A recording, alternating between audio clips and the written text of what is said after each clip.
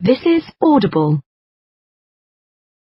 Journey of Souls, Case Studies of Life Between Lives, by Michael Newton, Ph.D. 9. The Beginner Soul. There are two types of beginner souls. Souls who are truly young in terms of exposure to an existence out of the spirit world, and souls who have been reincarnating on earth for a long period of relative time, but still remain immature. I find beginner souls of both types in levels 1 and 2. I believe almost 3/4 of all souls who inhabit human bodies on earth today are still in the early stages of development. I know this is a grossly discouraging statement, because it means most of our human population is operating at the lower end of their training. On the other hand, when I consider a world population beset by so much negative cross-cultural misunderstanding and violence, I am not inclined to change my opinion about the high percentage of lower-level souls on Earth. However, I do think each century brings improvement of awareness in all humans. Over a number of years, I have maintained a statistical count of clients' soul levels in my case files. Undoubtedly, the figures are weighted to some extent at the lower levels, because these subjects were not selected at random. My cases could be overrepresented by souls at the lower levels of development, because they are the very people who require assistance in life, and might come to me seeking information. For those who are curious, the percentages by soul level of all my cases are as follows. Level 1, 42%. Level 2, 31%. Level 3, 17%. Level 4, 9%. And Level 5, 1%. Projecting these figures into a world population of 5 billion souls would be unreliable, using my small sample. Nevertheless, I see the possibility we may have only a few 100,000 people on Earth at Level 5. My subjects state that souls end their incarnations on Earth when they reach full maturity. What is significant about the high percentage of souls in the early stages of development is our rapidly multiplying population and the urgency babies have for available souls. We are increasing by 260,000 children per day. This human necessity for souls means they must normally be drawn from a spiritual pool of less advanced entities who require more incarnations to progress and are, therefore, more available to return to another life. I am sensitive to the feelings of clients whom I know to be in the early stages of development. I cannot count the number of times a new client has come into my office and said, "I know I am an old soul, but I seem to have problems coping with life." We all want to be advanced souls, because most people hate to be considered a beginner in anything. Every case is unique. There are variables within each soul's character, individual development rate, and the qualities of the guides assigned to them. I see my task as offering interpretations of what subjects report to me about the progression of their souls. I have had many cases where a client has been incarnating for up to 30,000 years on Earth and is still in the lower levels of 1 and 2. The reverse is also true with a few people, although rapid acceleration in spiritual development is uncommon. As with any educational model, students find certain lessons more difficult than others. One of my clients has not been able to conquer envy for 850 years in numerous lives, but she did not have too much trouble overcoming bigotry by the end of this same period.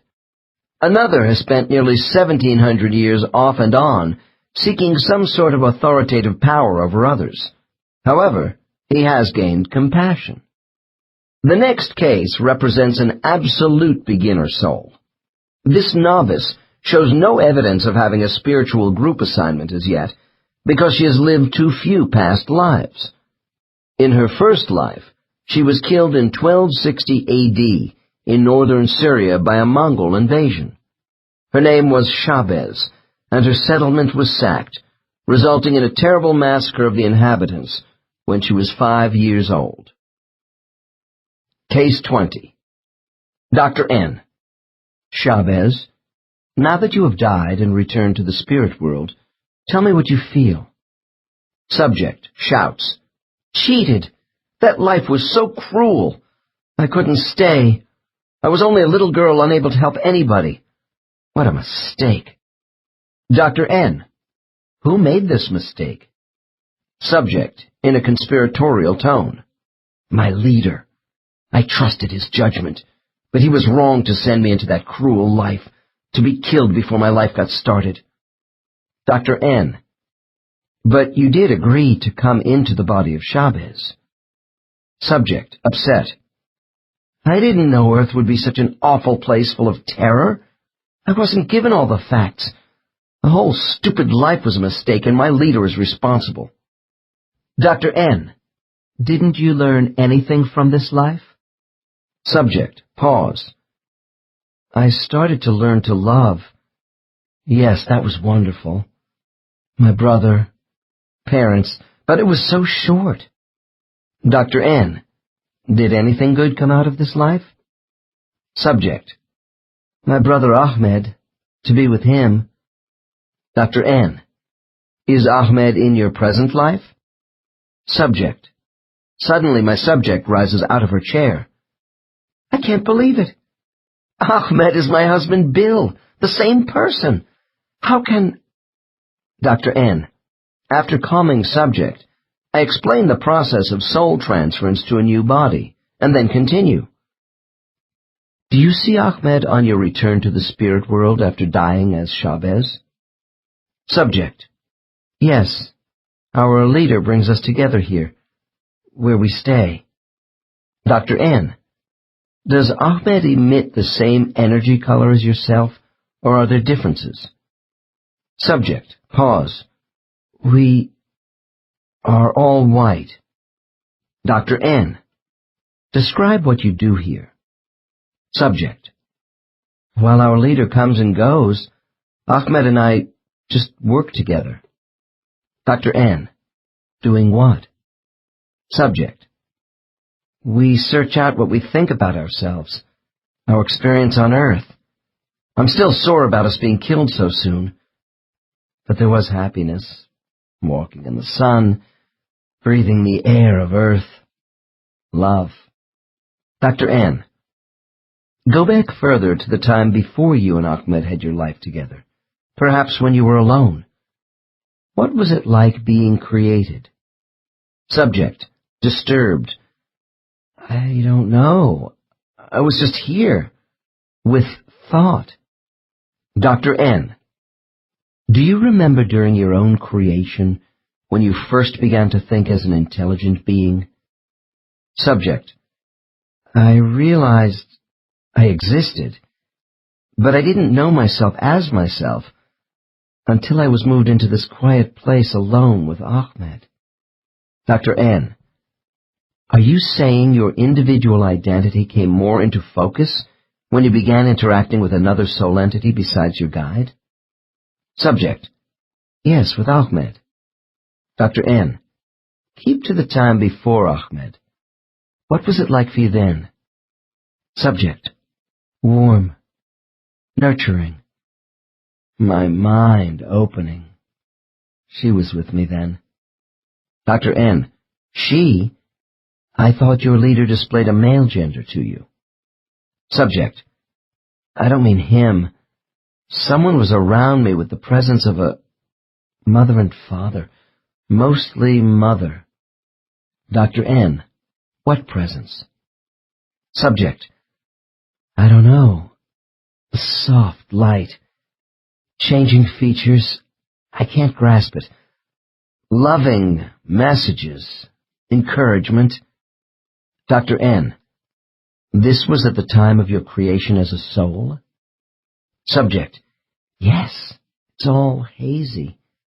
There were others, helpers, when I was born. Dr. N. What else can you tell me about the place of your creation? Subject. Long pause. Others love me. In a nursery. Then we left, and I was with Ahmed and our leader. Dr. N. Who actually created you and Ahmed? Subject: The One.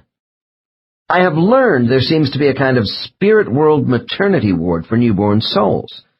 One client told me, "This place is where infantile light is arranged in a honeycomb fashion, as unhatched eggs ready to be used." In Chapter 4 on displaced souls, we saw how damaged souls can be remodeled. My conjecture is these creation centers, described by Chavez, have the same function.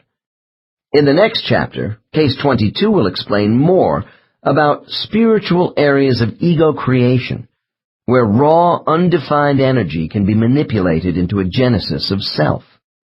Case 20 has some obvious traits of the immature soul. The subject is a 67-year-old woman who has had a lifetime of getting into disastrous ruts. She does not demonstrate a generosity of spirit toward others, nor does she take much personal responsibility for her actions. This client came to me searching for answers as to why life had cheated me out of happiness. In our session, we learned Ahmed was her first husband, Bill. She left him long ago for another man whom she also divorced because of her inability to bond with people. She does not feel close to any of her children. The beginner's soul may live a number of lives in a state of confusion and ineffectiveness, influenced by an earth curriculum which is different from the coherence and supportive harmony of the spirit world. Less developed souls are inclined to surrender their will to the controlling aspects of human society, with a socioeconomic structure which causes a large proportion of people to be subordinate to others. The inexperienced soul tends to be stifled by a lack of independent thinking. They also lean towards being self-centered and don't easily accept others for who they are. It is not my intention to paint a totally bleak portrait of souls who comprise so much of our world population, if my estimates of the high numbers of this category of soul are accurate. Lower-level souls are also able to lead lives which have many positive elements. Otherwise, no one would advance. No stigma should be attached to these souls, since every soul was once a beginner. If we become angry, resentful, and confused by our life situations, this does not necessarily mean we possess an underdeveloped spirit. Soul development is a complex matter, where we all progress by degrees in a variety of areas in an uneven manner. The important thing is to recognize our faults, avoid self-denial, and have the courage and self-sufficiency to make constant adjustments in our lives. One of the clear indications that souls are coming out of novice status is when they leave their spiritual existence of relative isolation. They are removed from small family cocoons with other novices and placed in a larger group of beginner souls. At this stage, they are less dependent upon close supervision and special nurturing from their guides.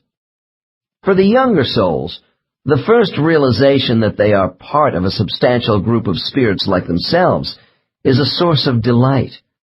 Generally, I find this important spiritual event has occurred by the end of a fifth life on Earth, regardless of the relative length of time the novice soul was in semi-isolation. Some of the entities of these new spiritual groups are the souls of relatives and friends with whom the young soul was associated in their few past lives on Earth.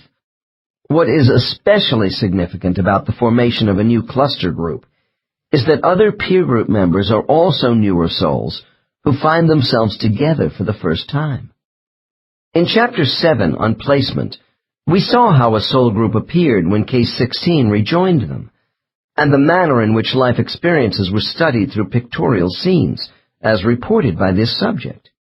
Case 21 will offer a more detailed account of spiritual group dynamics, and how members impact on each other. The capacity of souls to learn certain lessons may be stronger or weaker between one another, depending upon inclination, motivation, and prior incarnation experience.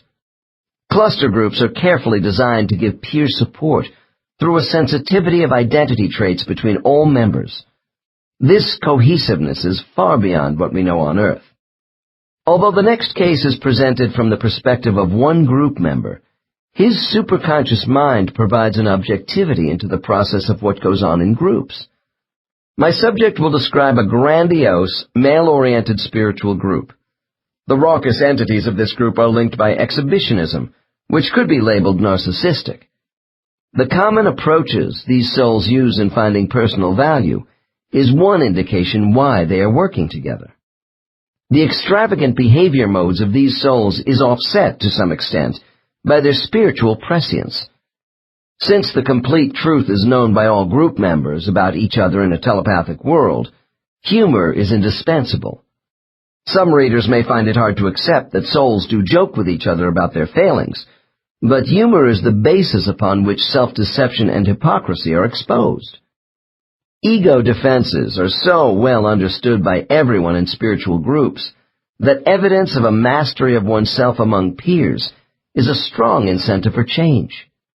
Spiritual therapy occurs because of honest peer feedback, mutual trust, and the desire to advance with others over eons of time.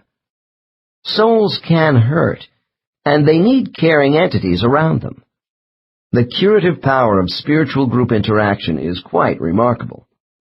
Soul members network by the use of criticism and acclaim, as each strives toward common goals. Some of the best help I am able to give my clients comes from information I receive about their soul group. Spiritual groups are a primary means of soul instruction. Learning appears to come as much from one's peers as from the skills of guides who monitor these groups. In the case which follows, my client has finished reliving his last past life as a Dutch artist living in Amsterdam. He died of pneumonia at a young age in 1841, about the time he was gaining recognition for his painting. We have just rejoined his spiritual group when my subject bursts out laughing. Case 21. Dr. N. Why are you laughing? Subject. I'm back with my friends and they are giving me a hard time. Dr. N. Why? Subject. Because I'm wearing my fancy buckled shoes and the bright green velvet jacket, with yellow piping down the sides. I'm flashing them my big floppy painter's hat. Dr. N. They are kidding you about projecting yourself wearing these clothes? Subject. You know it. I was so vain about clothes, and I cut a really fine figure as an artist in Amsterdam Cafe Society. I enjoyed this role and played it well. I don't want it to end. Dr. N. What happens next? Subject. My old friends are around me, and we are talking about the foolishness of life. We rib each other about how dramatic it all is down there on Earth, and how seriously we all take our lives. Dr. N. You and your friends don't think it is important to take life on Earth seriously? Subject. Look, Earth is one big stage play. We all know that. Dr. N. And your group is united in this feeling? Subject. Sure. We see ourselves as actors in a gigantic stage production. Dr. N. How many entities are in your particular cluster group in the spirit world? Subject. Pause. Well, we work with some others, but there are 5 of us who are close. Dr. N. By what name do they call you? Subject. Lem. No, that's not right. It's Alum. That's me. Dr. N. All right, Alum. Tell me about your close friends. Subject. Laughs. Norcross. He is the funniest. At least he is the most boisterous. Dr. N. Is Norcross the leader of your group? Subject. No, he is just the loudest. We are all equal here, but we have our differences. Norcross is blunt and opinionated. Dr. N. Really? Then how would you characterize his Earth behavior? Subject. Oh, as being rather unscrupulous, but not dangerous. Dr. N. Who is the quietest and most unassuming member of your group? Subject. Quizzical. How did you guess? It's Velo. Dr. N. Does this attribute make Velo the least effective contributing member of your group? Subject. Where did you get that idea? Velo comes up with some interesting thoughts about the rest of us. Dr. N. Give me an example. Subject. In my life in Holland, the old Dutch couple who adopted me after my parents died, they had a beautiful garden. Velo reminds me of my debt to them, that the garden triggered my painting, to see life as an artist, and what I didn't do with my talent. Dr. N. Does Velo convey any other thoughts to you about this? Subject. Sadly. That I should have done less drinking and strutting around and painted more. That my art was reaching the point of touching people. Subject pulls his shoulders back. But I wasn't going to stay cooped up painting all the time. Dr. N. Do you have respect for Velo's opinions? Subject, with a deep sigh. Yes, we know he is our conscience. Dr. N. So what do you say to him? Subject. I say, Innkeeper, mind your own business. You were having fun, too. Dr. N. Velo was an innkeeper? Subject. Yes, in Holland. Engaged in a business for profit, I might add. Dr. N. Do you feel this was wrong of Velo? Subject, contrite. No, not really. We all know he took losses to help those poor people on the road who needed food and shelter. His life was beneficial to others. Dr. N. I would guess telepathic communication makes it hard to sustain your arguments when the complete truth is known by everyone? Subject. Yes, we all know Velo is progressing. Damn.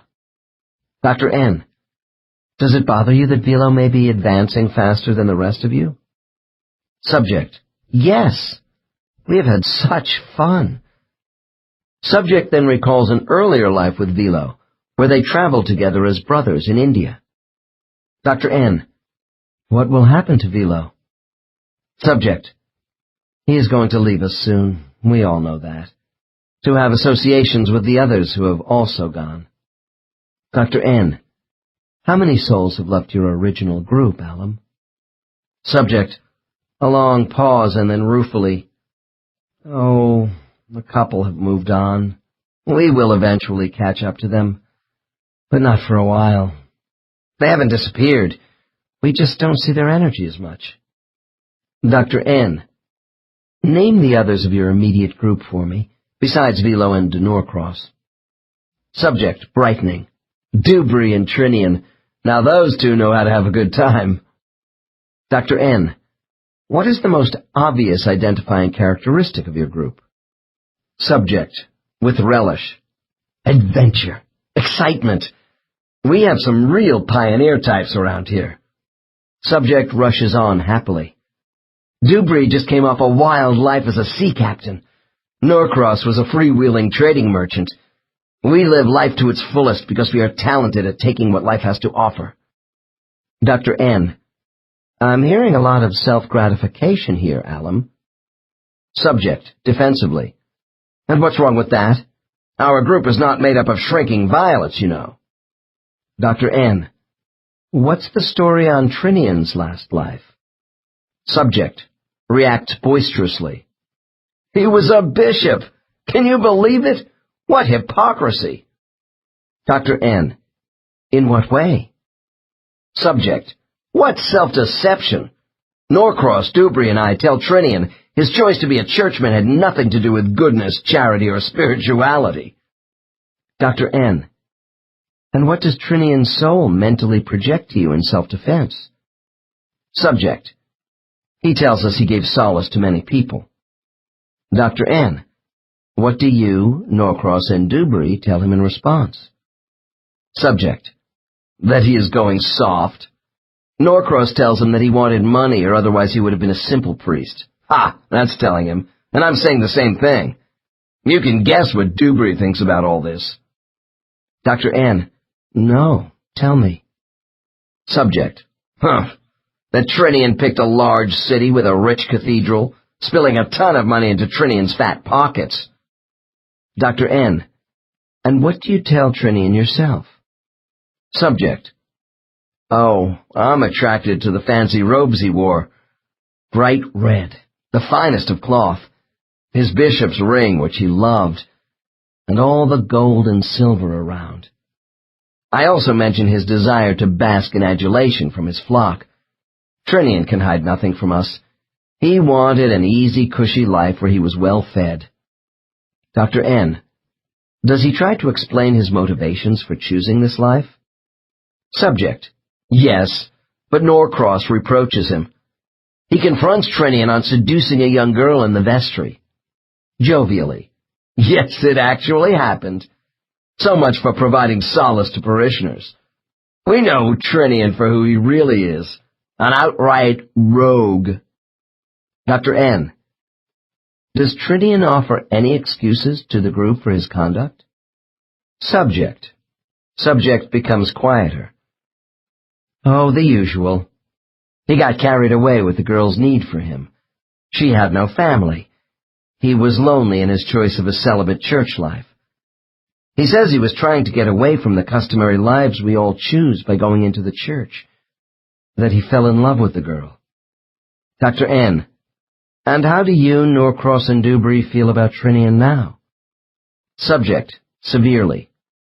We think he is trying to follow Velo as an advancing soul, but he failed. His pious intentions just didn't work for him. Dr. N. Alum, you sound rather cynical about Trinian's attempts to improve himself and make changes. Tell me honestly, how do you feel about Trinian? Subject. Oh, we are just teasing him. After all. Dr. N. Your amusement sounds as if you are scornful over what may have been Trinian's good intentions. Subject. Sadly. You're right. And we all know that. But, you see, Norcross, Dubry, and I, well, we don't want to lose him from the group, too. Dr. N. What does Velo say about Trinian? Subject. He defends Trinian's original good intentions and tells him that he fell into a trap of self-gratification during this life in the church. Trinian wants too much admiration and attention. Dr. N. Forgive me for passing judgment on your group, Alum, but it seems to me this is something you all want, except perhaps Velo? Subject. Hey, Velo can be pretty smug. Let me tell you, his problem is conceit, and Dubry tells him that in no uncertain terms. Dr. N. And does Velo deny it? Subject. No, he doesn't. He says at least he is working on it. Dr. N. Who among you is the most sensitive to criticism? Subject. Pause. Oh, I guess it would be Norcross, but it's hard for all of us to accept our faults. Dr. N. Level with me, Alum. Does it bother the members of your soul group when things can't be hidden from the others, when all your shortcomings in a past life are revealed? Subject. Pause. We are sensitive about it, but not morbid. There is great understanding here among us. I wanted to give artistic pleasure to people and grow through the meaning of art. So what did I do? I ran around the Amsterdam canals a lot at night and got caught up in the fun and games. My original purpose was pushed aside. Dr. N. If you admit all this to the group, what kind of feedback do you get? For example, how do you and Norcross regard each other? Subject. Norcross often points out I hate to take responsibility for myself and others. With Norcross it's wealth. He loves power. But we are both selfish, except that I am more vain. Neither of us gets many gold stars. Dr. N. How does Dubry fit into your group with his faults? Subject. He enjoys controlling others by leadership. He is a natural leader, more than the rest of us. He was a sea captain, a pirate, one tough individual. You wouldn't want to cross him. Dr. N. Was he cruel? Subject. No, just hard. He was respected as a captain. Dubry was merciless against his opponents in sea battles, but he took care of his own men. Dr. N. You have told me that Velo assisted people who were in need on the road, but you haven't said much about the positive side of your lives. Is anyone in your group given any gold stars for unselfish acts? Subject. Intently. There is something else about Dubry. Dr. N. What is that? Subject. He did one outstanding thing. Once, during heavy seas, a sailor fell off the mast into the ocean and was drowning. Dubry tied a line around his waist and dove off the deck. He risked his life and saved his shipmate. Dr. N. When this incident is discussed in your group, how do you all respond to Dubry? Subject. We praise him for what he did with admiration in our minds. We came to the same conclusion that none of us could match this single act of courage in our last lives. Dr. N. I see. Yet Velo's life at the inn, feeding and housing people who could not pay him, may represent acts of unselfishness for a longer term and therefore is more praiseworthy? Subject. Granted, and we give him that. Laughs. He gets more gold stars than Dubry. Dr. N. Do you get any strokes from the group for your last life? Subject. Pause. I had to scramble for patrons to survive as a painter. But I was good to people. It wasn't much. I enjoyed giving pleasure. My group recognizes I had a good heart.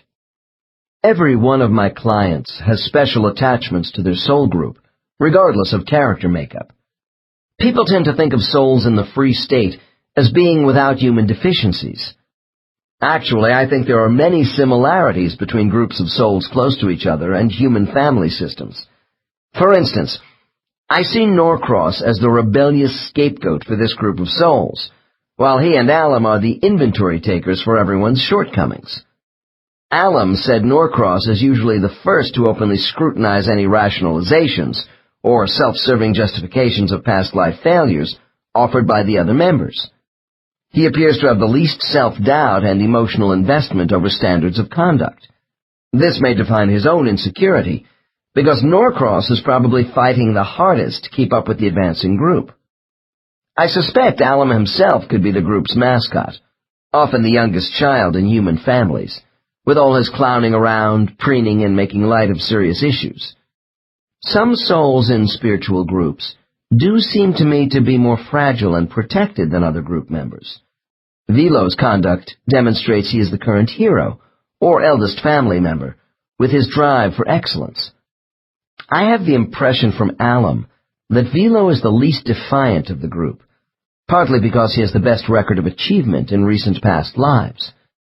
Just as in human family systems, the role of spiritual group members can be switched around, but I was told Velo's kinetic energy is turning pink, signaling his growth into level 2.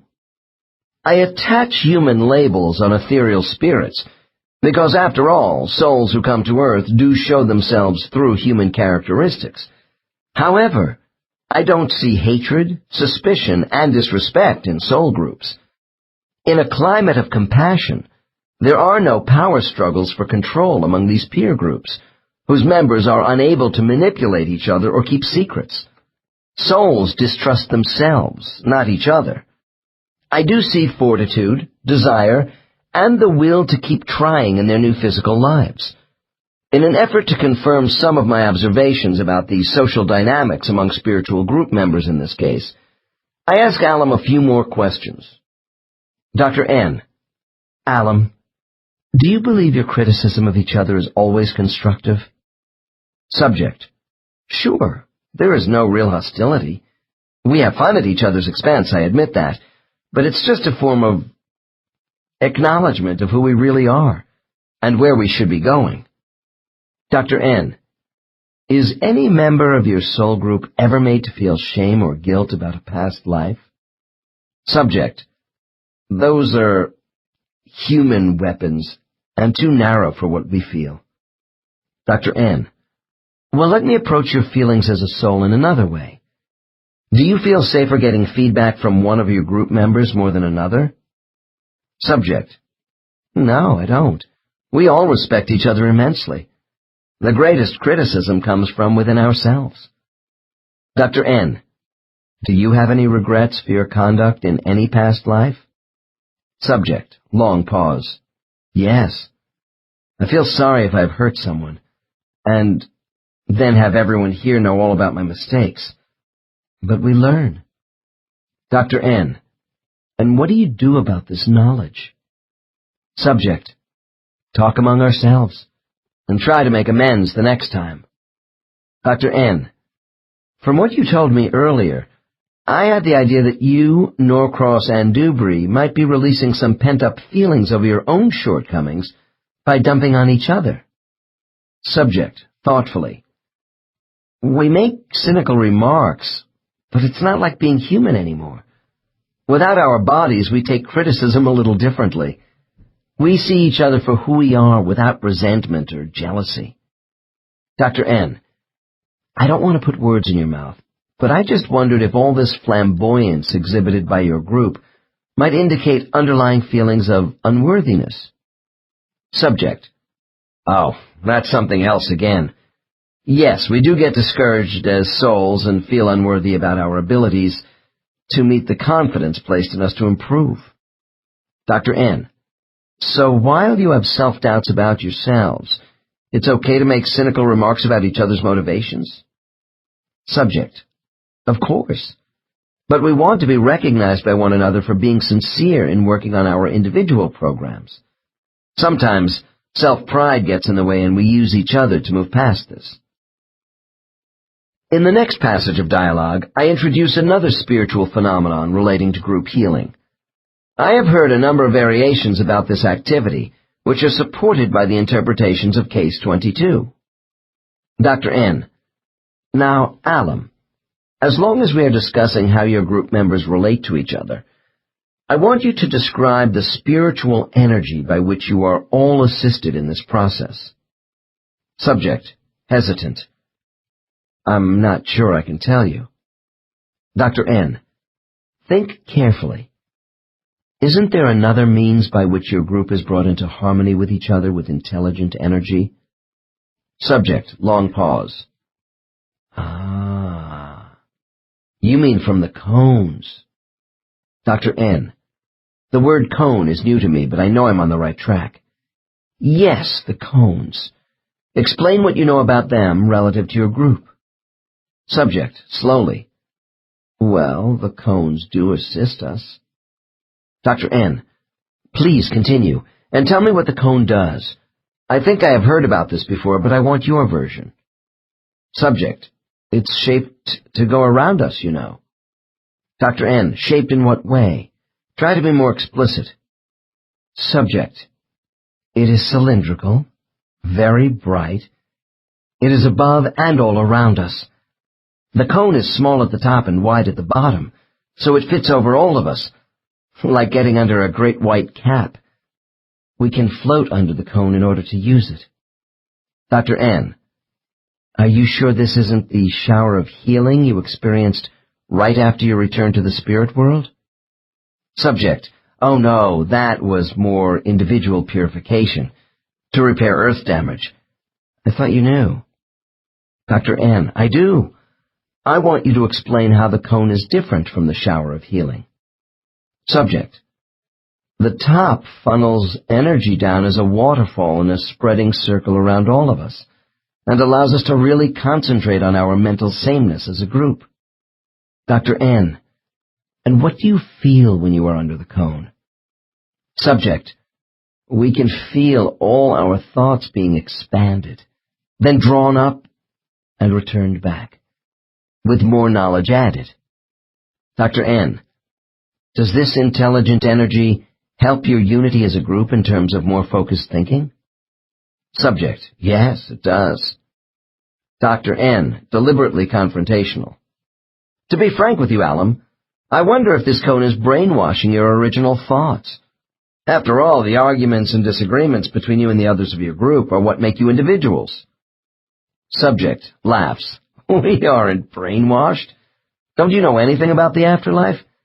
It gives us more collective insight to work together. Dr. N. Is the cone always available? Subject. It is there when we need it. Dr. N. Who operates the cone? Subject. Those who watch over us. Dr. N. Your guide? Subject bursts out laughing. Shato? I think he is too busy traveling around on his circuit. Dr. N. What do you mean? Subject. We think of him as a circus master, a stage manager of our group. Dr. N. Does Shato take an active part in your group deliberations? Subject shakes head. Not really. Guides are above a lot of this stuff. We are left on our own quite a bit, and that's fine. Dr. N. Do you think there is one specific reason for the absences of Shato? Subject. Pause. Oh, he probably gets bored with our lack of progress. He loves to show off as the master of ceremonies, though. Dr. N. In what way? Subject. Chuckling. Oh, to suddenly appear in front of us during one of our heated debates, throwing off blue sparks, looking like a wizard who is an all-powerful moderator. Dr. N. A wizard? Subject. Still laughing. Shadow appears in long sapphire blue robes with a tall pointed hat. With his flowing white beard he looks simply great, and we do admire him. Dr. N. I get the picture of a spiritual Merlin. Subject. An Oriental Merlin, if you will. Very inscrutable sometimes. He loves making a grand entrance in full costume, especially when we are about to choose another life. He knows how much we appreciate his act. Dr. N. With all this stage management, I am curious if Shato has much emotional connection to your group as a serious guide. Subject, scoffing at me. Listen, he knows we are a wild bunch, and he plays to that as a nonconformist himself. But he is also very wise. Dr. N. Is Shato indulgent with your group? He doesn't seem to limit your extravagance very much. Subject. Shato gets results from us because he is not heavy-handed or preachy. That wouldn't sit well with our people. We respect him. Dr. N. Do you see Shato as a consultant who comes only once in a while to observe, or as an active supervisor? Subject. He will pop in unannounced to set up a problem for our discussions. Then he leaves, coming back later to listen to how we might solve certain things. Dr. N. Give me an example of a major problem with your group. Subject. Pause. Shato knows we identify too much as actors playing parts on Earth. He hits on superficiality. He is trying to get us to cast ourselves from the inside out, rather than the reverse. Dr. N. So Shato's instruction is serious, but he knows you all like to have fun along the way? Subject. Yeah, that's why Shato is with us, I think. He knows we waste opportunities. He assists us in interpreting the predicaments we get into in order to get the best out of us. Dr. N. From what you have told me, I have the impression that your spiritual group is run as a kind of workshop directed by your guide. Subject. Yes. He builds up our morale and keeps us going. Unlike educational classrooms or therapy groups on Earth, I have learned teacher counselors in the spirit world are not confined as group activity leaders on a continuous basis. Although Shato and his students are a colorful family of souls, there is much here that is typical of all cluster groups. A guide's leadership is more parental than dictatorial. In this case, Shato is a directive counselor while not being possessive, nor does he pose a threat to the group. There is a warm acceptance of these young souls by this empathic guide, who seems to cater to their masculine inclinations. I will close this case with a few final questions about the group as a spiritual unit. Dr. N. Why is your group so male-oriented on Earth? Subject. Earth is an action planet which rewards physical exertion. We are inclined to male roles so we can grab hold and mold events, to dominate our surroundings, to be recognized. Dr. N. Women are also influential in society. How can your group hope to progress without more experience in female roles? Subject. We know this, but we have such a fierce desire to be independent. In fact, we often expend too much energy for too little return. But the female aspects don't interest us as much right now. Dr. N. If you have no female counterparts in your immediate group, where do you go for those entities to complement your lives on Earth? Subject. Nearby, there are some who relate better to female roles. I get along with Josie. She has been with me in some of my lives. Trinian is attached to Nyala. And there are others. Dr. N. Alam, I would like to end our conversation about your spiritual associations by asking you what you know about the origin of your group. Subject. Long pause. I can't tell you. We just came together at one time. Dr. N. Well, someone had to bring those of you with the same attributes together. Do you think it was God? Subject. Puzzled. No. Below the source. The higher ones. Dr. N. Shato or other guides like him? Subject. No. Higher. I think. The planners. I don't know anymore. Dr. N. A while back, you told me some of your old friends were reducing their active participation in your group due to their development. Do you ever get new members? Subject. Never. Dr. N. Is this because a new member might have trouble assimilating with the rest of you? Subject. Laughs. We aren't that bad. It's just we are too closely connected by thought for an outsider, and they would not have shared our past experiences. Dr. N. During your discussions about these past lives together, does your group believe it contributes to the betterment of human society? Subject. Pause. We want our presence in a community to challenge conventions, to question basic assumptions. I think we bring nerve into our physical lives. And laughter, too. Dr. N. And when your spiritual group has finished discussing what is necessary to further your aims, do you look forward to a new life? Subject. Zestfully. Oh, yeah. Every time I leave for a new role on Earth, I say goodbye with, "See you all back here, AD," after death. This case is an example of like-minded souls with ego-inflating needs who support and validate each other's feelings and attitudes. Herein lies the key to understanding the formation of soul groups. I have learned that many spiritual clusters have subgroups made up of entities whose identities are linked by similar issues, blocking their advancement. Even so, these souls do have differences in strengths and weaknesses. Each group member contributes their best attributes toward advancing the goals of others in the family. I do not want to leave the impression from Case 21 that the few remaining souls in this inner circle of close friends represent the behavior traits of everyone in the original cluster.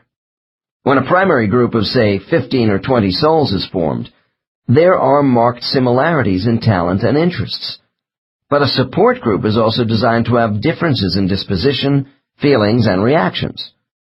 Typically, my subjects report a male-female-oriented mixture of one or more of the following character types in their groups.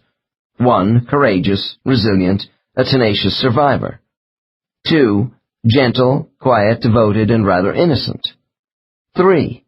Fun-loving, humorous, a jokester and risk-taker. 4. Serious, dependable, cautious. 5.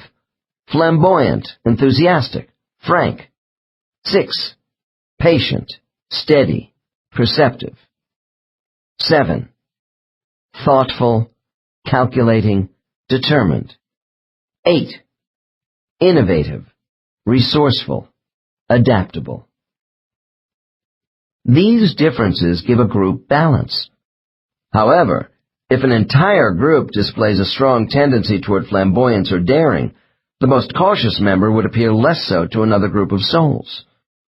There is no question that the souls in Case 21 are in for a long development period, yet they do contribute to the vitality of Earth. Subsequent questioning of this subject revealed the paths of these souls continue to cross in the 20th century. For instance, Alam is a graphic designer and part-time professional guitar player, involved with Josie, who is a singer. The fact that the closely knit souls in this case were so male-oriented in their physical lives does not take away from their ability to associate with young souls with predominantly female preferences. Cluster groups are gender mixed. As I have mentioned, truly advanced souls have balanced gender preferences in their physical life choices. The desire for expression of self-identity is an important motivating factor for souls choosing to come to Earth to learn practical lessons. Sometimes a reason for discomfort with the lower-level soul is the discrepancy in perception of self in their free soul state compared to how they act in human bodies. Souls can get confused with who they are in life. Case 21 did not seem to exhibit any conflict in this area, but I question the rate of growth achieved by Alum in recent past lives. However, the basic experience of living a life may compensate to some extent for the lack of insight gained from that life. Our shortcomings and moral conflicts are recognized as faults far more in the spirit world than on Earth. We have seen how the nuances of decision-making are dissected and analyzed in spiritual groups. Cluster members have worked together for such a long time in Earth years that entities become accountable to each other and the group as a whole. This fosters a great sense of belonging in all spiritual groups and can give the appearance of thought barriers between clusters, especially with souls in the lower levels. Nevertheless, while rejection and loneliness is part of every soul's life in human form, in the spirit world our individual ego identity is constantly enhanced by warm peer group socialization. The social structure of soul groups is not the same as groups of people on Earth. Although there is some evidence of paired friendships, I don't hear about cliques, stars of attraction, or isolated souls within clusters. I am told souls do spend time alone in the silence of personal reflection when attached to a group. Souls are intimate entities in their family relationships on Earth, and engagement in group community life in the spirit world. And yet, souls do learn much from solitude. I understand from my white light subjects that souls at the beginning levels are frequently separated from their groups to individually work on simple energy projects. One rather young soul recalled being alone in an enclosure, trying to put together a moving puzzle of dissembled geometric shapes of cylinders, spheres, cubes, and squares with self-produced energy. It was described as being multidimensional, colorful, and holographic in nature. He said, "We have to learn to intensify our energy to bring the diffused and jumbled into focus, to give it some kind of basic shape." Another subject added, "These tests give the watchers information about our imagination, creativity, and ingenuity, and they offer us encouragement rather than being judgmental." Souls on all levels engage in another important activity when they are alone. They are expected to spend time mentally concentrating on helping those on Earth, or other physical worlds, whom they have known and cared about. From what I can gather, they go to a space some call the place of protection. Here they enter an interdimensional field of floating silvery blue energy and project outward to geographical areas of their choosing. I am told this is a mental exercise in holding and releasing positive vibrational energy to create a territory. This means souls ride on their thought waves to specific people, buildings, or a given area of land in an attempt to comfort or effect change. 10. The intermediate soul. Once our souls advance past level 2 into the intermediate ranges of development, group cluster activity is considerably reduced. This does not mean we return to the kind of isolation we saw with the novice soul. Souls evolving into the middle development levels have less association with primary groups because they have acquired the maturity and experience for operating more independently. These souls are also reducing the number of their incarnations. Within levels 3 and 4, we are at last ready for more serious responsibilities. The relationship we have with our guides now changes from teacher-student to one of colleagues working together. Since our old guides have acquired new student groups, It is now our turn to develop teaching skills which will eventually qualify us for the responsibilities of being a guide to someone else. I have said the transitional stages of levels 2 and 4 are particularly difficult for me in pinpointing a soul's development. For instance, some level 4 souls begin targeting themselves toward primary cluster teacher training while still in level 3, while other subjects who are clearly level 4s find they are unsuited to be effective guides. Despite their high standards of morality and conduct, entities who have reached the intermediate levels of maturity are modest about their achievements. Naturally, each case is different, but I notice more composure with clients in this stage and above. I see trust rather than suspicion toward the motives of others on both a conscious and subconscious level. These people demonstrate a forward-looking attitude of faith and confidence for the future of humanity, which encourages those around them. My questions to the more mature soul are directed to esoteric ideas of purpose and creation. I admit to taking advantage of the higher knowledge possessed by these souls for the sort of spiritual information others lack. There have been clients who have told me they felt I pushed them rather hard in drawing out their spiritual memories, and I know they are right. The more advanced souls of this world possess remarkable comprehension of a universal life plan. I want to learn as much as possible from them. My next case falls into the upper portion of level 3 development, radiating a yellow energy devoid of any reddish tones. This client was a small, nondescript man, nearly 50 years old. His demeanor was quietly courteous towards me when we met, and I thought him a trifle solemn. I felt his unassuming detachment was somewhat studied, almost as a cover for stronger emotions. The most striking feature about him was his dark, morose eyes, which grew more intense as he began to talk about himself in a direct and persuasive manner. He told me he worked for a charitable organization dispensing food to the homeless, and that he had once been a journalist. This client had traveled quite some distance to discuss with me his concern over a decline in enthusiasm for his work. He said he was tired and wanted to spend the rest of his life quietly alone. His first session involved a review of the highlights of many past lives, so we could better evaluate a proper course for the remainder of his current life. I began by regressing the subject rapidly through a series of early lives, starting from his first life as a Cro-Magnon man in a Stone Age culture some 30,000 years ago. As we moved forward in time, I noted a consistency of lone wolf behavior patterns as opposed to normal tribal integration. From about 3000 BC to 500 BC, my client lived a number of lives in the Middle East, during the rise of the early city-states in Sumerian, Babylonian, and Egyptian cultures. Nevertheless, even in lives as a woman, this subject often avoided family ties, including having no children. As a man, he showed a preference for nomadism. By the time we reached a life in Europe during the Dark Ages, I was becoming accustomed to a rebellious soul resisting tyrannical societies. During his lives, my subject worked to uplift people from fear, while remaining non-aligned to opposing factions. Suffering hardships and many setbacks, he continued as a wanderer, with an obsession for freedom of movement. Some lives were not too productive, but during the 12th century, I found him in Central America in the body of an Aztec, organizing a band of Indians against the oppressions of a high priest. He was killed in this setting as a virtual outcast, while promoting nonviolent relations between tribes who were traditional enemies.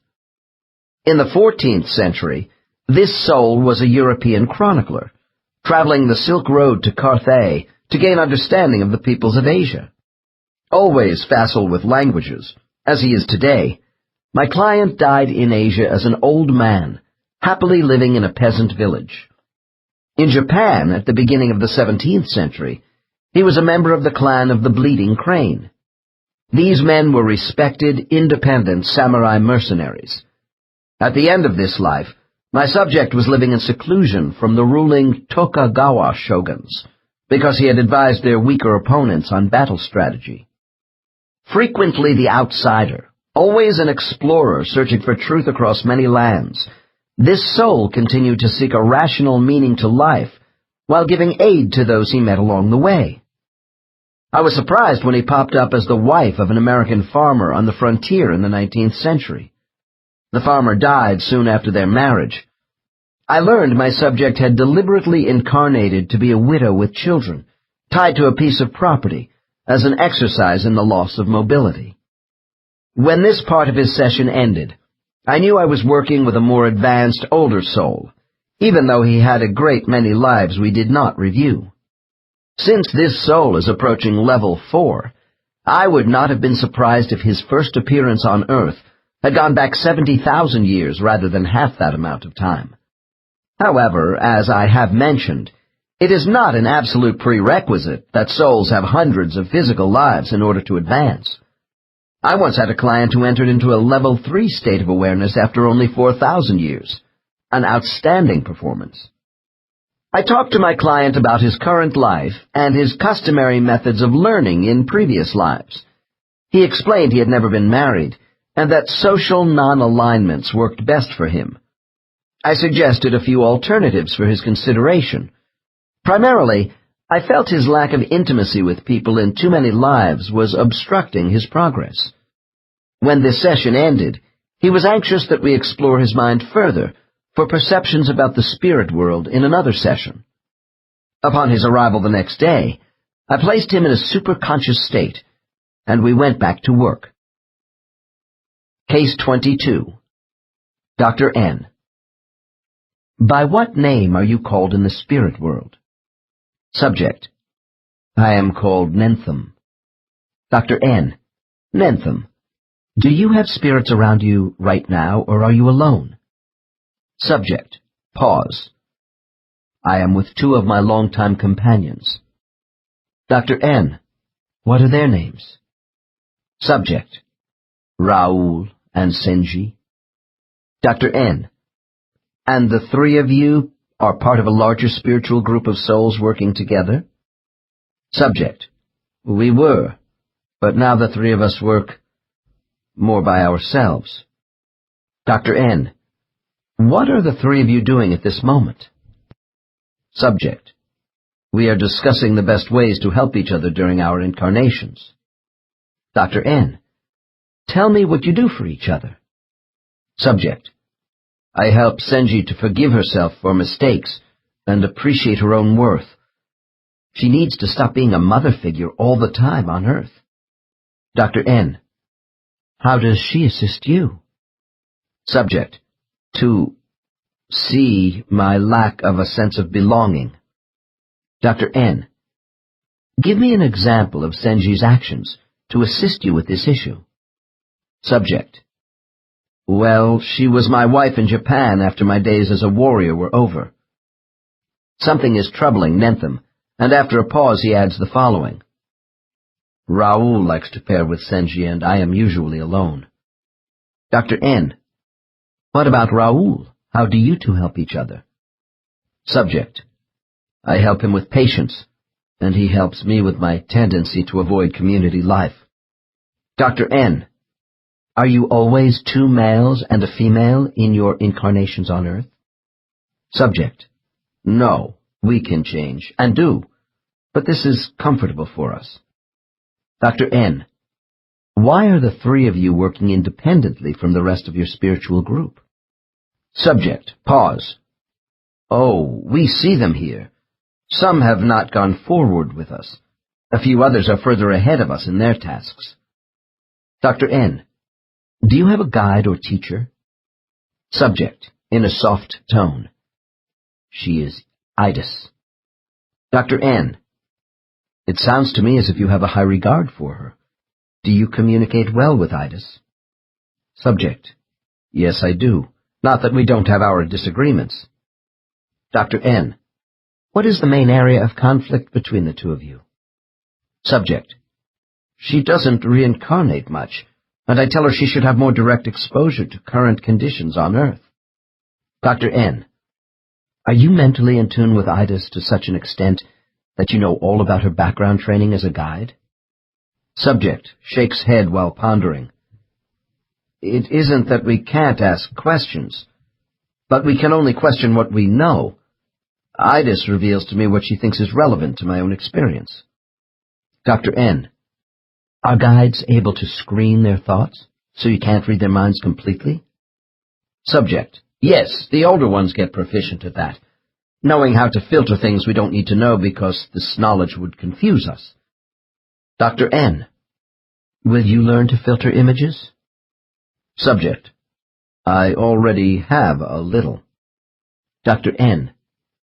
This must be why I have had many people tell me they have not been given definitive answers by their guides to all their questions. Subject. Yes, and the intent of the question is important. When it was asked, and why. Perhaps it was not in their best interests to be given certain information which might disrupt them. Dr. N. Aside from her teaching techniques, are you fond of Idis in terms of her identity? Subject. Yes. I just wish she would agree to come with me, once. Dr. N. Oh, you would like to actually have an Earth incarnation with her? Subject. Grins mischievously. I have told her we might relate better here if she would consent to come to Earth sometime and mate with me. Dr. N. And what does Idis say to that suggestion? Subject. She laughs and says she will think about it, if I can prove to her that it would be productive. At this juncture, I ask Nentham how long Idis has been associated with him, and learn she was assigned these 3 entities when they moved into Level 3. Nentham, Raoul, and Senji are also under the tutelage of a beloved older master guide who has been with them since the beginning of their existence. It would be inaccurate to assume that more advanced spirits lead lonely spiritual lives. This subject told me he was in contact with many souls. Raoul and Senji were simply his closest friends. Level 3 and 4 are significant stages for souls in their development, because now they are given increased responsibilities for younger souls. The status of a guide is not given to us all at once, however. As with many other aspects of soul life, we are carefully tested. The intermediate levels are trial periods for potential teachers. While our aura is still yellow, our mentors assign us a soul to look after, and then evaluate our leadership performance both in and out of physical incarnations. Only if this preliminary training is successful are we allowed to function even at the level of a junior guide. Not everyone is suited for teaching, but this does not keep us from becoming an advanced soul in the blue section. Guides, like everyone else, have different abilities and talents, as well as shortcomings. By the time we reach level 5, our soul aptitudes are well known in the spirit world. We are given occupational duties commensurate with our abilities, which I will go into later in this chapter. Different avenues of approach to learning eventually bring all of us to the same end in acquiring spiritual wholeness. The richness of diversity is part of a master plan for the advancement of every soul, and I am interested in how Case 22 is progressing in Level 3. Dr. N. Nentham, can you tell me if Idis is preparing you to be a guide, assuming you have an interest in that activity? Subject. Quick response. I do have an interest. Dr. N. Oh, then are you developing as a guide yourself? Subject. Modestly. Don't make too much of it. I'm really no more than a caretaker, helping Idis and taking directions. Dr. N. Do you try and imitate her teaching style? Subject. No, we are different. As an apprentice, a caretaker, I couldn't do what she is able to accomplish anyway. Dr. N. When did you know you were ready to be a caretaker and begin assisting others spiritually? Subject. It's an awareness which comes over you after a great number of lives, that you are more in balance with yourself than previously, and are able to aid people as a spirit and in the flesh. Dr. N. Are you operating in or out of the spirit world as a caretaker at this time? Subject. Has difficulty in forming a response. I'm out. In 2 lives. Dr. N. Are you living in 2 parallel lives now? Subject. Yes, I am. Dr. N. Where are you living in this other life? Subject. Canada. Dr. N. Is geography important to your Canadian assignment? Subject. Yes, I picked a poor family in a rural community where I would be more indispensable. I'm in a small mountain town. Dr. N. Give me the details of this Canadian life and your responsibilities. Subject. Slowly. I'm taking care of my brother, Billy. His face and hands were horribly burned by a flash fire from a kitchen stove when he was 4 years old. I was 10 when it happened. Dr. N. Are you the same age in the Canadian life as you are now in your American one? Subject. About the same. Dr. N. And your prime assignment in the Canadian life? Subject. To care for Billy, to help him see the world past his pain. He is almost blind, and his facial disfigurement causes him to be rejected by the community. I try to open him to an acceptance of life, and to know who he really is from the inside. I read to him and go for walks in the forest holding his arm. I don't hold his hands because they are so damaged. Dr. N. What about your Canadian parents? Subject, without boasting. I am the parent. My father left after the fire and never came back. He was a weak man who was not kind to the family even before the fire. My mother's soul is not very capable in her body. They need someone with seasoning. Dr. N. Someone physically strong? Subject, laughing. No, I'm a woman in Canada. I'm Billy's sister. My mother and brother require someone mentally tough to hold the family together and give them a course to follow. Dr. N. How do you provide for the family? Subject. I am a baker, and I'll never marry, because I can't leave them. Dr. N. What is your brother's major lesson?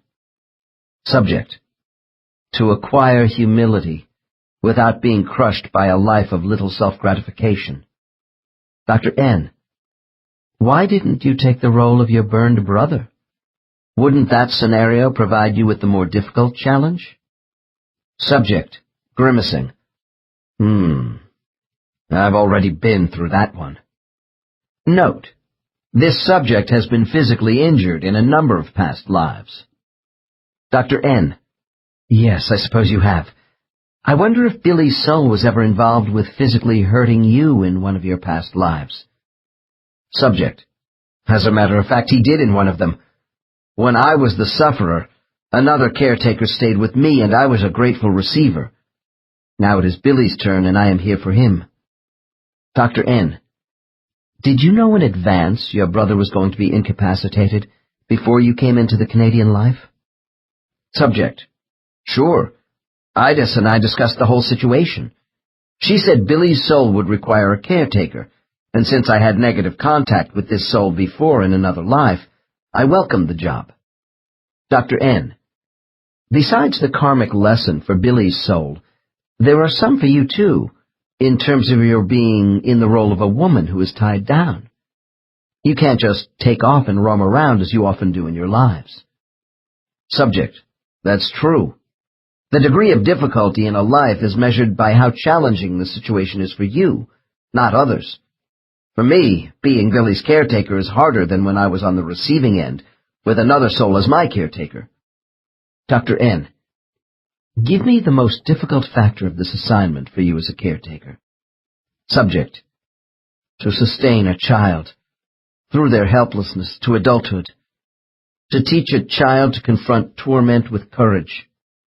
Dr. N. Billy's life is an extreme example, but it does seem Earth's children have much physical and emotional pain to go through. Subject. Without addressing and overcoming pain, you can never really connect with who you are and build on that. I must tell you, The more pain and adversity which come to you as a child, the more opportunity to expand your potential. Dr. N. And how are things working out for you as a caretaker in Canada? Subject. There is a more difficult set of choices to be made in the Canadian family, unlike my American life. But I have confidence in myself to put my comprehension to practical use. Dr. N. Did IDIS encourage or discourage your wanting to accelerate development by living parallel lives?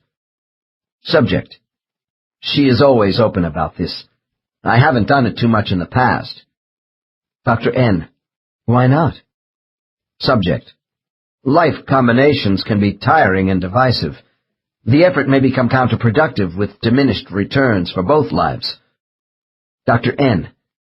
Well, I see that you are helping people in both your lives today.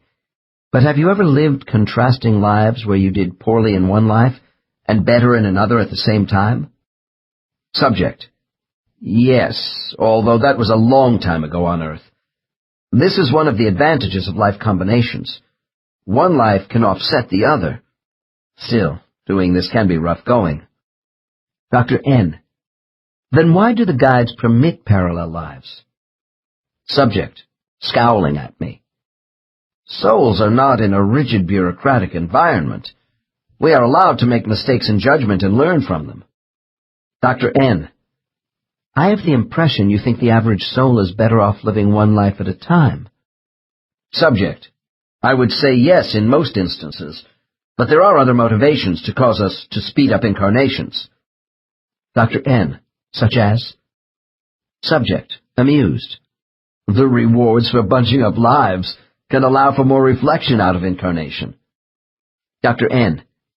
You mean the rest periods between lives might last longer for us after concurrent lives? Subject. Smiles. Sure.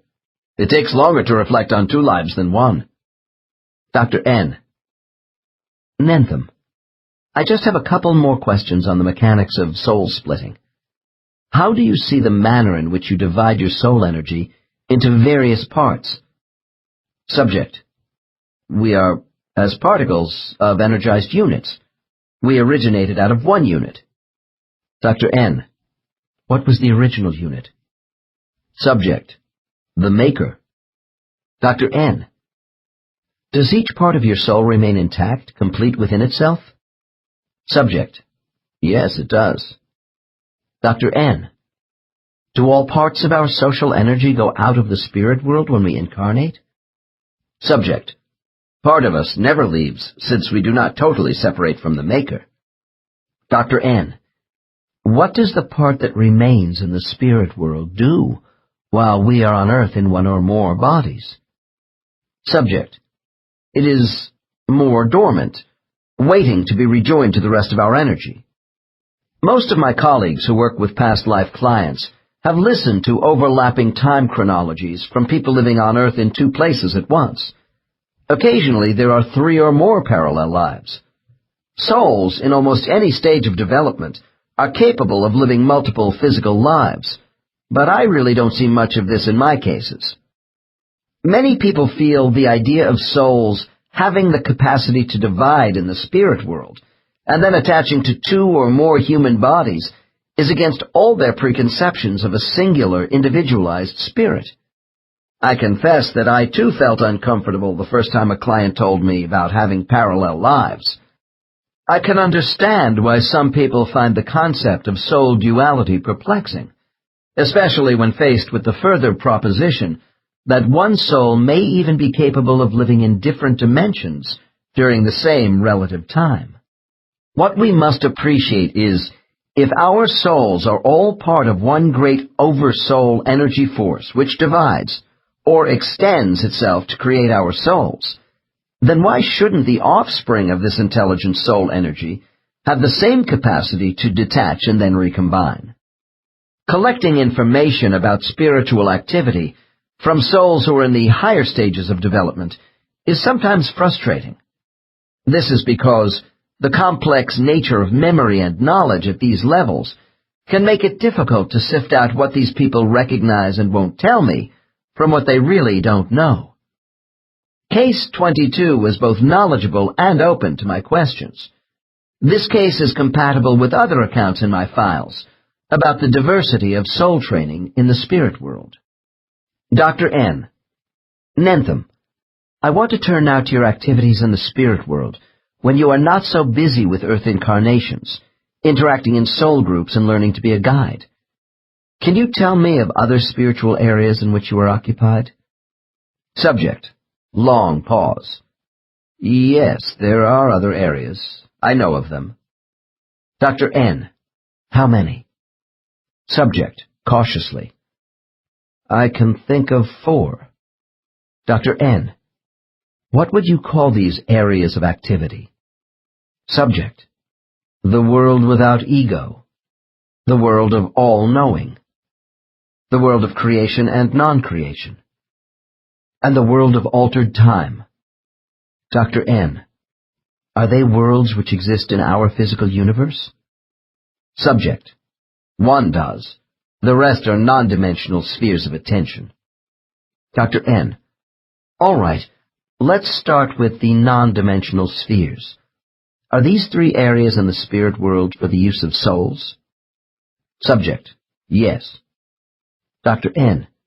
Why do you call all these spiritual areas worlds? Subject. I see them as habitations for spiritual life. Dr. N. So 3 of them are mental worlds? Subject.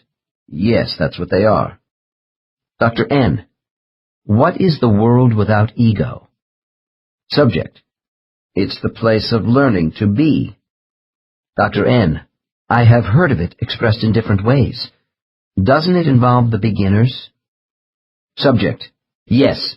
The newly created soul is there to learn who they are. It's the place of origin. Dr. N. Are the ego identities passed out at random, or is there a choice for beginner souls? Subject. The new soul is not capable of choice. You acquire your character based upon the way your energy is combined, put together for you. Dr. N. Is there some sort of spiritual inventory of characteristics that are assigned to souls? So much of one type, so much of another? Subject. Long pause. I think many factors are considered in the allocations of that which makes us who we are. What I do know is, once given, ego becomes a covenant between oneself and the givers. Dr. N. What does that mean? Subject. To do the best I can with who I am. Dr. N. So the purpose of this world is the distribution of soul identity by advanced beings? Subject. Yes, the new soul is pure energy with no real self yet. The world without ego provides you with a signature. Dr. N. Then why do you call it the world without ego? Subject. Because the newly created souls arrive with no ego. The idea of self has not come into the new soul's consciousness. It is here where the soul is offered meaning to its existence. Dr. N. And does the creation of souls with personhood go on continually? Subject. As far as I know, yes. Dr. N. I want you to answer this next question carefully for me. When you acquired your particular identity as a soul, did that automatically mean you were slated for Earth incarnations in human form? Subject. Not specifically, no. Planets don't last forever. Dr. N. I wondered if certain types of souls have an affinity for specific forms of physical life in the universe. Subject. Pause. I won't argue against that. Dr. N. In your beginnings, Nentham, were you given the opportunity to choose other planetary hosts besides humans on Earth? Subject. As a new soul, the guides assist in those selections. I was drawn to human beings. Dr. N. Were you given other choices? Subject. Long pause. Yes, but it's not very clear at the moment. They usually start you on an easy world or two without much to do. Then I was offered service on this severe planet. Dr. N. Earth is considered severe? Subject. Yes. On some worlds you must overcome physical discomforts, even suffering. Others lean toward mental contests. Earth has both. We get kudos for doing well on the hard worlds. Smiling. We are called the adventurous ones by those who don't travel much. Dr. N. What really appeals to you about Earth? Subject. The kinship humans have for each other while they struggle against one another, competing and collaborating at the same time. Dr. N. Isn't that a contradiction? Subject. Laughs. That's what appeals to me. Mediating quarrels of a fallible race which has so much pride and need of self-respect. The human brain is rather unique, you know. Dr. N. How? Subject. Humans are egocentric, but vulnerable. They can make their character mean, and yet have a great capacity for kindness. There is weak and courageous behavior on Earth. It's always a push-me-pull-you tug-of-war going on with human values. This diversity suits my soul. Dr. N. What are some of the other things about human hosts which might appeal to the souls who are sent to Earth? Subject.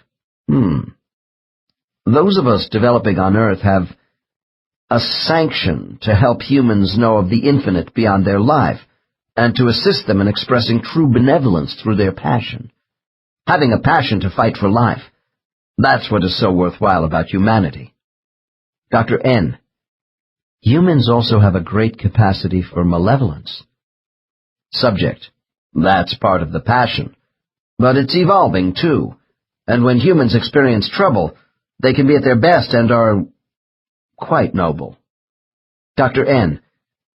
Perhaps it is the soul which fosters the positive characteristics you suggested. Subject. We try to enhance what is already there. Dr. N.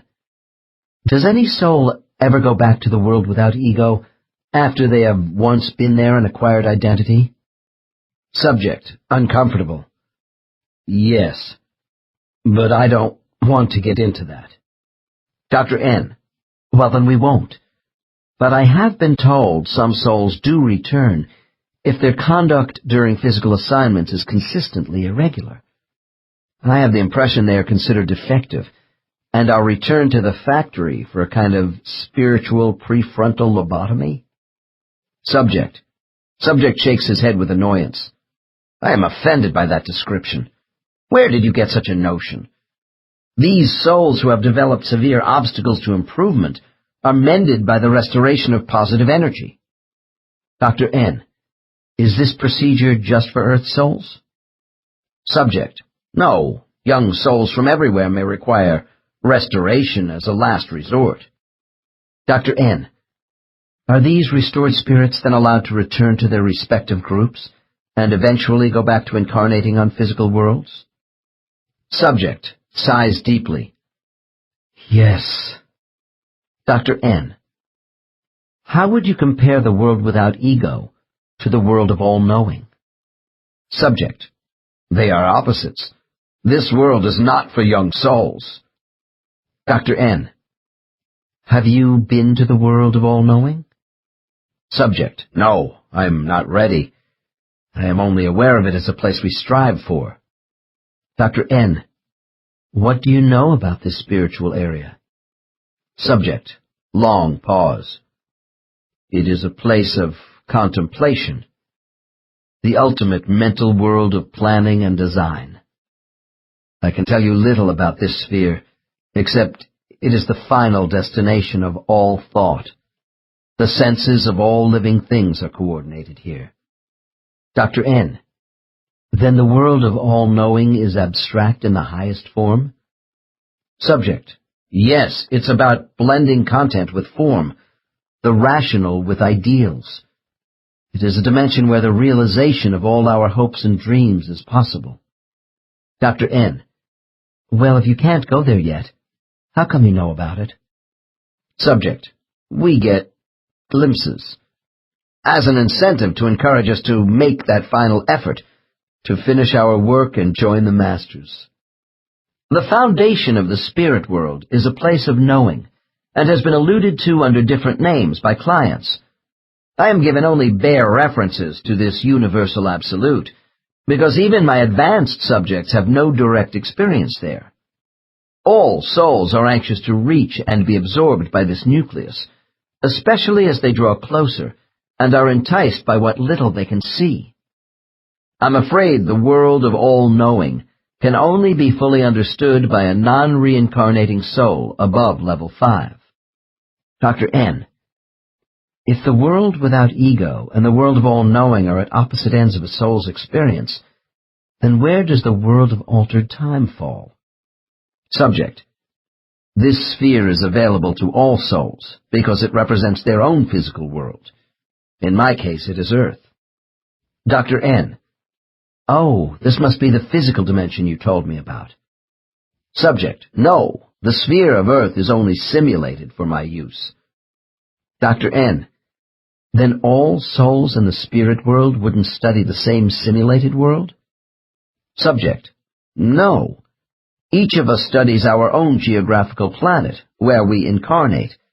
They are physically real, temporarily. Dr. N. And you don't physically live on this simulated world which appears as Earth? You only use it? Subject. Yes, that's right, for training purposes. Dr. N. Why do you call this third sphere the world of altered time? Subject. Because we can change time sequences to study specific events. Dr. N. What is the basic purpose of doing this? Subject. To improve my decisions for life. This study makes me more discriminating and prepares me for the world of all-knowing. Note. Subjects frequently use the term world to describe non-physical spatial work areas. These regions can be tiny or indescribably large in relation to the soul, and may involve different dimensions. I believe there are separate realities for different learning experiences outside the restrictions of time. The coexistence of past, present, and future time in spiritual settings, suggested by this case, will be explored further in the next 2 chapters with cases 23 and 25. Dr. N. We haven't talked about the world of creation and non-creation. This must be the 3-dimensional physical world you spoke of earlier. Subject. Yes, and we enjoy using it as well. Dr. N. Is this world intended for the use of all souls? Subject. No, it is not. I'm just starting to apply myself there. I am considered a newcomer. Dr. N. Well, before we get into that, I want to ask you if this physical world is the same as Earth. Subject. No, it is a little different. It's larger and somewhat colder. There is less water, fewer oceans, but similar. Dr. N. Is this planet further from its sun than Earth is from our sun? Subject. Yes. Dr. N. If I could call this physical world Earth 2, since it seems to be geographically similar to the Earth we know, would it be near Earth 1 in the sky? Subject. No. Dr. N. Where is Earth 2 in relation to Earth 1? Subject. Pause. I can't tell you. Dr. N. Is Earth 2 in our Milky Way galaxy? Subject. Long pause. No, I think it's further away. Dr. N. Could I see the galaxy Earth 2 is located in with a telescope from my backyard? Subject. I would think so. Dr. N. Would you say the galaxy containing this physical world is shaped like a spiral as our galaxy, or is it elliptical? How would it look in a telescope from a long way off? Subject. As a great extended chain, with a troubled expression. I can't tell you more. Note. As an amateur stargazer who uses a large reflector telescope designed for deep sky objects, I am always inquisitive when a session takes an astronomical turn. Client responses to these kinds of questions usually fall short of my expectations. I am never sure if this is due to blocking by guides or the subject's lack of a physical frame of reference between Earth and the rest of our universe. Dr. N. I throw out a leading question. I suppose you go to Earth too to reincarnate with some sort of intelligent being? Subject, loudly. No, that's just what we don't want to do there. Dr. N. When do you go to Earth too? Subject, between my lives on this Earth. Dr. N. Why do you go to Earth too?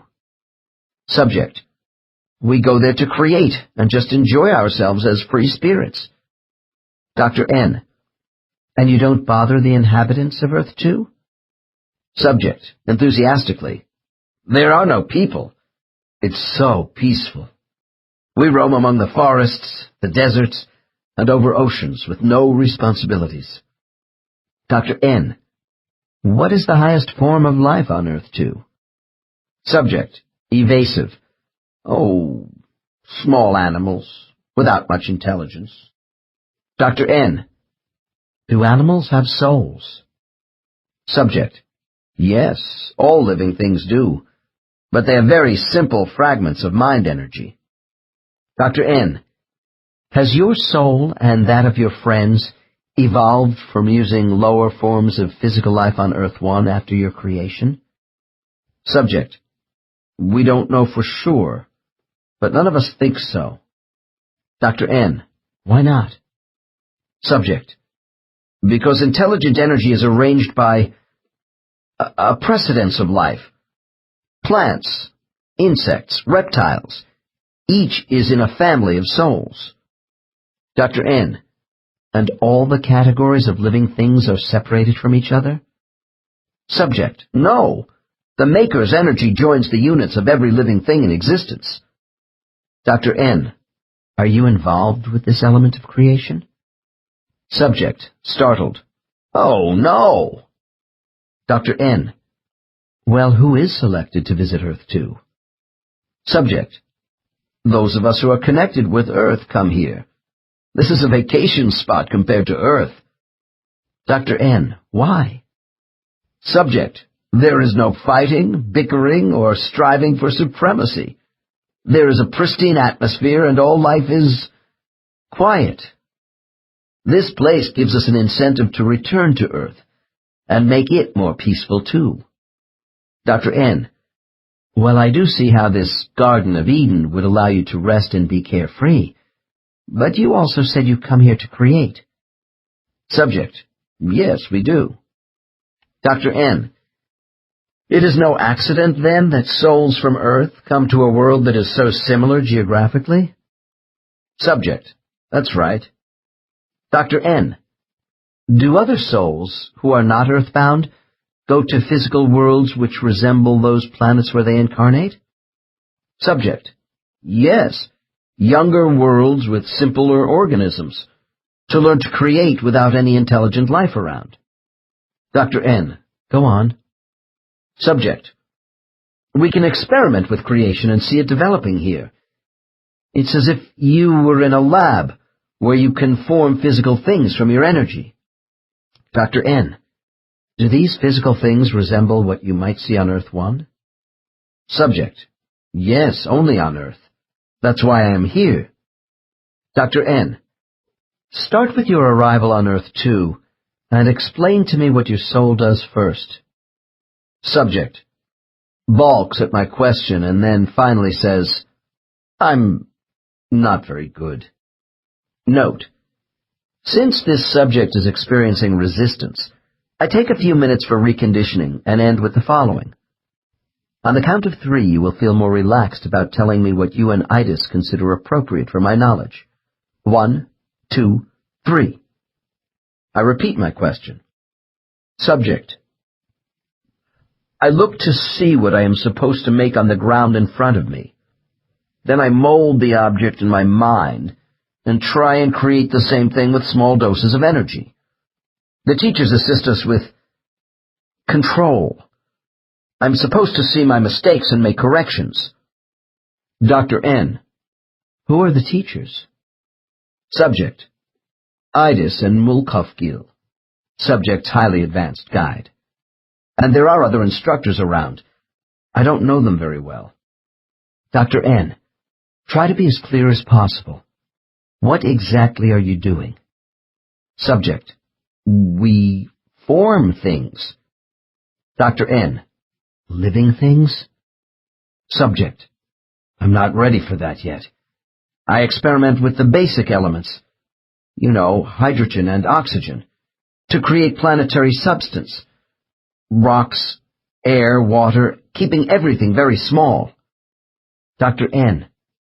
Do you actually create the basic elements of our universe? Subject. No, I just use the elements available. Dr. N. In what way? Subject. I take the basic elements and charge them with impulses from my energy, and they can change. Dr. N. Change into what? Subject. Simply. I'm good with rocks. Dr. N. How do you form rocks with your energy? Subject. Oh, by learning to heat and cool dust, to make it hard. Dr. N. Do you make the minerals in the dust? Subject. They do that for you. The teachers give us that stuff. Gas vapors for water making, and so on. Dr. N. I want to understand this clearly. Your work consists of learning to create by causing heat, pressure, and cooling from your energy flow? Subject. That's about right, by alternating our currents of energy radiation. Dr. N. So you don't actually produce the substance of rock and water in some chemical way? Subject. No, like I told you, my job is to transform things by mixing what I am given. I play with the frequency and dosages of my energy. It's tricky, but not too complicated. Dr. N. Not complicated. I thought nature did those things. Subject. Laughs. Who do you think nature is? Dr. N. Well, who creates the basic elements of your experiments? The primary substances of physical matter? Subject. The maker, and those creating on a grander scale than me. Dr. N. Well, in a sense, you are creating inanimate objects such as rocks. Subject. It's more our trying to copy what we see in front of us, what we know. As an afterthought. I'm getting into plants, but I can't do them yet. Dr. N. And you start small, experimenting until you get better? Subject. That's it. We copy things and compare them against the original, so we can make larger models. Dr. N. This all sounds like souls playing as children in a sandbox with toys. Subject. Smiles. We are children. Directing an energy flow resembles the sculpturing of clay. Dr. N. Are the other members of this creative training class from your original cluster group? Subject. Some are. Most come from all over, the spirit world, but they have all incarnated on Earth. Dr. N. Does everyone make the same things as you do? Subject. Well, of course, some of us are better with certain things, but we help each other. The teachers come around and give us tips and advice on how to improve, but... Stops. Dr. N. But what? Subject. Sheepishly.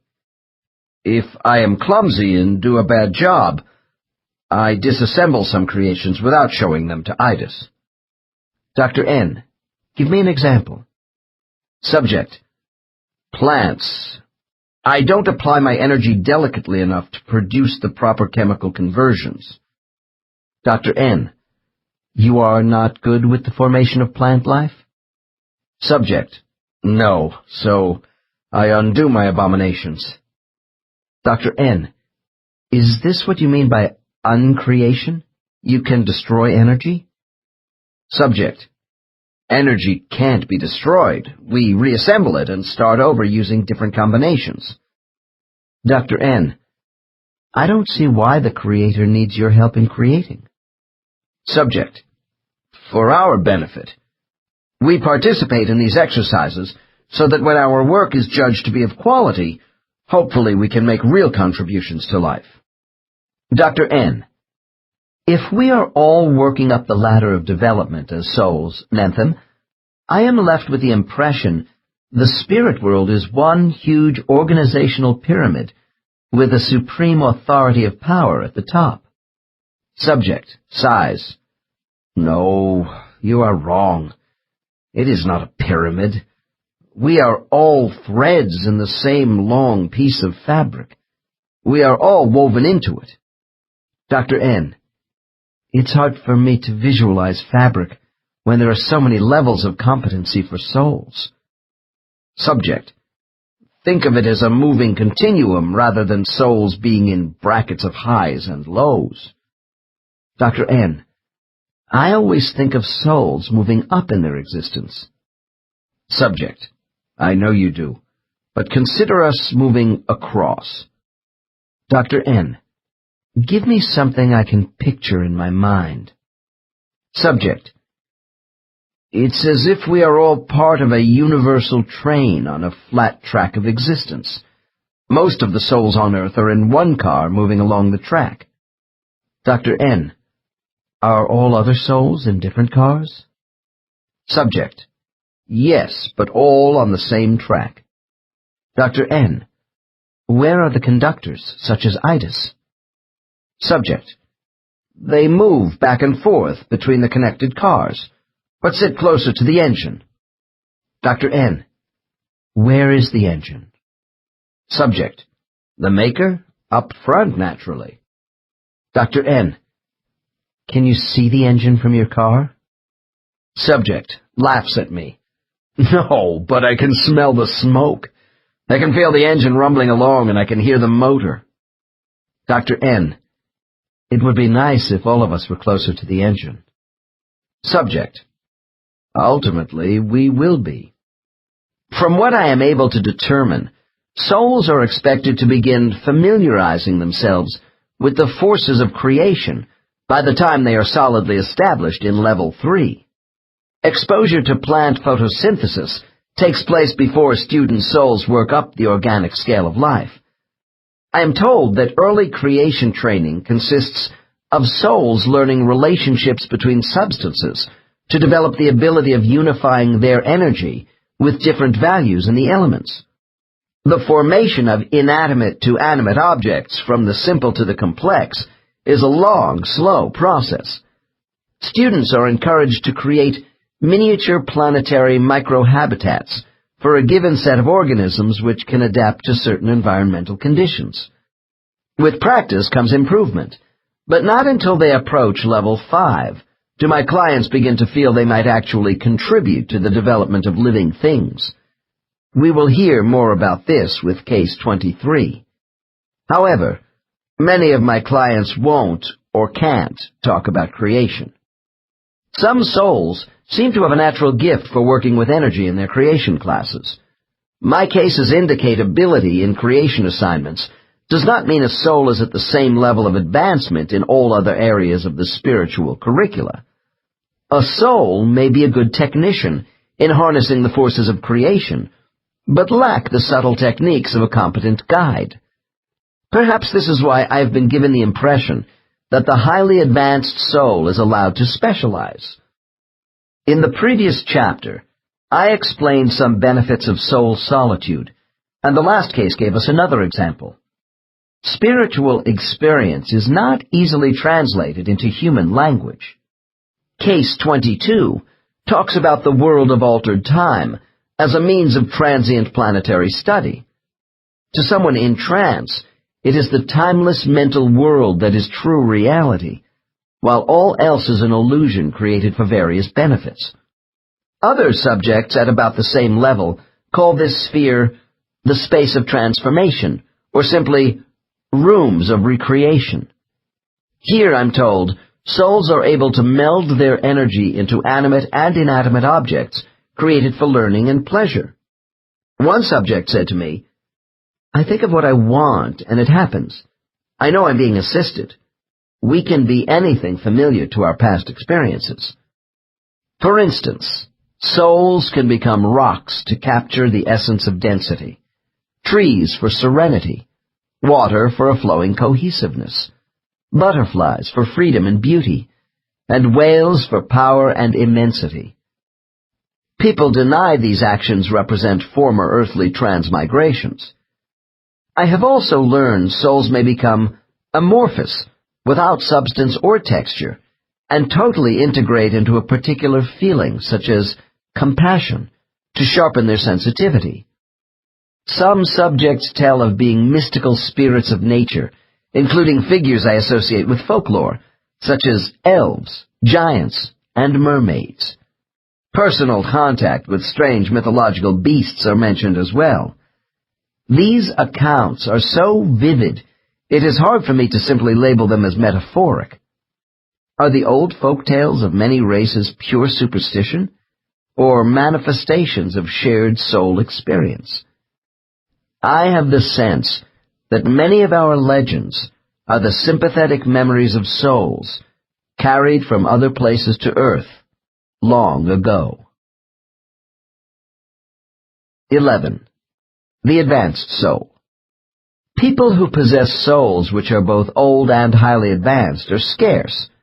Although I haven't had the opportunity to regress many blues in level 5, they are always stimulating to work with because of their comprehension and far-reaching spiritual consciousness. The fact is, a person whose maturity is this high doesn't seek out a regression therapist to resolve life plan conflicts. In most cases, level 5s are here as incarnated guides. Having mastered the fundamental issues most of us wrestle with daily, the advanced soul is more interested in making small refinements towards specific tasks. We may recognize them when they appear as public figures, such as a Mother Teresa. However, it is more usual for the advanced soul to go about their good work in a quiet, unassuming manner. Without displaying self-indulgence, their fulfillment comes from improving the lives of other people. They focus less on institutional matters and more on enhancing individual human values. Nevertheless, level 5s are also practical, and so they are likely to be found working in a cultural mainstream, which allows them to influence people and events.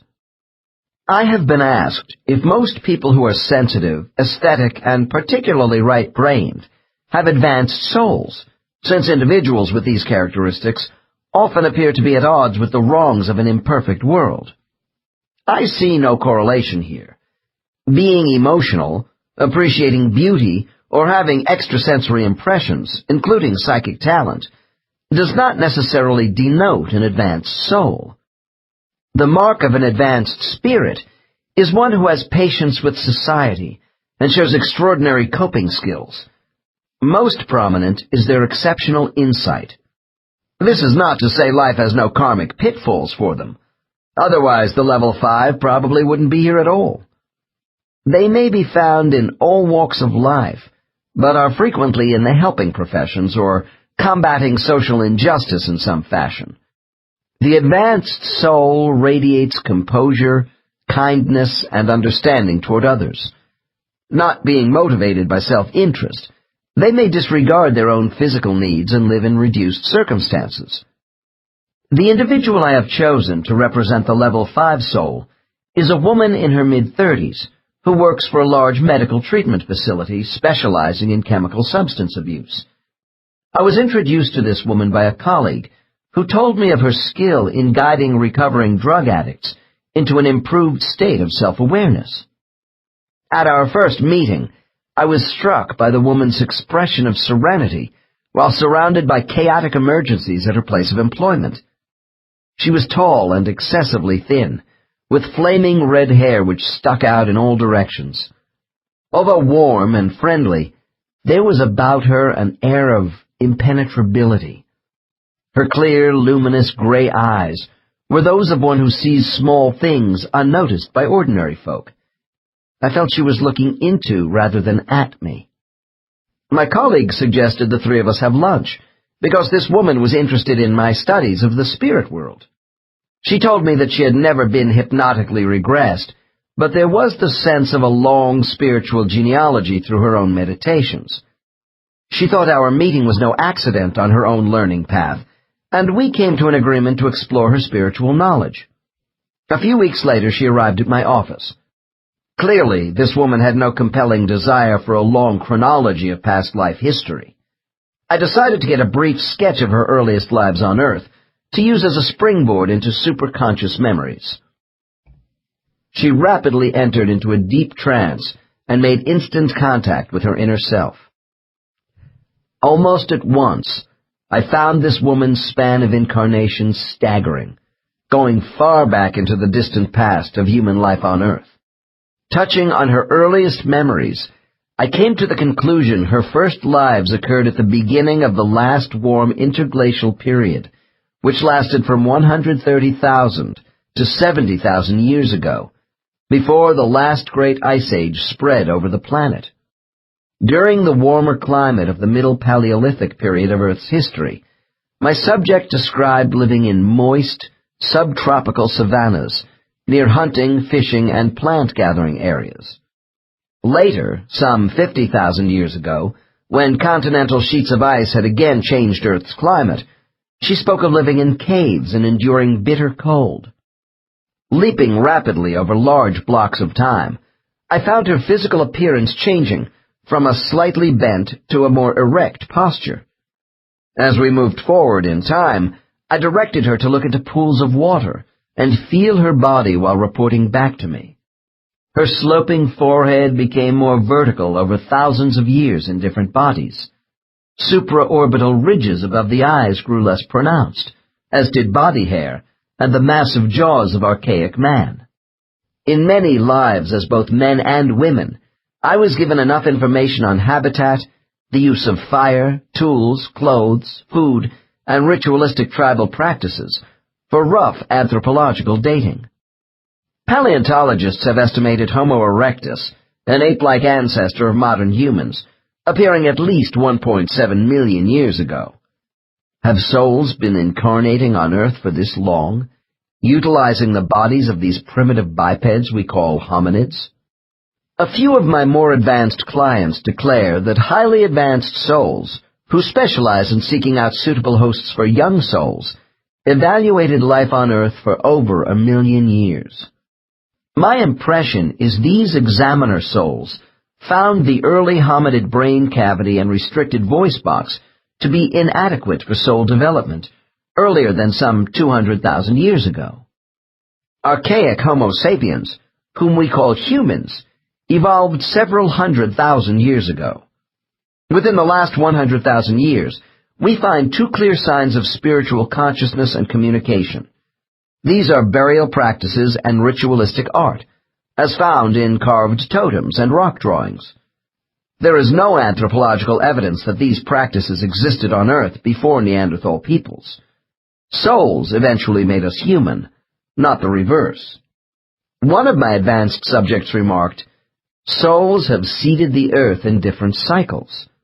A composite of information collected from a wide range of clients suggests to me that the land masses we know today deviate from earlier continents, drowned perhaps by cataclysmic volcanic or magnetic upheavals. For instance, the Azores in the Atlantic Ocean have been said to represent the tops of mountains of the submerged continent of Atlantis. Indeed, I have had subjects discuss being in ancient lands on Earth that I cannot identify with modern geography. Thus, it is possible souls existed in bodies more than advanced Homo erectus, who died out about 250,000 years ago, with the fossilized evidence hidden from us today by geological change. However, this hypothesis means the physical evolution of humans was an up-down affair, which I think is unlikely. I now moved my subject into an African life around 9,000 years ago, which she said was an important milestone in her advancement. This was the last life she was to spend with her guide, Kumara. Kumara was an advanced soul herself at the time of this life, counseling a benevolent tribal chief as his influential wife. I tentatively located their land as the highlands of Ethiopia. Apparently, my subject had known Kumara in a number of earlier lives, covering thousands of years, during Kumara's final incarnations on Earth. Their association in human form ended when my subject died, saving Kumara's life on a riverboat by throwing herself in front of an enemy spear. Full of love, Kumara still appears to this subject as a large woman with skin of polished mahogany and a shock of white hair crowned by a headdress of feathers. She is practically nude, except for a strip of animal hide around her ample middle. On Kumara's neck hangs a garish bunch of multicolored stones, which she sometimes jiggles in my subject's ear to get her attention during dreams in the middle of the night. Kumara teaches by a technique of flashing symbolistic memories of prior lessons already learned in past lives. Old solutions to problems are mixed with new hypothetical choices in the form of metaphoric picture puzzles. By these means, Kumara tests her students' considerable storehouse of knowledge during meditations and dreams. I glanced at my watch. There was no more time for background information if I was going to allow for exploration of this woman's afterlife experiences. Rapidly, I took her into superconsciousness, anticipating some interesting spiritual disclosures. She would not disappoint me. Case 23. Dr. N. What is your spiritual name? Subject. Thais. Dr. N. And your spiritual guide kept her African name of Kumara? Subject. For me, yes. Dr. N. What do you look like in the spirit world? Subject. A glowing fragment of light. Dr. N. What exactly is the color of your energy? Subject. Sky blue. Dr. N. Does your light have flecks of another color in it? Subject. Pause. Some gold. Not much.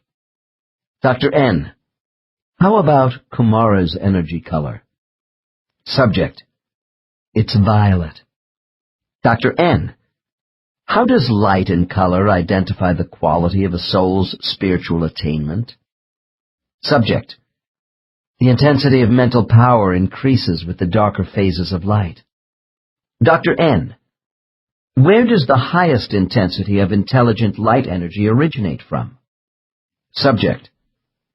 The knowledge by which the energy of darker light is extended to us comes from the source. Our light is attached to the source. Dr. N. When you say source, you mean God? Subject. That word has been misused. Dr. N. How? Subject. By too much personalizing, which makes the source less than it is. Dr. N. What's wrong with us doing that? Subject. It takes the liberty of making the source too human, although we are all part of its oneness. Dr. N. Thais, I want you to reflect on the source as we talk about other aspects of soul life and the spirit world. Later, I will ask you more about this oneness. Now let's go back to the energy manifestations of souls. Why do spirits display two black glowing cavities for eyes when not showing their human forms? It seems so spooky to me. Subject laughs and is more relaxed. That's how Earth's legends of ghosts came about, from these memories. Our energy mass is not uniform. The eyes you speak of represent a more concentrated intensity of thought. Dr. N. Well, if the myths about ghosts are not so fanciful after all, then these black eye sockets must be useful extensions of their energy. Subject. Rather than eyes, they are windows to old bodies, and all the physical extensions of former selves. This blackness is a concentration of our presence. We communicate by absorbing the energy presence of each other. Dr. N. When you return to the spirit world, Do you have energy contact with other souls who may look like ghosts? Subject: Yes, and appearance is a matter of individual preference. Of course, there is always a multitude of thought waves around me, mingling with my returning energy, but I avoid too much contact. Dr. N: Why? Subject: It is not necessary for me to make attachments here. I will be alone for a while to contemplate and sort out any mistakes from my last incarnation, before talking to Kumara. Note: This statement is typical of advanced souls returning to the spirit world, mentioned earlier in Case 9. However, this soul is so advanced, she will have no deliberations with her guide until much later, and upon her request. Dr. N: Perhaps we should talk about older souls for a minute. Does Kumara incarnate on Earth anymore? Subject: No, she doesn't. Dr. N: Do you know others like Kumara who were here during the early times on Earth and don't come back anymore? Subject, cautiously: A few, yes. Many got on Earth early and got off before I came. Dr. N: Did any stay? Subject: What do you mean? Dr. N: Advanced souls who keep coming back to life on Earth when they could stay in the spirit world. Subject: Oh, you mean the sages? Dr. N: Yes, the sages. Tell me about them. This is a new term for me, but I often pretend to know more than I do with advanced souls to elicit information. Subject, with admiration: They are the true watchers of Earth, you know, to be here and keep watch over what is going on. Dr. N: As highly advanced souls who continue to incarnate? Subject: Yes. Dr. N: Don't the sages get tired of still hanging around Earth? Subject: They choose to stay and help people directly because they are dedicated to Earth. Dr. N: Where are these sages? Subject, wistfully: They live simple lives. I first came to know some of them thousands of years ago. Today it's hard to see them. They don't like cities much. Dr. N: Are there many of them? Subject: No. They live in small communities or out in the open, in the deserts and mountains, in simple dwellings. They wander about, too.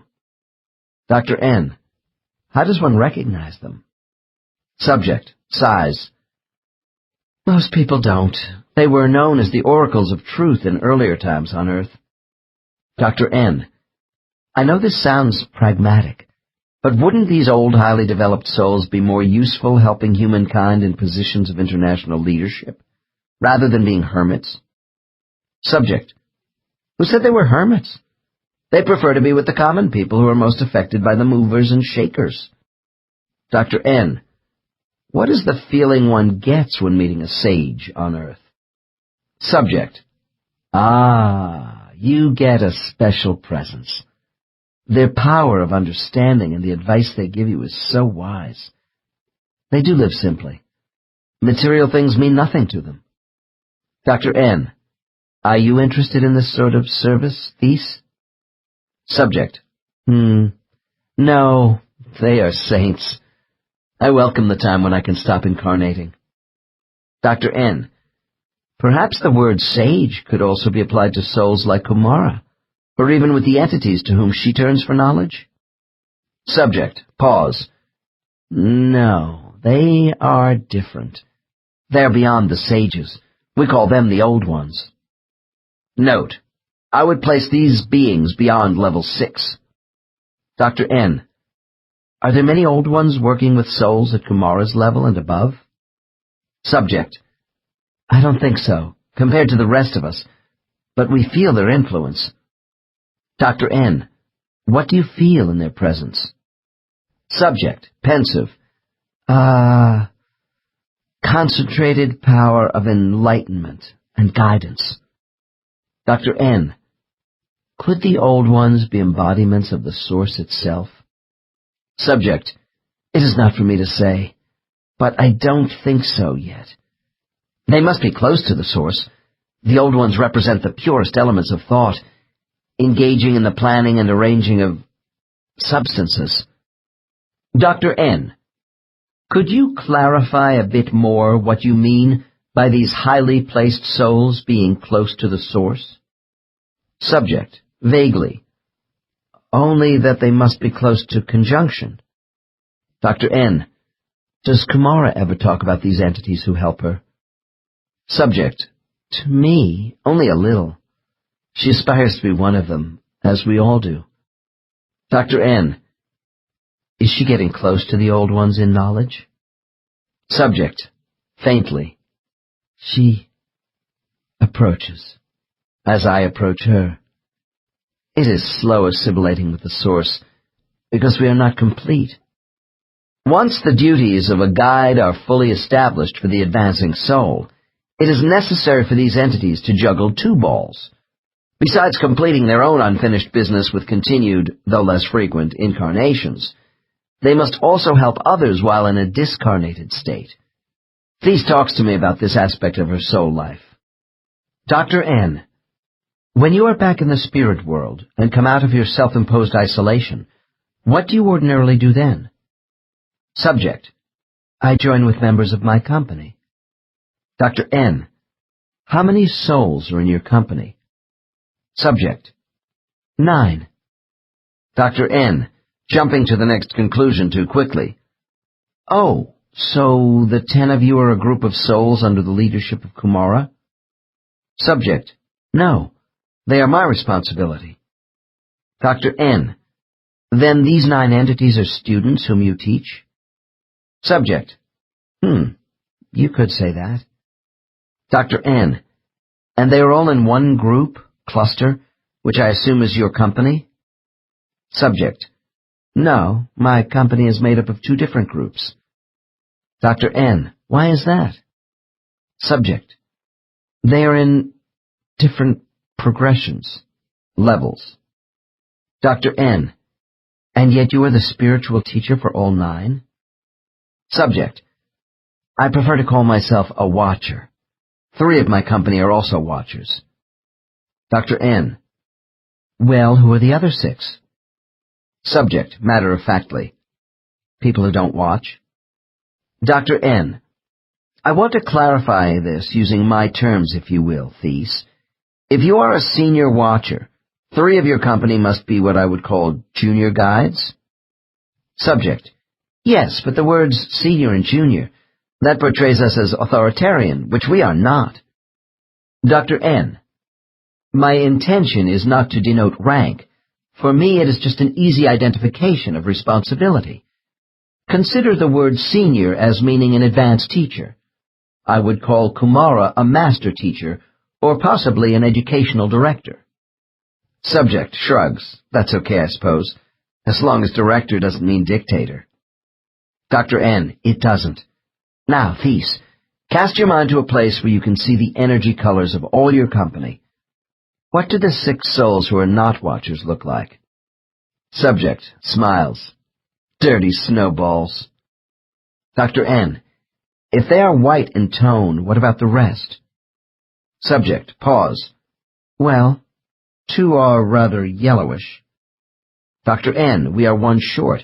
What about the 9th member? Subject, that's Ras. He is doing quite well. Dr. N, describe his energy color. Subject, he is turning bluish. An excellent watcher. He will be leaving me soon. Dr. N, let's go to the opposite end of your company. What member are you most concerned about and why? Subject, Ojana. She has the conviction for many lives that love and trust only bring hurt. Musing. She has fine qualities which I want to bring out, but this attitude is holding her back. Dr. N, Ojana is developing more slowly than the rest? Subject, protectively. Don't misunderstand. I am proud of her effort. She has great sensitivity and integrity, which I like. She just requires more of my attention. Dr. N, as a watcher-teacher, what is the one quality which Ras has acquired, which you want to see in Ojana? Subject, no hesitation. Adaptability to change. Dr. N. I am curious if the 9 members of your company advance in a rather uniform way together under your teaching. Subject, that's totally unrealistic. Dr. N. Why? Subject, because there are differences in character and integrity. Dr. N.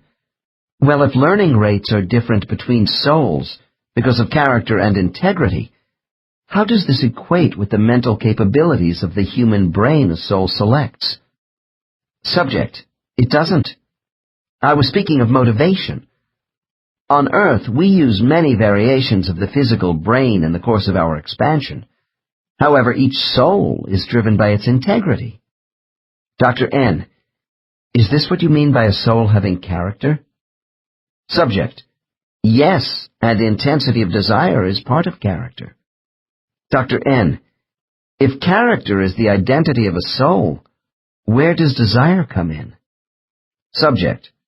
The drive to excel is internal to each soul, but this too can fluctuate between lives.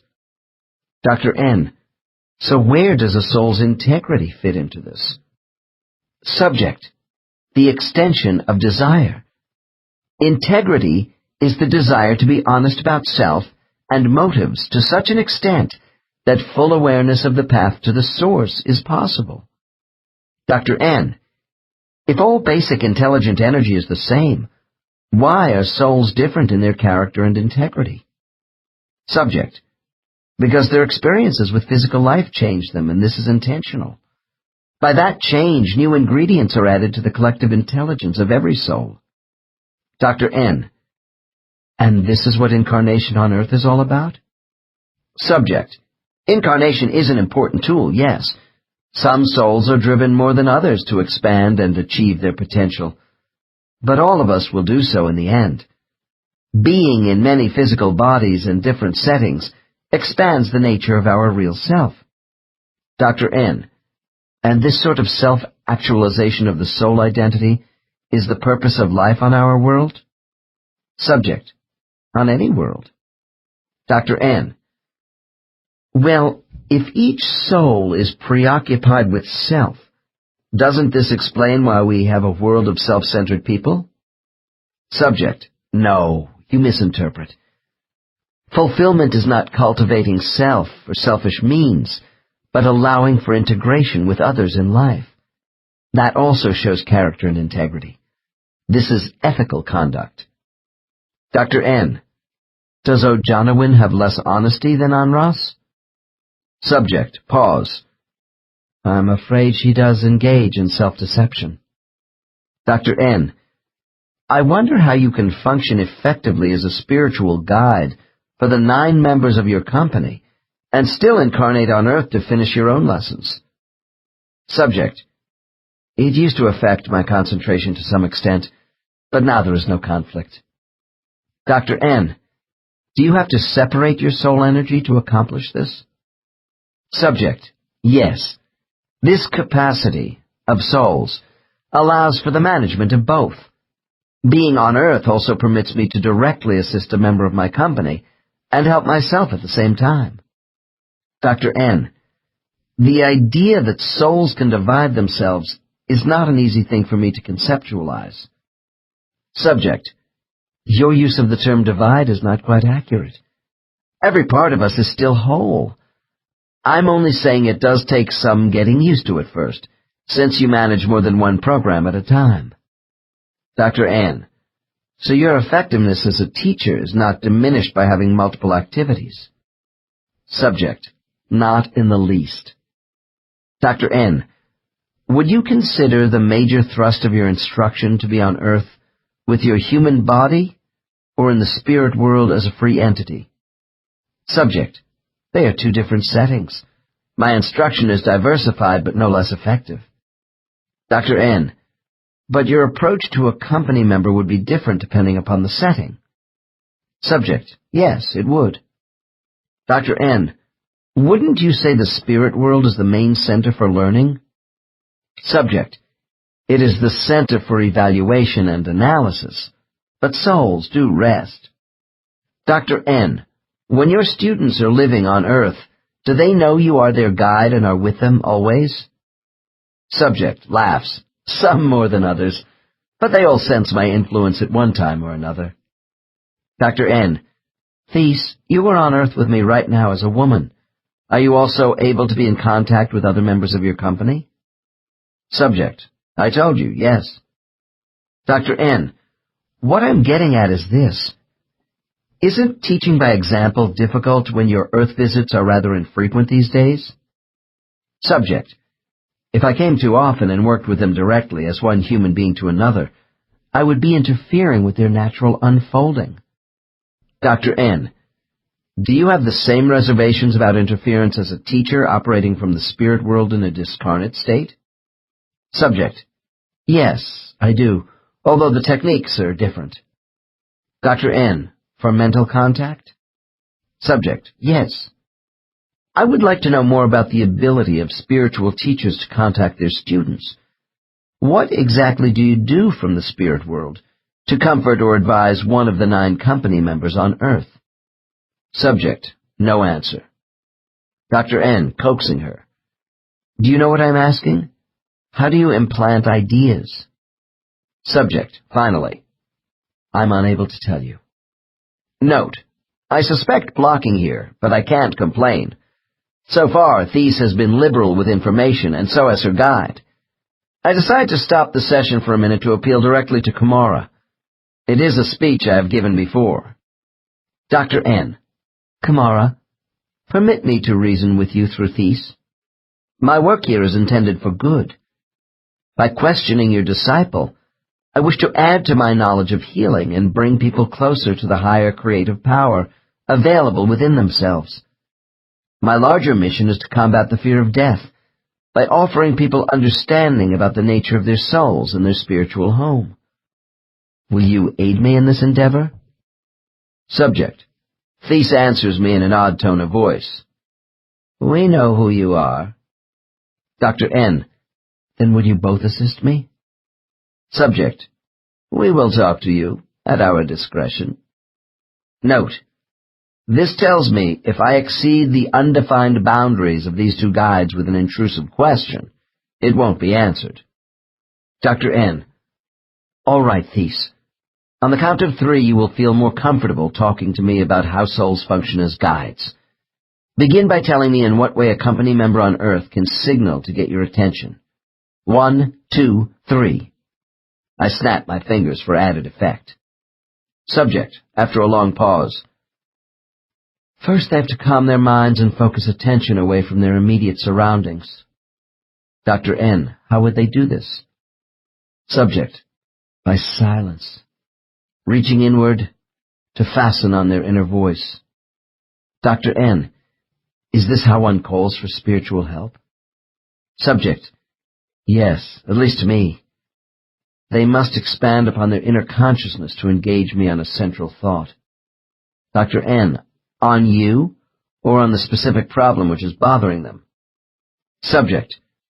They must reach out beyond what is troubling them in order to be receptive to me. That's difficult when they don't remain calm.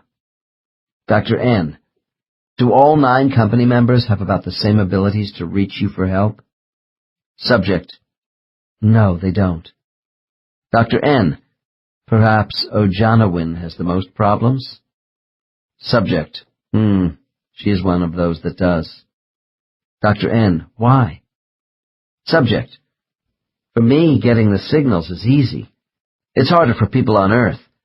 The energy of directed thought must override human emotion. Dr. N. Within a spirit world framework, how do you pick up the messages of just your company out of billions of souls who are sending out distress signals to other guides? Subject. I know instantly. All watchers do because people send out their own individual patterns of thought. Dr. N. Like a vibrational code in a field of thought particles? Subject, laughing. You could describe an energy pattern that way, I guess. Dr. N. Okay, then how would you reach back to someone in need of guidance? Subject, grins. By whispering answers into their ear. Dr. N. Lightly. Is that what a friendly spirit does with a troubled mind on Earth? Subject: It depends. Dr. N: On what? Are teacher spirits rather indifferent with the day-to-day problems of humans? Subject: Not indifferent, or we wouldn't communicate. We gauge each situation. We know life is transitory. We are more detached, because without human bodies we are unencumbered by the immediacy of human emotion. Dr. N: But when the situation does call for spiritual guidance, what do you do? Subject, gravely: As watchers in the stillness, we recognize the amount of turbulence from the wake of troubled thought. Then we carefully merge with it and gently touch the mind. Dr. N: Please describe this connection process further. Subject, pause. It's a slipstream of thought, which is usually turbulent rather than smooth from someone in distress. I was awkward at first, and I still don't have Kumara's skill. One must enter with subtlety, to wait for the best receptivity. Dr. N: How can a watcher be awkward? You have had thousands of years of experience. Subject: Communicators are not all the same. Watchers, too, have a variety of abilities. If one of my company is in crisis, physically hurt, sad, anxious, resentful, they send out great amounts of uncontrolled negative energy which alerts me, but exhausts them. This is the challenge of a watcher, to know when and how to communicate. When people want immediate relief, they may not be in the proper mode for reflection. Dr. N: Well, in terms of abilities, can you tell me how you were awkward as an inexperienced guide? Subject: I wanted to rush in too fast to help without coordinating the patterns of thought we talked about. People can go numb. You don't get through to them when they have intense grief, for example. You are shut out of a cluttered mind when attentions are distracted and thought energy is scattered all about. Dr. N: Do the 9 members of your company sense your intrusion into their minds, following a cry to you for help? Subject: Watchers are not supposed to intrude. It's more of a soft coupling. I implant ideas which they assume as inspiration, to try and give them peace. Dr. N: What single thing do you have the most problem with during communications with people on Earth? Subject: Fear. Dr. N: Would you enlarge on that? Subject: I have to be careful not to spoil my people by making life too easy for them, to let them work out most of their difficulties without jumping right in. They only suffer more if a watcher moves in too quickly before this is done. Kumara is an expert at this. Dr. N: Is she ultimately responsible for you and your company? Subject: Well, yes, we are all under her influence. Dr. N: Do you ever see any of your own peer members around? I'm thinking of associates at your level of attainment with whom you can confer about teaching methods. Subject: Oh, you mean with those I grew up with here? Dr. N: Yes. Subject: Yes, 3 in particular. Dr. N: And do they lead company groups themselves? Subject: Yes. Dr. N: Are these more advanced souls responsible for about the same number of souls as you? Subject: Yes. Except Waru. His company is more than double my own. He is good. Another company is being added to his workload. Dr. N: How many superior entities do you and your friends who are company leaders go to for advice and direction? Subject: 1. We all go to Kumara to exchange observations and seek ways of improvement.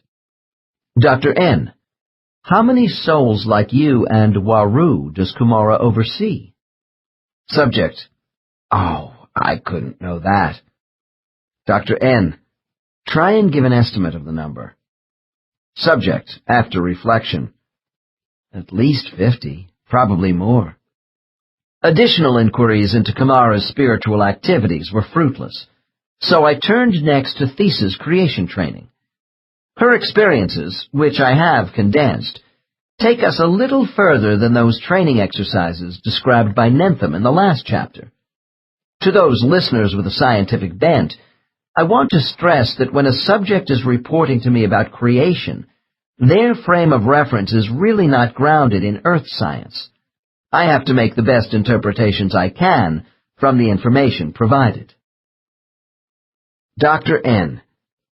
The curriculum for souls seems to have great variety, Thies. I want to go into another aspect of your training. Does your energy utilize the properties of light, heat, and motion in the creation of life? Subject, startled. You know about that? Dr. N. What more can you tell me? Subject, only that I am familiar with this. Dr. N. I don't want to talk about anything which will make you uncomfortable, but I would appreciate your confirmation of certain biological effects resulting from the actions of souls. Subject hesitates. Oh, I don't think... Dr. N. I jump in quickly. What creation have you recently done which makes Kumara proud of you? Subject, without resistance.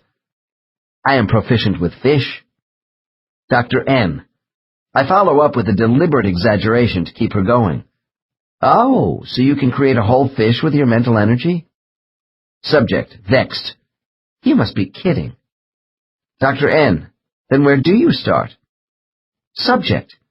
With the embryos, of course. I thought you knew. Dr. N. Just checking. When do you think you will be ready for mammals? Subject. No answer. Dr. N. Look, Thies, if you will try to cooperate with me for a few more minutes, I promise not to take long with my questions on this subject. Will you agree to that? Subject. Pause. We will see. Dr. N. Okay. As a means of basic clarification, tell me what you actually do with your energy to develop life up to the stage of fish. Subject, reluctantly. We give instructions to organisms within the surrounding conditions. Dr. N. Do you do this on one world or many in your training? Subject. More than one. Would not elaborate except to say these planets were Earth types. Dr. N. In what kind of environment are you working now? Subject. In oceans. Dr. N. With basic sea life such as algae and plankton? Subject. When I started.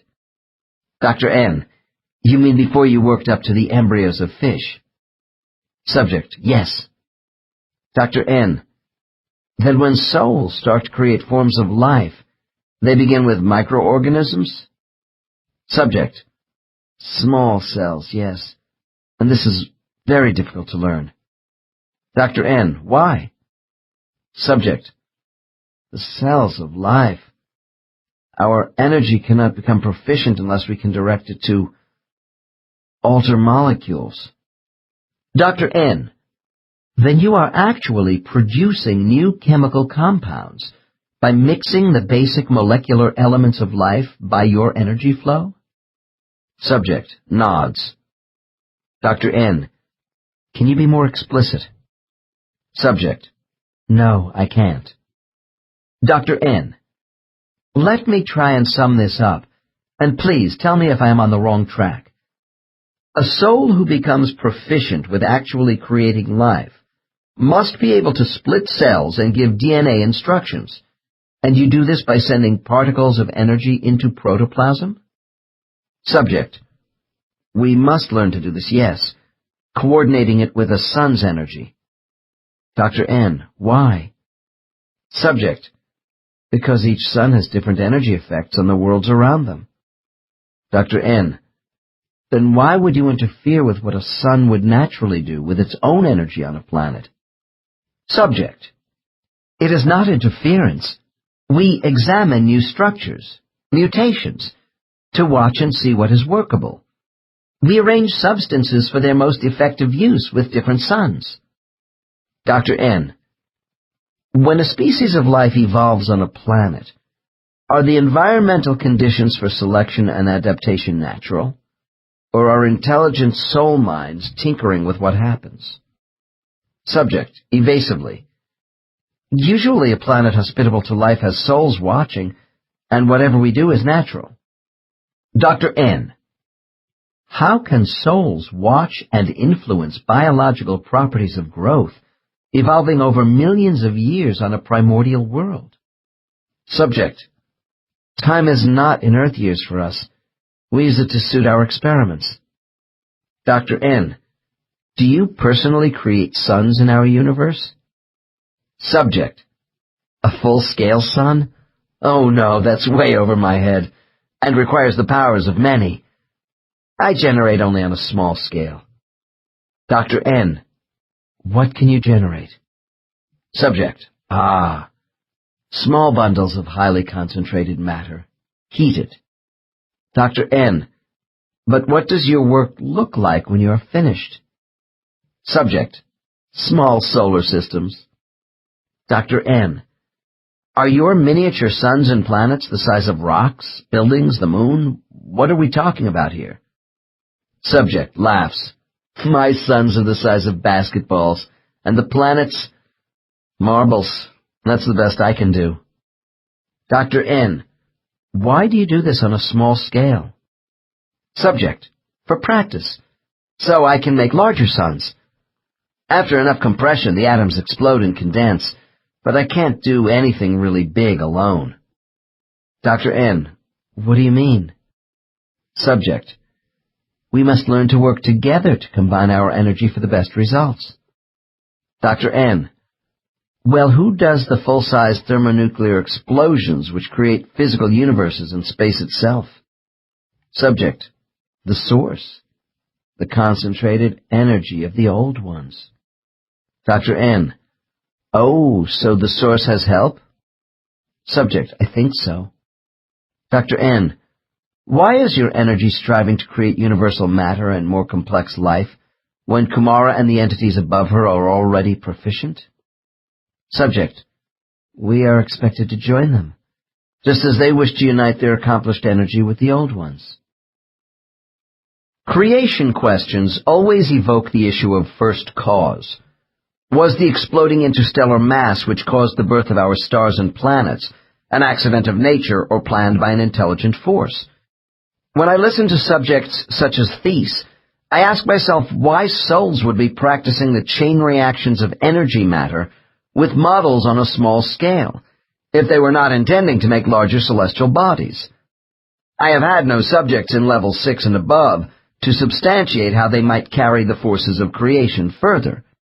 It would seem if souls do progress, then entities at this level could be expected to involve themselves with the birthing of planets and the development of life forms capable of higher intelligence suitable for soul use.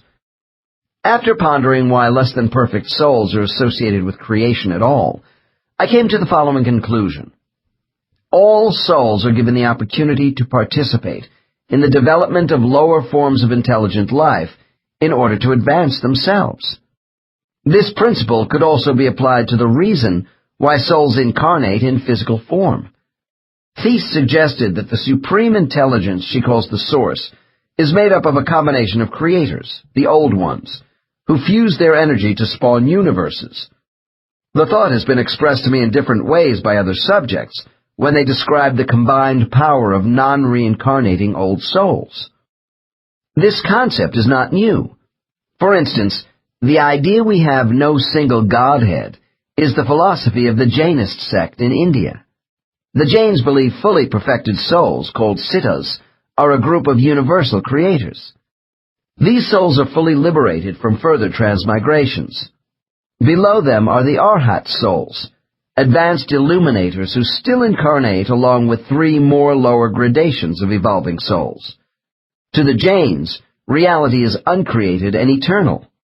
Thus, the Siddhas need no creator. Most Eastern philosophies deny this tenet of Jainism in favor of a divine board of directors created by a chairman. This conclusion is more palatable to the Western mind as well.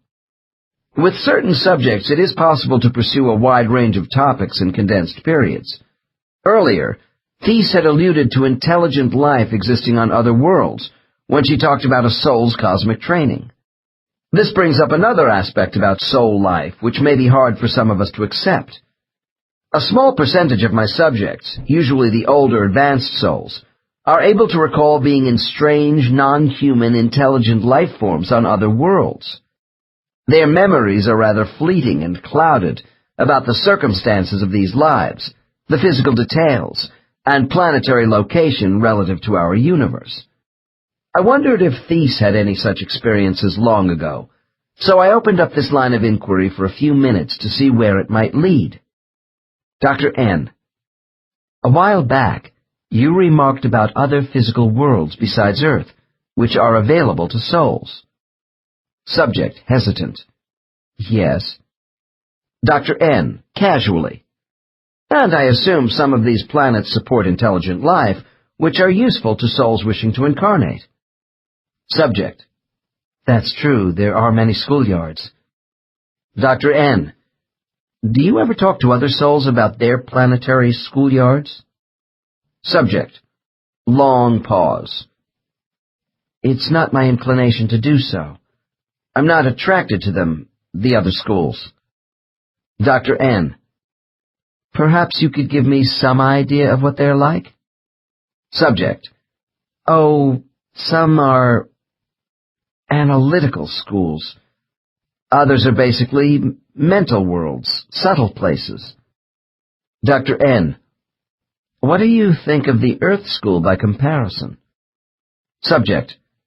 The Earth School is insecure still. It is filled with resentment of many people over being led and antagonism of the leaders toward each other. There is so much fear to overcome here.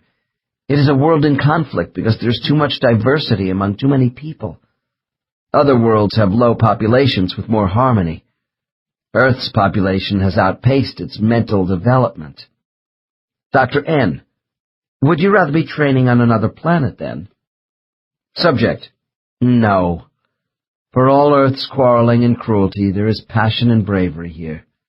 I like working in crisis situations, to bring order out of disorder. We all know Earth is a difficult school. Dr. N. So the human body is not an easy host for souls? Subject. There are easier life forms, who are less in conflict with themselves. Dr. N. Well, how would you know this unless your soul had been in another life form? After I had provided this suitable opening, Thies began talking about being a small flying creature in an alien environment on a dying world where it was hard to breathe. From her descriptions, the sun of this planet was apparently going into a nova stage. Her words were halting and came in short, rapid breaths. Thies said she lived on this world in a humid jungle with a night sky so densely packed with stars there were no dark lanes in between. This gave me the impression she was located near the center of a galaxy, perhaps our own. She also said her brief time on this world was spent as a very young soul, and Kumara was her mentor. After the world could no longer support life, they had come to Earth to continue working together. I was told there was a kinship in the mental evolution of life on Earth and what she had experienced before. This flying race of people began afraid, isolated, and dangerous to each other. Also, like Earth, family alliances were important, representing expressions of loyalty and devotion. While I was concluding this line of questioning, there was a further development. Dr. N. So do you think there are other souls on Earth who also had physical lives on this now-dead world? Subject paused, then unable to restrain herself. Actually, I have met one. Dr. N. Under what circumstances? Subject laughs. I met a man at a party a while ago. He recognized me. Not physically, but with the mind. It was an odd meeting. I was caught off balance when he came up to me and took my hand. I thought he was pushy when he said he knew me. Dr. N. Then what happened? Subject softly. I was in a daze, which is unusual for me. I knew there was something between us. I thought it was sexual. Now I can see it all clearly. It was ikak. This name is spoken with a clacking noise from the back of her throat. He told me we were once together from a place far away, and there were a couple of others here. Dr. N. Did he say anything more about them? Subject, faintly. No. I wonder. I ought to know them. Dr. N. Did Ikak say anything else about your former physical relationship on this world? Subject. No. He saw I was confused. I didn't know what he was talking about then anyway. Dr. N. How could he consciously know about this planet when you didn't? Subject, puzzled. He is ahead of me. He knows Kamara. Then more to herself than me. What is he doing here? Dr. N. Why don't you finish telling me about him at the party? Subject, laughs again. I thought he was just trying to pick me up. It was awkward because I was drawn to him. He said I was very attractive, which is something men don't usually say to me. There were flashes in my mind that we had been together before, as fragments in a dream sequence. Dr. N. How did your conversation end with this man? Subject, he saw my discomfort. I guess he thought it best to have no further contact because I haven't seen him since. I've thought about him, though, and maybe we will see each other again. I believe souls do come across time and space for each other. Recently, I had two subjects who were best friends and came to me at the same time for regression. Not only had they been soulmates in many former lives on Earth, but were also mated as fish-like intelligent beings in a beautiful water world. Both recalled the enjoyment of playing underwater with their strong appendages and coming up to the surface to peak. Neither subject could recall much about this planet or what happened to their race of sea creatures. Perhaps they were part of a failed Earth experiment long before a land mammal developed into the most promising species on Earth for souls. I suspect it was not Earth, because I have had others who tell of living in an aquatic environment they know was unearthly. One of these subjects said, My water world was very warm and clear, because we had 3 suns overhead. The total lack of darkness underwater was comforting, and made building our dwellings much easier. I have often wondered if the dreams we have at night about flying, breathing underwater, and performing other non-human physical feats relate to our earlier physical experiences in other environments. In the early days of my studies of souls, I half expected that those subjects who could recall other worlds would say they had lived in our galaxy within the neighborhood of the sun. This assumption was naive. Earth is in a sparse section of the Milky Way, with only 8 stars that are 10 light-years from the sun. We know our own galaxy has more than 200 billion stars, within a universe currently speculated at 100 billion galaxies. The worlds around the suns which might support life are staggering to the imagination. Consider, if only a small fraction of 1% of the stars in our galaxy had planets with intelligent life useful to souls, the number would still be in the millions. From what I can gather from subjects willing and able to discuss former assignments, souls are sent to any world with suitable intelligent life forms. Out of all the stars which are known to us, only 4% are like our sun. Apparently this means nothing to souls. Their planetary incarnations are not linked to Earth-type worlds, or with intelligent bipeds who walk on land. Souls who have been to other worlds tell me they have a fondness for certain ones and return to them, like Earth, periodically for a succession of lives. I have not had many subjects who are able to recall specific details about living on other worlds.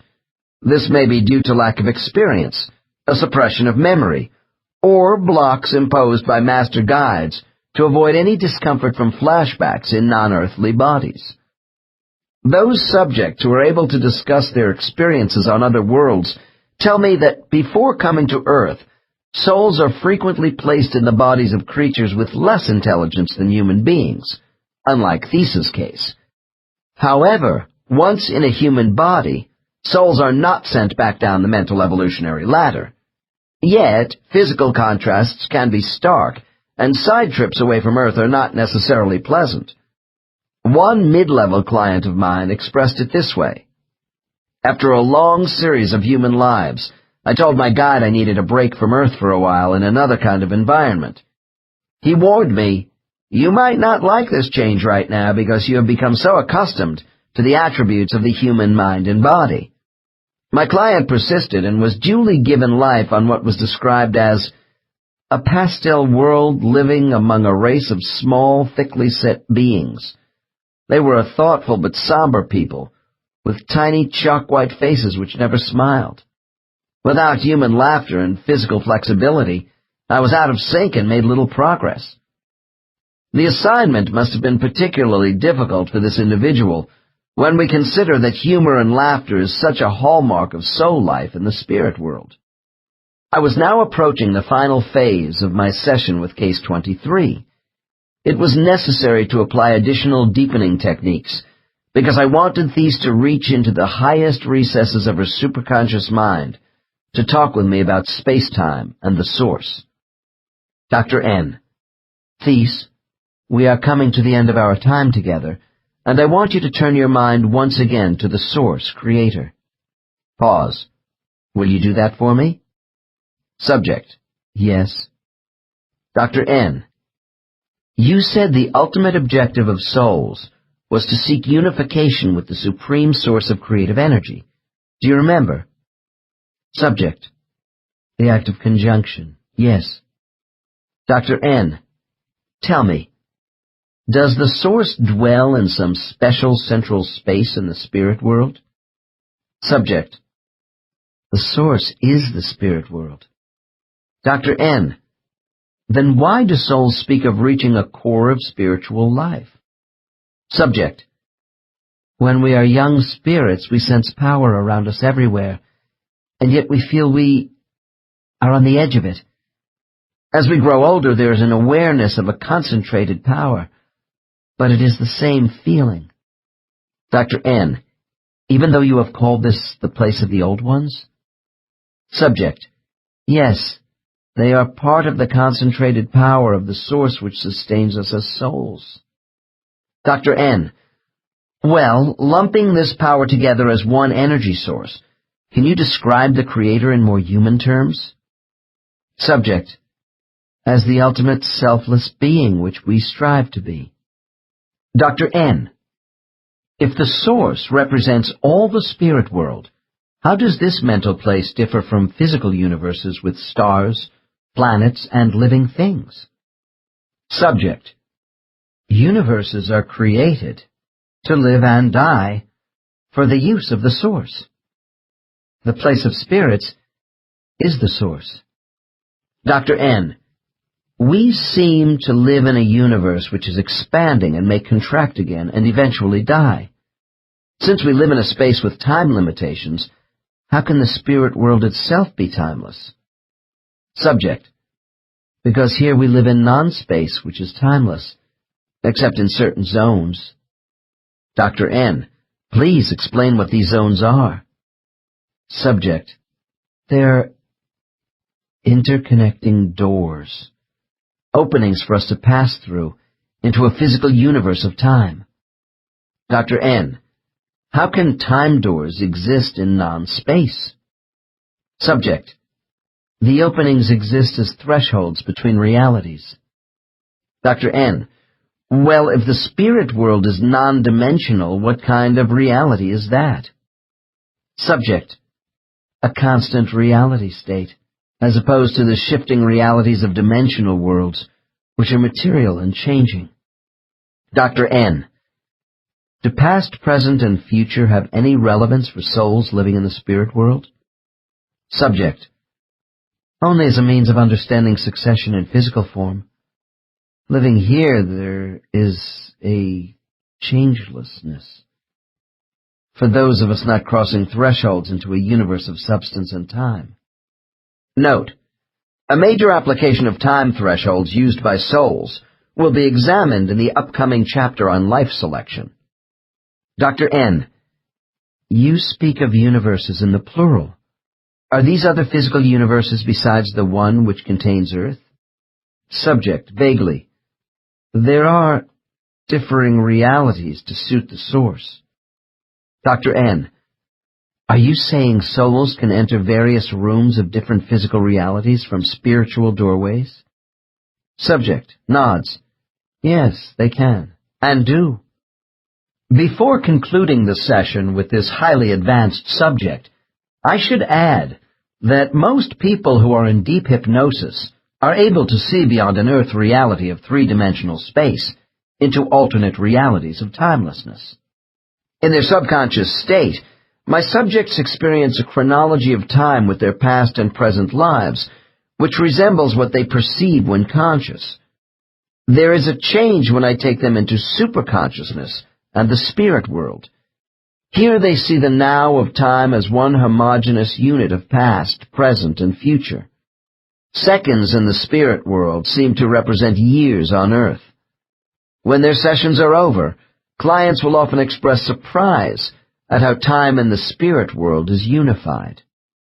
Quantum mechanics is a modern branch of physics which investigates all subatomic movement in terms of electromagnetic energy levels, where all things in life are thought to be ultimately non-solid and existing in a unified field. Going beyond Newton's physical laws of gravity, the elements of action on time are also considered to be unified by light wave frequency and kinetic energy. Since I show that souls do experience feelings of the passage of time in a chronological fashion in the spirit world, doesn't this contradict the concept of oneness for past, present, and future? No, it does not. My research indicates to me that the illusion of time progression is created and sustained for those souls coming to and from physical dimensions, who are used to such biological responses as aging, so they may more easily gauge their advancement. Thus, it makes sense to me when the quantum physicists hypothesize that time, rather than being an absolute of three phases, is only an expression of change. When my subjects speak of traveling as souls on lines which curve, I think of the space-time theories of those astrophysicists who believe light and motion are a union of time and space curving back on itself. They say if space is bent severely enough, time stops. Indeed, when listening to my clients talk about time zones and tunnels of passage into different dimensions, I think about the similarities here to current astronomical theories of physical space being warped or twisted into cosmic loops creating mouths of hyperspace and black holes which may lead out of our three-dimensional universe. Perhaps the space-time concepts of astrophysics and metaphysics are edging closer together. I have suggested to my subjects that if the spirit world seems round to them and appears to curve when they travel rapidly as souls, this could represent a finite enclosed sphere. They deny the idea of any dimensional boundaries, yet offer me little else except metaphors. Case 23 says the spirit world itself is the source of creation. Some have called this place the heart or breath of God. Case 22 defined the space of souls as fabric, and I have had other subjects give the spirit world a quality of the folds of a seamless dress, swishing back and forth. They sometimes feel the effects of a gently rippling motion from light energy, which has been described as waves or rings rolling outward from a disturbed pool of water. Normally, the geography of soul spaces has a smooth and open consistency to people in superconsciousness, without displaying the properties of gravity, temperature, pressure, matter, or a time clock associated with a chaotic physical universe. However, when I attempt to characterize the entire spirit world as a void, people in trance resist this notion. Although my cases are unable to fully explain the place where their souls live, they are all outspoken about its ultimate reality for them. A subject in trance doesn't see the spirit world as being either near or far away from our physical universe. Nevertheless, in a curious way, they do portray spiritual substance as being light or heavy, thick or thin, and large or small, when comparing their experiences as souls to life on Earth. While the absolute reality of the spirit world appears to remain constant in the minds of people in hypnosis, their references to other physical dimensions do not. I have the sense that universes other than our own are created for the purpose of providing environments suitable for the growth of souls with beings we can't even imagine. One advanced subject told me he had lived on a number of worlds in his long existence, never dividing his soul more than twice at one time. Some adult lives lasted only months in Earth time for him, due to local planetary conditions and short lifespans of the dominant life form. While speaking of a paradise planet, with few people and a quieter, simpler version of Earth, he added this world was not far from Earth. "Oh," I interrupted, "then it must only be a few light years from Earth?" He patiently explained that the planet was not in our universe, but closer to Earth than many planets in our own galaxy. It is important for the reader to understand that when people do recall living on other worlds, they seem not to be limited by the dimensional constraints of our universe. When souls travel to planets intergalactically or interdimensionally, they measure the trip by the time it takes them to reach their destinations through the tunnel effect from the spirit world. The size of the spatial region involved and the relative position of worlds to each other are also considerations. After listening to references about multiple dimensional realities from some of my subjects, I am left with the impression they believe there is a confluence of all these dimensional streams into one great river of the spirit world. If I could stand back and take apart all these alternate realities seated in the minds of my cases, it would be like peeling an artichoke of all its layers down to one heart at the core. I had been questioning Thies for quite a while, and I could see she was growing tired. Few subjects can sustain this level of spiritual receptivity for very long. I decided to end the session with a few questions about the genesis of all creation. Dr. N. Thies, I want to close by asking you more about the source. You have been a soul for a long time, so how do you see yourself relating to the oneness of creation you told me about earlier? Subject. Long pause. By sensations of movement. In the beginning there is an outward migration of our soul energy from the source. Afterward our lives are spent moving inward, toward cohesion and the uniting. Dr. N., you make this process seem as though a living organism was expanding and contracting. Subject. There is an explosive release, then a returning. Yes, the source pulsates. Dr. N., and you are moving toward the center of this energy source? Subject. There really is no center.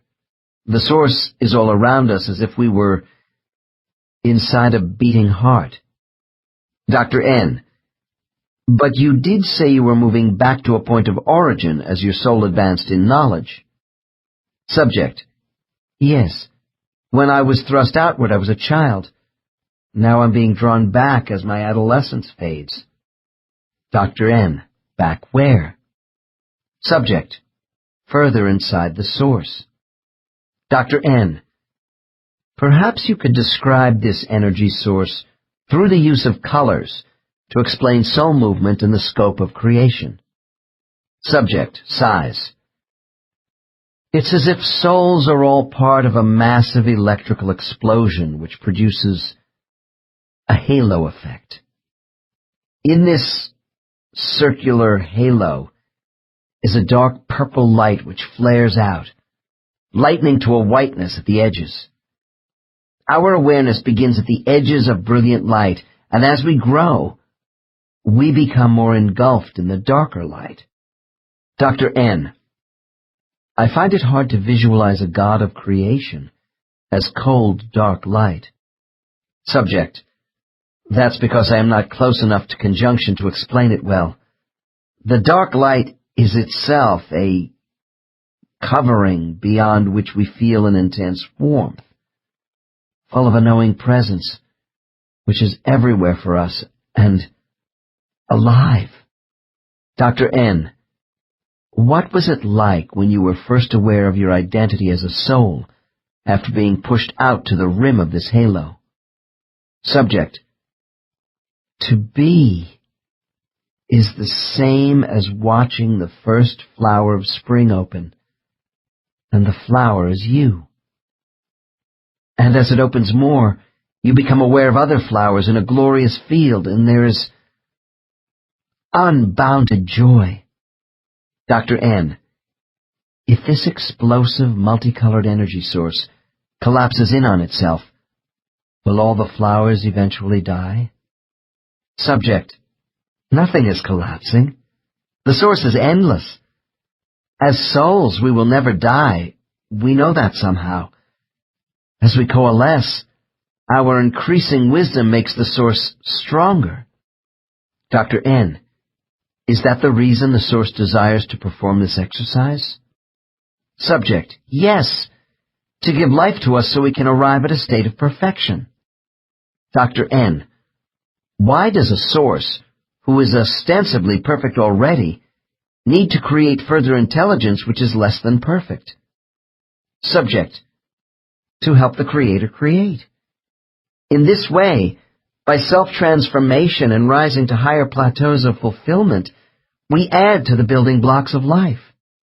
Dr. N: were souls forced to break away from the source and come to places like Earth because of some sort of original sin or fall from grace in the spirit world? Subject: that's nonsense. We came to be magnified in the beautiful variety of creation. Dr. N: Thies, I want you to listen to me carefully. If the source needs to be made stronger or more wise by using a division of its divine energy to create lesser intelligence, which it hopes will magnify, doesn't this suggest it lacks full perfection itself? Subject: pause. The source creates for fulfillment of itself. Dr. N: that's my point. How can that which is absolute become more absolute unless something is lacking? Subject hesitates. That which we see to be our source is all we can know, and we think what the Creator desires is to express itself through us by birthing. Dr. N: and do you think the source is actually made stronger by our existence as souls?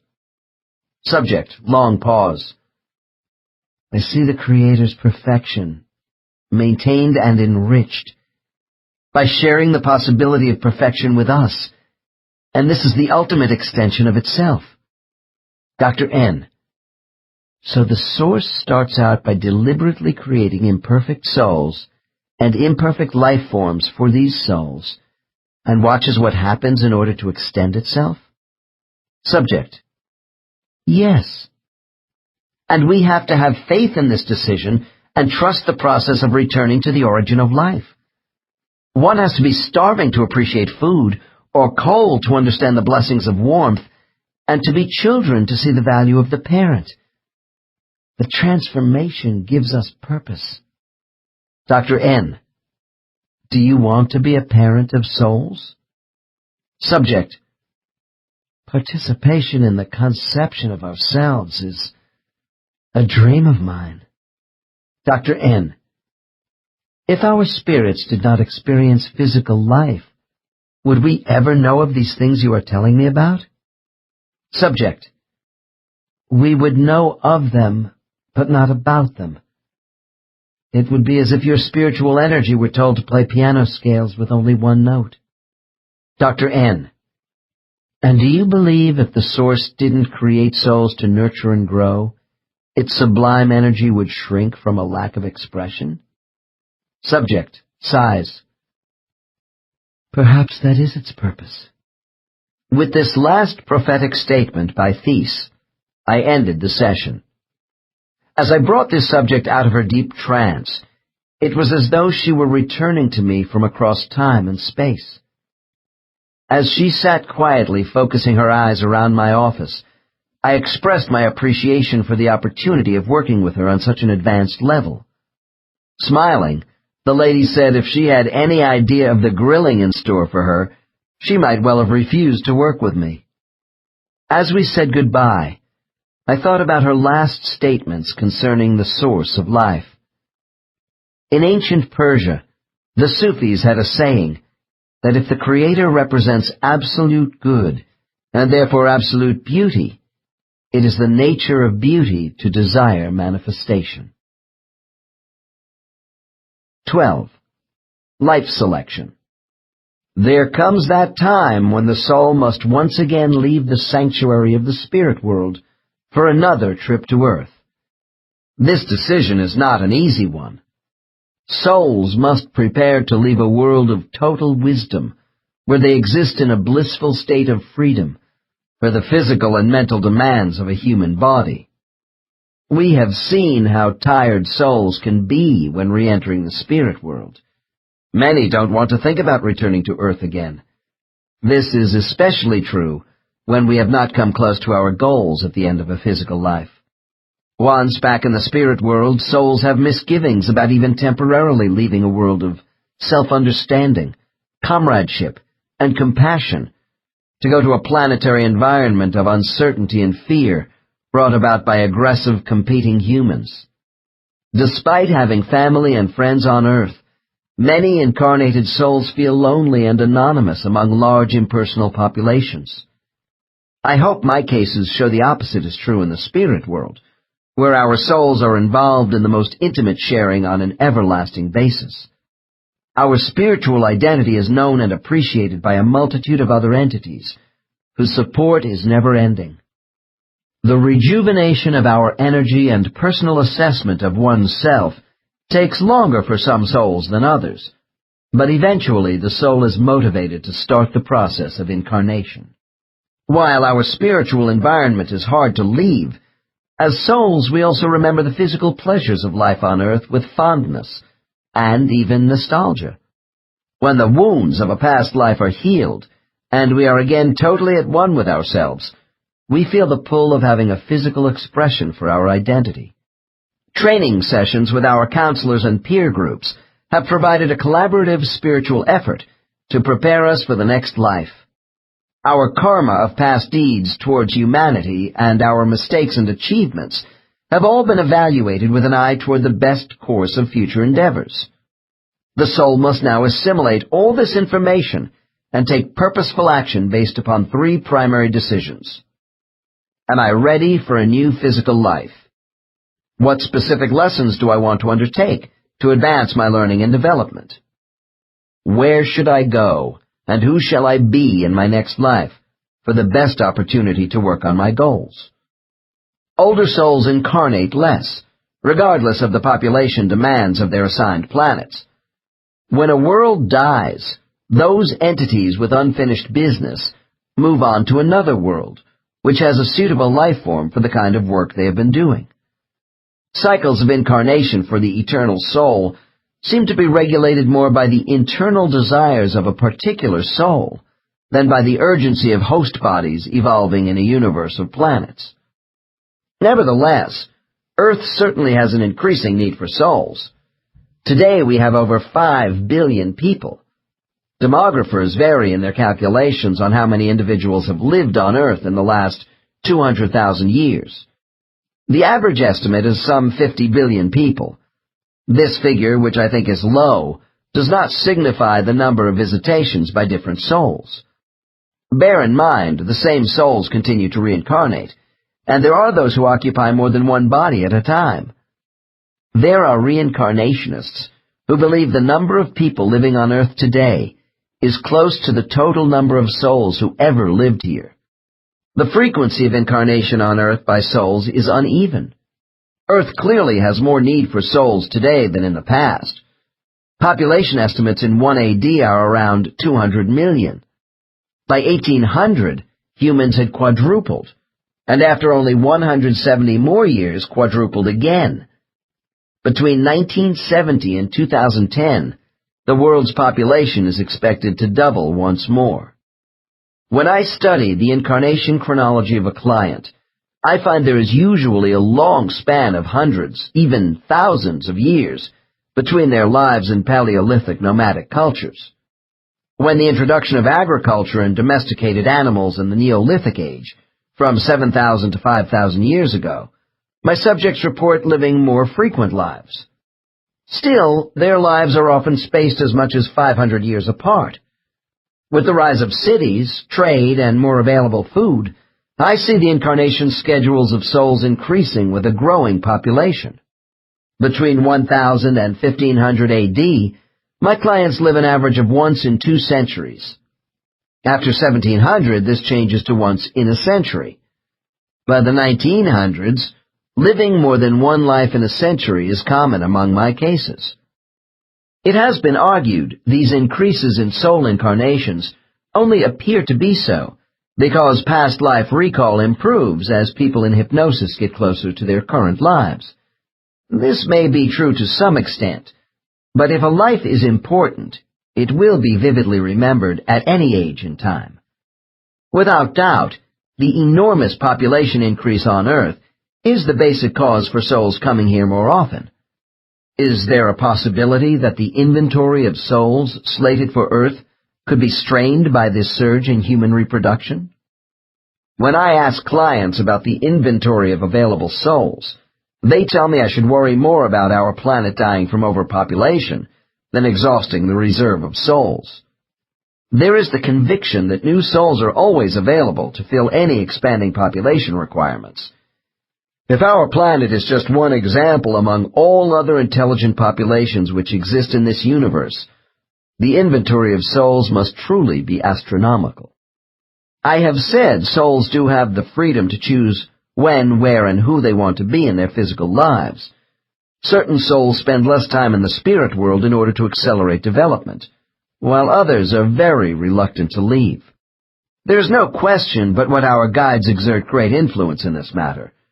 Just as we were given an intake interview in the orientation phase, right after death, there are preparatory exit interviews by spiritual advisors to determine our readiness for rebirth.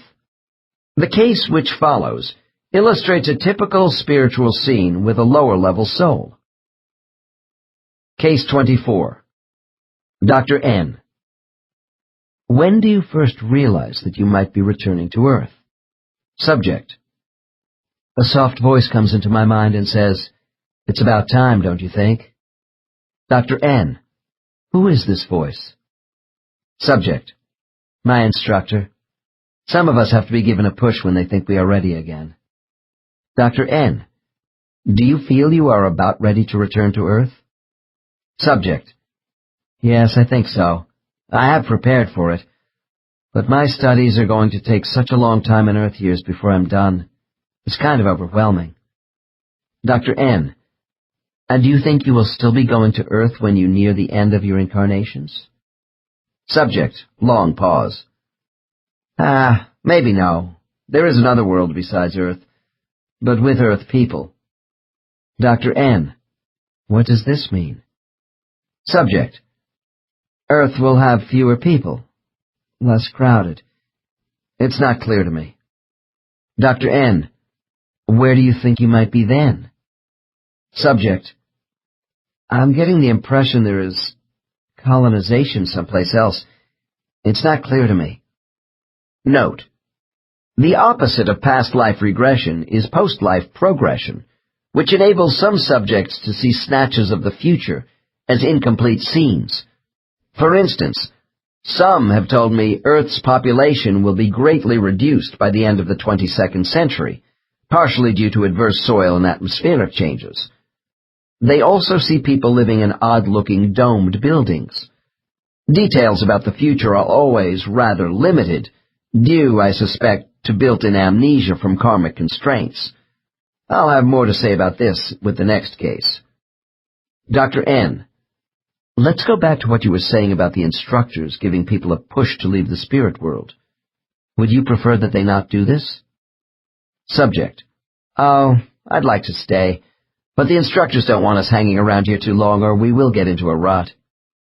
Dr. N. Could you insist on staying? Subject. Well, yes. The instructors don't force you to leave because they're so gentle. Laughs.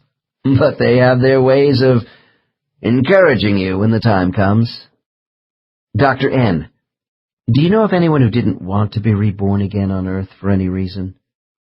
Subject: Yes, my friend Mark. He said he had nothing to contribute anymore. He was sick of life on Earth and didn't want to go back. Dr. N., had he lived many lives? Subject: No, not really, but he wasn't adjusting well in them. Dr. N., what did the teachers do with him? Was he allowed to stay in the spirit world? Subject, reflectively: We choose to be reborn when it is decided we are ready. They don't force you to do anything. Mark was shown he did benefit others around him. Dr. N., what happened to Mark? Subject: After some more indoctrination, Mark realized he had been wrong about his abilities, and finally he went back to Earth. Dr. N.: Indoctrination? This makes me think of coercion. Subject, disturbed by my remark: It's not that way at all. Mark was just discouraged and needed the confidence to keep trying. Note: Case 10 in Chapter 4 on displaced souls told us about how souls who had absorbed too much negative energy from Earth were remodeled. Case 22 also mentioned the need for restoration with some damaged souls. These are more extreme alterations than the basic reframing apparently used on Mark's tired soul. Dr. N., if the guides don't force you, could a soul absolutely refuse to be reborn? Subject, pause. Yes, I guess you could stay here and never be reborn if you hated it that much. But the instructors told Mark that without life in a body, his studies would take longer. If you lose having direct experience, you miss a great deal. Dr. N., how about the reverse situation, where a soul insists on returning to Earth immediately, say after an untimely death? Subject, I have seen that too. It's an impulsive reaction and does wear off after a while. The instructors get you to see that wanting to hurry back someplace as a new baby wouldn't change the circumstances of your death. It might be different if you could be reborn as an adult right away in the same situation. Eventually, everyone realizes they must rest and reflect. Dr. N., well, give me your final thoughts about the prospect of living again. Subject, I'm excited about it. I would have no satisfaction without my physical lives. Dr. N., when you are ready for a new incarnation, what do you do? Subject, I go to a special place. Once a soul has decided to incarnate again, the next stage in the return process is to be directed to the place of life selection. Souls consider when and where they want to go on Earth before making a decision on who they will be in their new life. Because of this spiritual practice, I have divided life selection and our final choice of a body into 2 chapters for ease of understanding. The selection of a time and place for incarnation and who we want to be are not completely separate decisions. However, we start by having the opportunity of viewing how we might fit into certain environments in future time segments. Then our attention is directed to people living in these places. I was a little distracted by this procedure until I realized a soul is largely influenced by cultural conditions and events, as well as by the participants in these events during a span of chronological time. I have come to believe that the spirit world as a whole is not functionally uniform.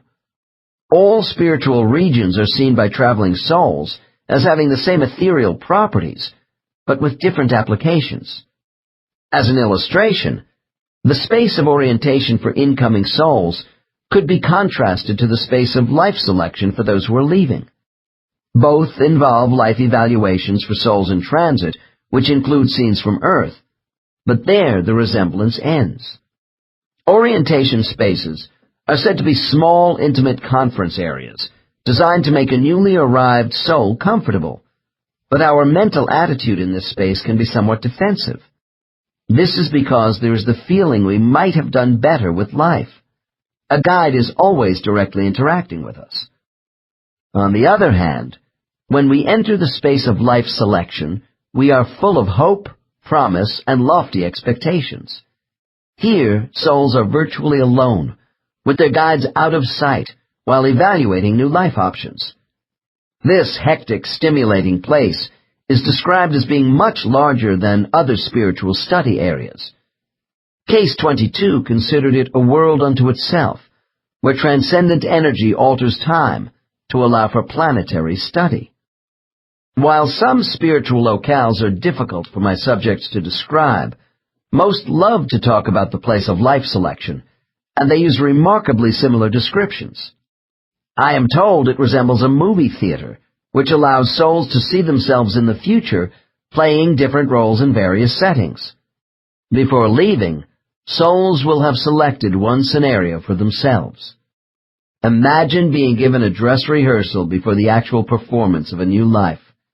To tell us about it, I have picked a male subject who is well acquainted with the way his soul is assisted in making appropriate decisions. Case 25. Dr. N. After you have made the decision you want to come back to Earth, what happens next? Subject. Well, when my trainer and I agree the time is right to accomplish things, I send out thoughts. Dr. N. Go on. Subject. My messages are received by the coordinators. Dr. N. Who are they? Doesn't your trainer guide handle all the arrangements for incarnation? Subject. Not exactly. He talks to the coordinators who actually assist us in previewing our life possibilities at the ring. Dr. N. What is the ring? Subject. That's where I'm going. We call it the Ring of Destiny. Dr. N. Is there just one place like it in the spirit world? Subject. Pause. Oh, I think there must be many, but I don't see them. Dr. N. All right. Let's go to the ring together on the count of 3. When I am finished with my count, you will have the capacity to remember all the details of this experience. Are you ready to go? Subject. Yes. Dr. N. 1, 2, 3. Your soul is now moving toward the space of life selection. Explain what you see. Subject. Long pause. I am floating towards the ring. It's circular. A monster bubble. Dr. N. Keep going. What else can you tell me? Subject. There's a concentrated energy force. The light is so intense. I'm being sucked inward through a funnel. It's a little darker. Dr. N. Are you afraid? Subject. No. I've been here before, after all. It's going to be interesting. I'm excited. What's in store for me? Dr. N. Okay. As you float inside the ring, what are your first impressions? Subject. Voice lowers. I am a little apprehensive, but the energy relaxes me. I have an awareness of concern for me. Caring. I don't feel alone. My trainer's presence is with me, too. Dr. N. Continue to report everything. What do you see next? Subject. The ring is surrounded by banks of screens. I'm looking at them. Dr. N. Screens on walls? Subject. They appear as walls themselves, but nothing is really solid. It's all elastic. The screens curve around me, moving. Dr. N. Tell me more about the screens. Subject. They are blank, not reflecting anything yet. They shimmer as sheets of glass. Mirrors. Dr. N. What happens next? Subject, nervously. I feel a moment of quietness. It's always like this. Then it's as if someone flipped a switch on the projector in a panorama movie theater.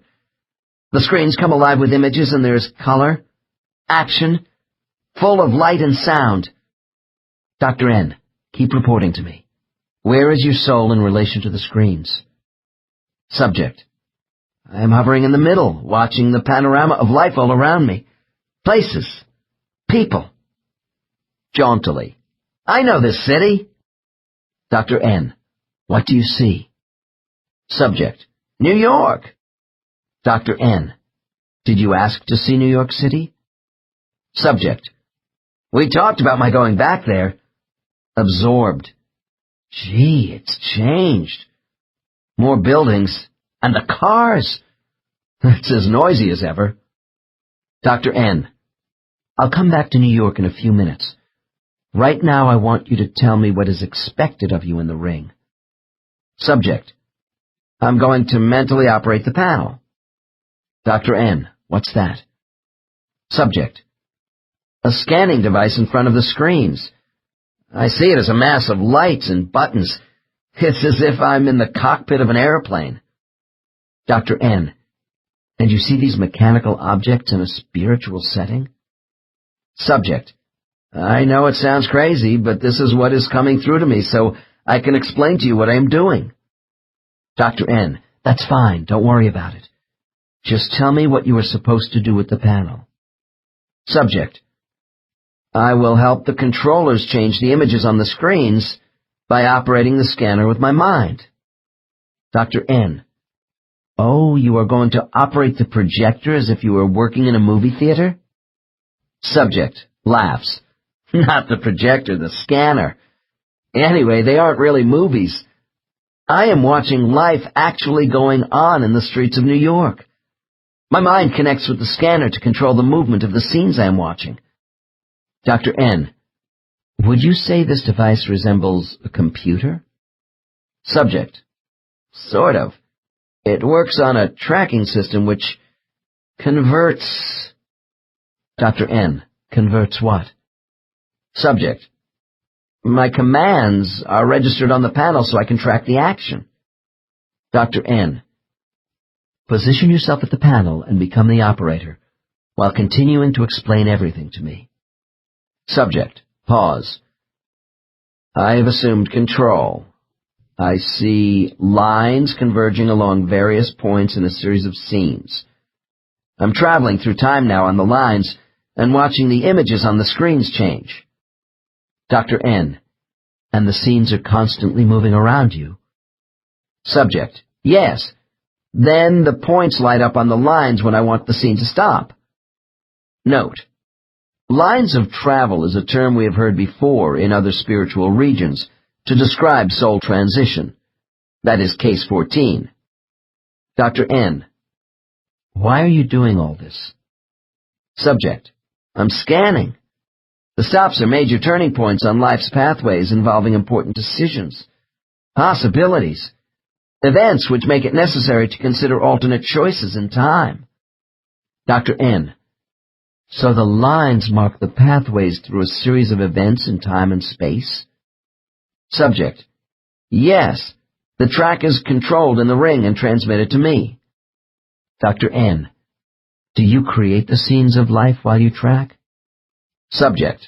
Oh, no. I simply control their movement through time on the lines. Dr. N. What else can you tell me about the lines? Subject.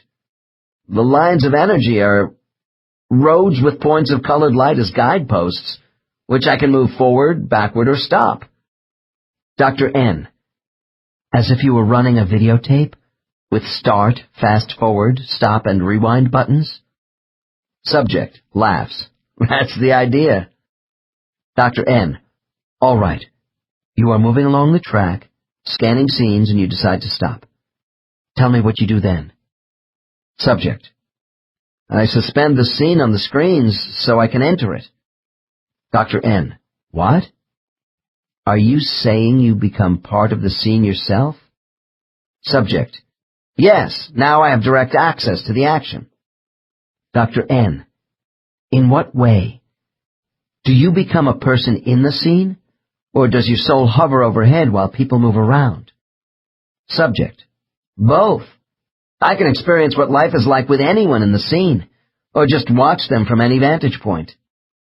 Dr. N. How can you leave the panel and go into a scene on Earth while still monitoring the action in the ring? Subject. I know you probably won't understand this, but part of me stays at the control so I can start up the scene again and stop at any time. Dr. N. Perhaps I do understand. Can you divide your energy? Subject. Yes, and I can send thoughts back to myself. Of course, the controllers are helping too as I go in and out of the screens. Dr. N. So, essentially, you can move time forward, backward, and stop it while tracking. Subject. Yes, in the ring. Dr. N. Outside the ring, does time coexist for you in the spirit world, or is it progressive? Subject. It coexists here, but we can still see it progress on Earth. Dr. N. It seems to me when souls are in the ring of destiny, they use time almost like a tool. Subject. As spirits, we do use time subjectively. Things and events are moved around and become objects in time, but to us time is uniform. Dr. N. The paradox I have with time travel is that what is going to happen has already happened, so you could meet your own soul in some human being as you come and go in life's scenes from the future. Subject. Smiles enigmatically. When making contact, the soul in residence is put on hold for a moment. It's relatively short. We don't disturb life cycles when tracking through time. Dr. N. Well, if past, present, and future are not really separate while you are tracking, why do you stop scenes to consider choices when you can already see into the future? Subject. I'm afraid you don't realize the real purpose of time use by the controllers of the ring. Life is still conditional. Progressive time is created to test us. We are not shown all the possible endings to a scene. Parts of lives are obscured to us. Dr. N. So, time is used as a catalyst for learning by viewing lives when you can't see everything that is going to happen? Subject. Yes, to test our ability to find solutions. We gauge our abilities against the difficulty of the events. The ring sets up different experiments to choose from. On Earth, we will try to solve them. Dr. N. In the ring, can you look at life on planets besides Earth? Subject. I can't because I'm programmed for tracking time on Earth. Dr. N. Your being able to jump through time from the screens sounds like a ball. Subject. Grins. Oh, it's stimulating, that's for sure. But we can't frolic around because there are serious decisions to be made for the next life. I'll have to accept the consequences for any mistakes in my choices, if I am not able to handle a life well. Dr. N. I still don't see how you could make many serious mistakes in your choices when you actually experience part of the life in which you plan to live. Subject. My choices of life environments are not unlimited. As I said, I probably won't be able to see all of a scene in one time segment. Because of what they don't show you, there is risk attached to all body choices. Dr. N. If one's future destiny is not fully preordained, as you say, why call this space the ring of destiny? Subject. Oh, there is destiny, all right. The life cycles are in place. It's just that there are so many alternatives which are unclear. When I take my subjects into the spatial area of life selection, they see a circle of past, present, and future time, such as the ring in this case. Sensing they are leaving spiritual now time within the circle, souls apparently rotate back and forth on resonating waves during their observational runs.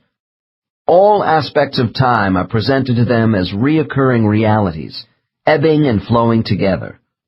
Because parallel realities are superimposed upon one another, they too can be seen as possibilities for physical lives, especially by the more experienced souls.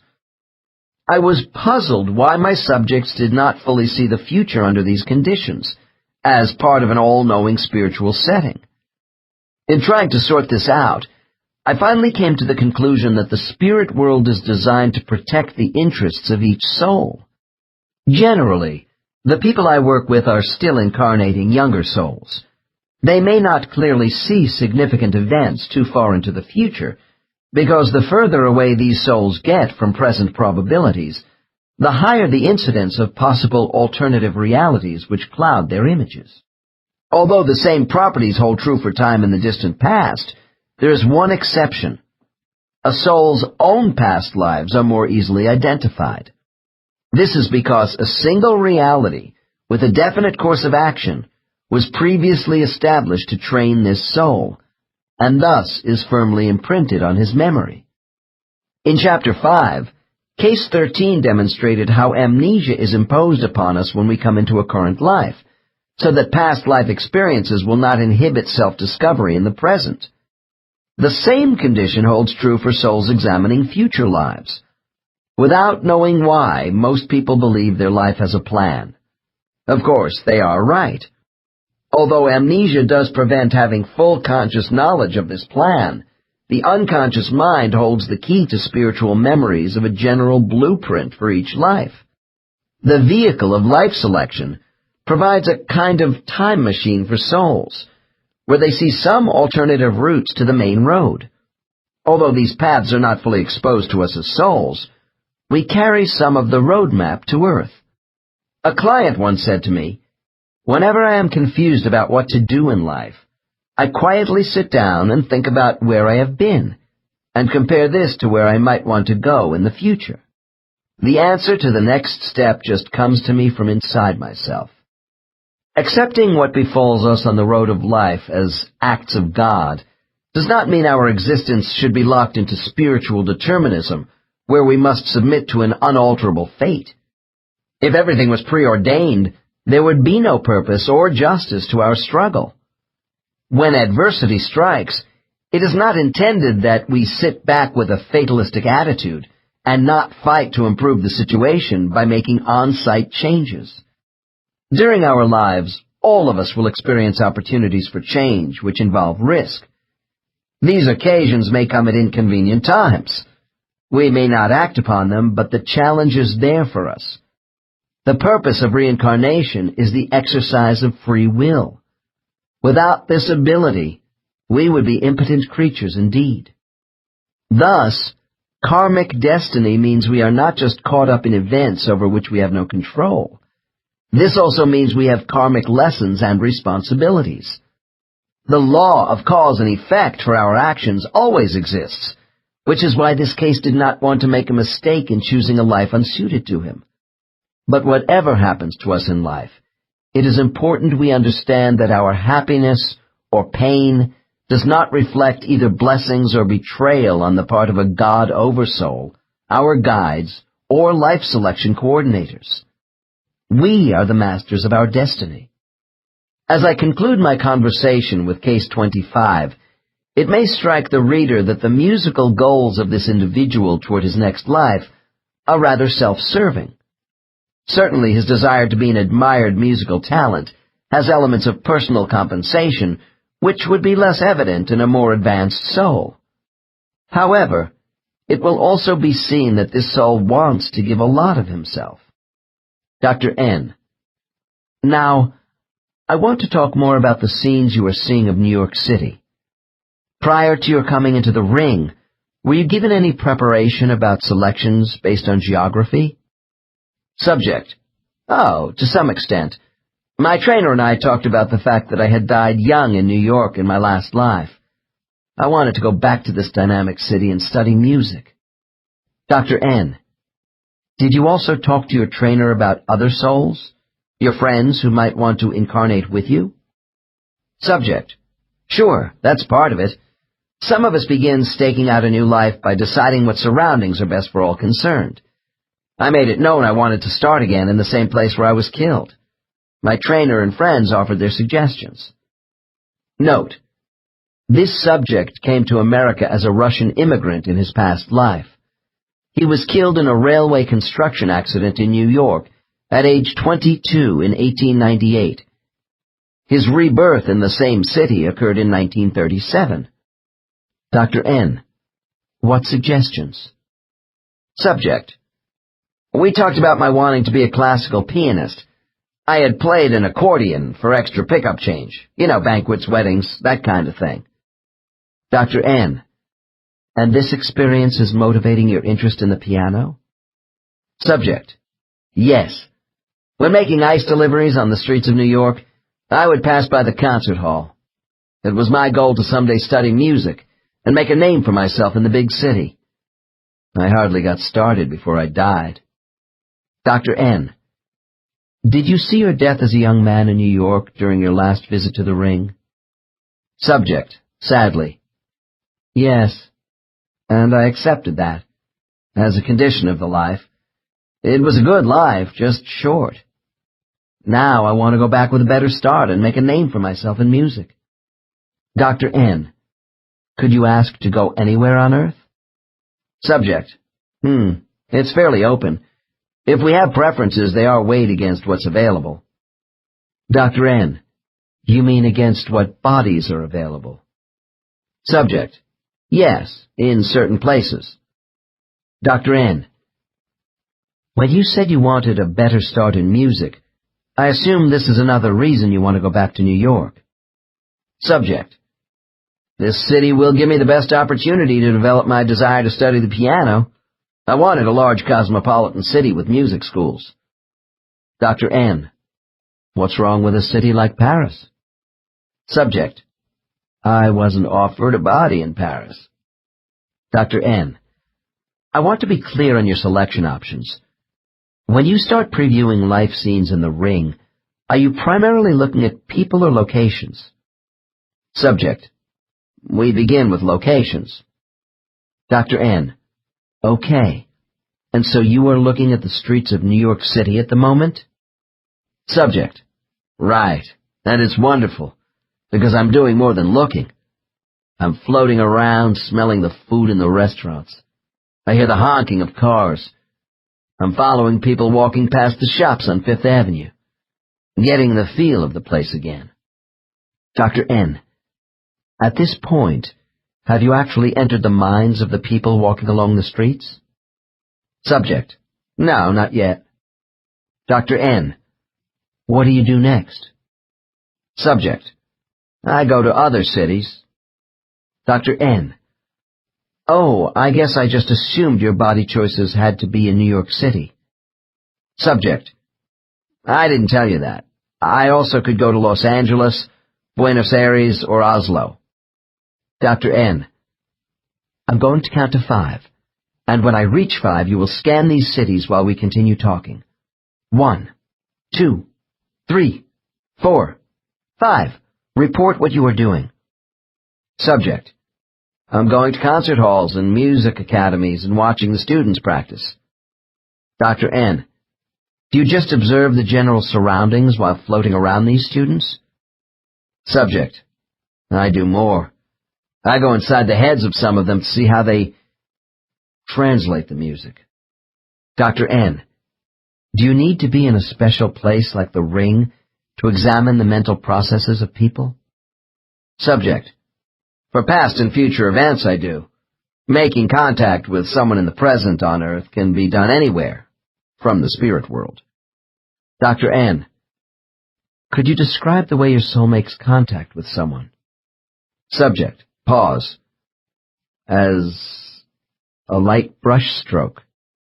Note: souls are quite capable of sending and receiving messages from each other between spiritual and temporal worlds, as many of us have personally experienced. However, these temporary connections are made and broken quickly. The joining of a soul to a soulless baby for a lifetime is more difficult, and will be described further in Case 29. Dr. N, as you look at these prospective lives, what year is it on Earth? Subject, hesitates.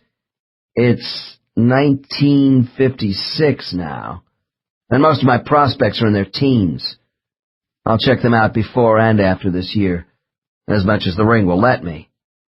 Dr. N, so the ring gives you the opportunity to actually be various people who, in relative time on Earth, are not yet born? Subject, To see if I would fit in well, to check out their talent and parents, that sort of thing. Decisively, I want New York. Dr. N, do you think you have looked at the other cities carefully enough? Subject, impatiently. Yes, I did that, but I don't want them. Dr. N, wait a minute. What if you liked a music student in Oslo, but wanted to live in New York City? Subject, laughs. As a matter of fact, there is a promising girl in Los Angeles. but I still want New York. Dr. N. All right, move forward. As your time in the ring draws to a close, give me the details of your probable life selection. Subject. I am going to New York to be a musician. I'm still trying to make up my mind between a couple of people, but I think I will choose... Stops to laugh. A dumpy kid with a lot of talent. His body won't have the stamina of my last one, but I'll have the advantage of parents with some money who will encourage me to practice. Dr. N. Money is important. Subject. I know I sound grasping, selfish, but there was no money in my last life.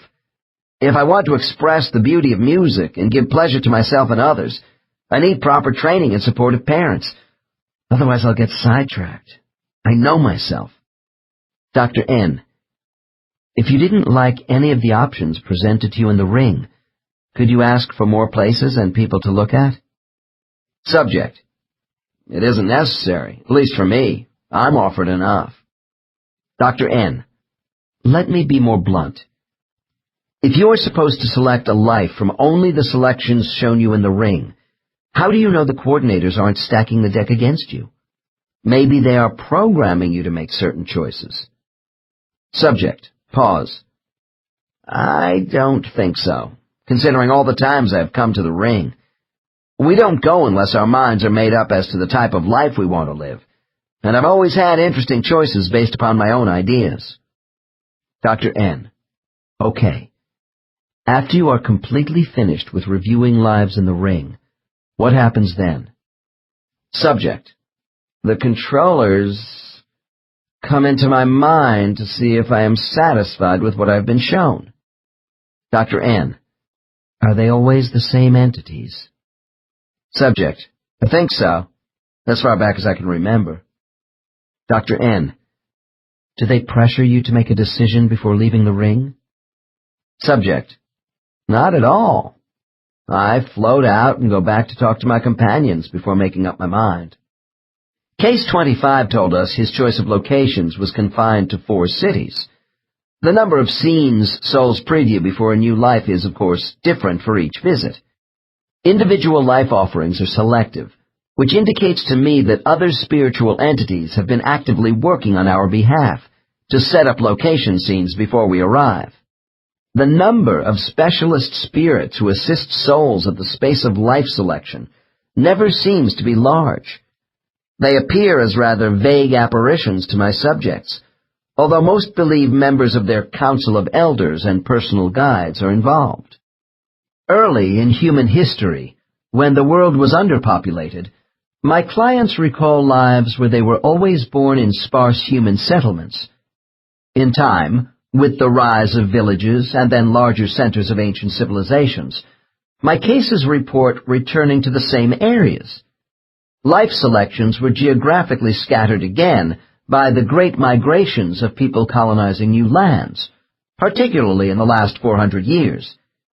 In this century of overpopulation, more souls are choosing to live in places where they have been before. Does this tendency today mean souls want to return to the same countries because of race? Souls are not inclined toward life selections based on ethnicity or nationalism. These products of human separatism are taught in childhood. Aside from the comfortable familiarity of culture in a soul's choice, which is different from racial bias, we must also factor in the affinity many spirits have for deserts, mountains, or the sea. Souls may also have a preference for rural or urban living. Are souls drawn back to the same geographic areas because they want a new life with the same family they had in their past life? The tradition among certain cultures, such as Native Americans, is that souls choose to stay within family bloodlines. A dying man is expected to come back as his own unborn grandchild. In my practice, I rarely see souls repeating the same genetic choices in past lives, because this would inhibit growth and opportunity. Once in a while I hear about a soul returning to the body of a relative in a former life under unusual karmic circumstances.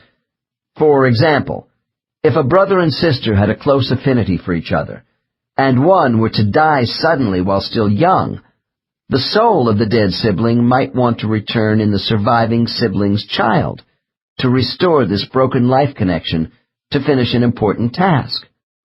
What is even more common in my experience are the souls of young children who die soon after birth and then return to the same parents as the soul of their next baby. These plans are all made in advance by the souls participating in tragic family events. They involve a maze of karmic issues. Not long ago, I had a case where my client had died from a birth defect early in his last life. I asked, "What was the purpose of your life ending when you were only a few days old?" He replied, "The lesson was for my parents, not me, and that's why I elected to come back for them as a filler." When souls return for a short time to help someone else, rather than work on their own issues, because there isn't time, some call this a filler life. In this case, the parents had abused and finally caused the death of another child when they were together in an earlier life. Although they were a loving young couple in the last life of my client, these parents evidently needed to experience the grief of having a child they desperately wanted taken away from them. Experiencing the anguish from this terrible loss gave the souls of these parents a deeper insight into the effects of severing a blood bond. I will have an example of this theme in Case 27. Spirits do not routinely see their deaths in future lives. If souls choose a life where their death will be premature, they often see it in the place of life selection. I have found that souls essentially volunteer in advance for bodies who will have sudden fatal illnesses, are to be killed by someone, or come to an abrupt end of life with many others from a catastrophic event. Souls who become involved in these tragedies are not caught in the wrong place at the wrong time, with a capricious God looking the other way. Every soul has a motive for the events in which it chooses to participate. One client told me his last life was planned in advance to end at 7 years of age as an American Indian boy. He said, "I was looking for a short burst lesson in humility, and this life as a mistreated, starving half-breed was enough." Another, more graphic example of a soul volunteering for a terrible assignment was that of one of my subjects who elected in her last life to join, with 3 others of her soul group, the bodies of Jewish women taken from Munich into the death camp at Dachau in 1941. All were assigned to the same barracks, also prearranged, where my client died in 1943 at age 18, comforting the children and trying to help them survive. Her mission was accomplished with courage. While events, race, culture, and geographic location often appear to come first in the selection process, they are not the most significant choices for the soul's next life.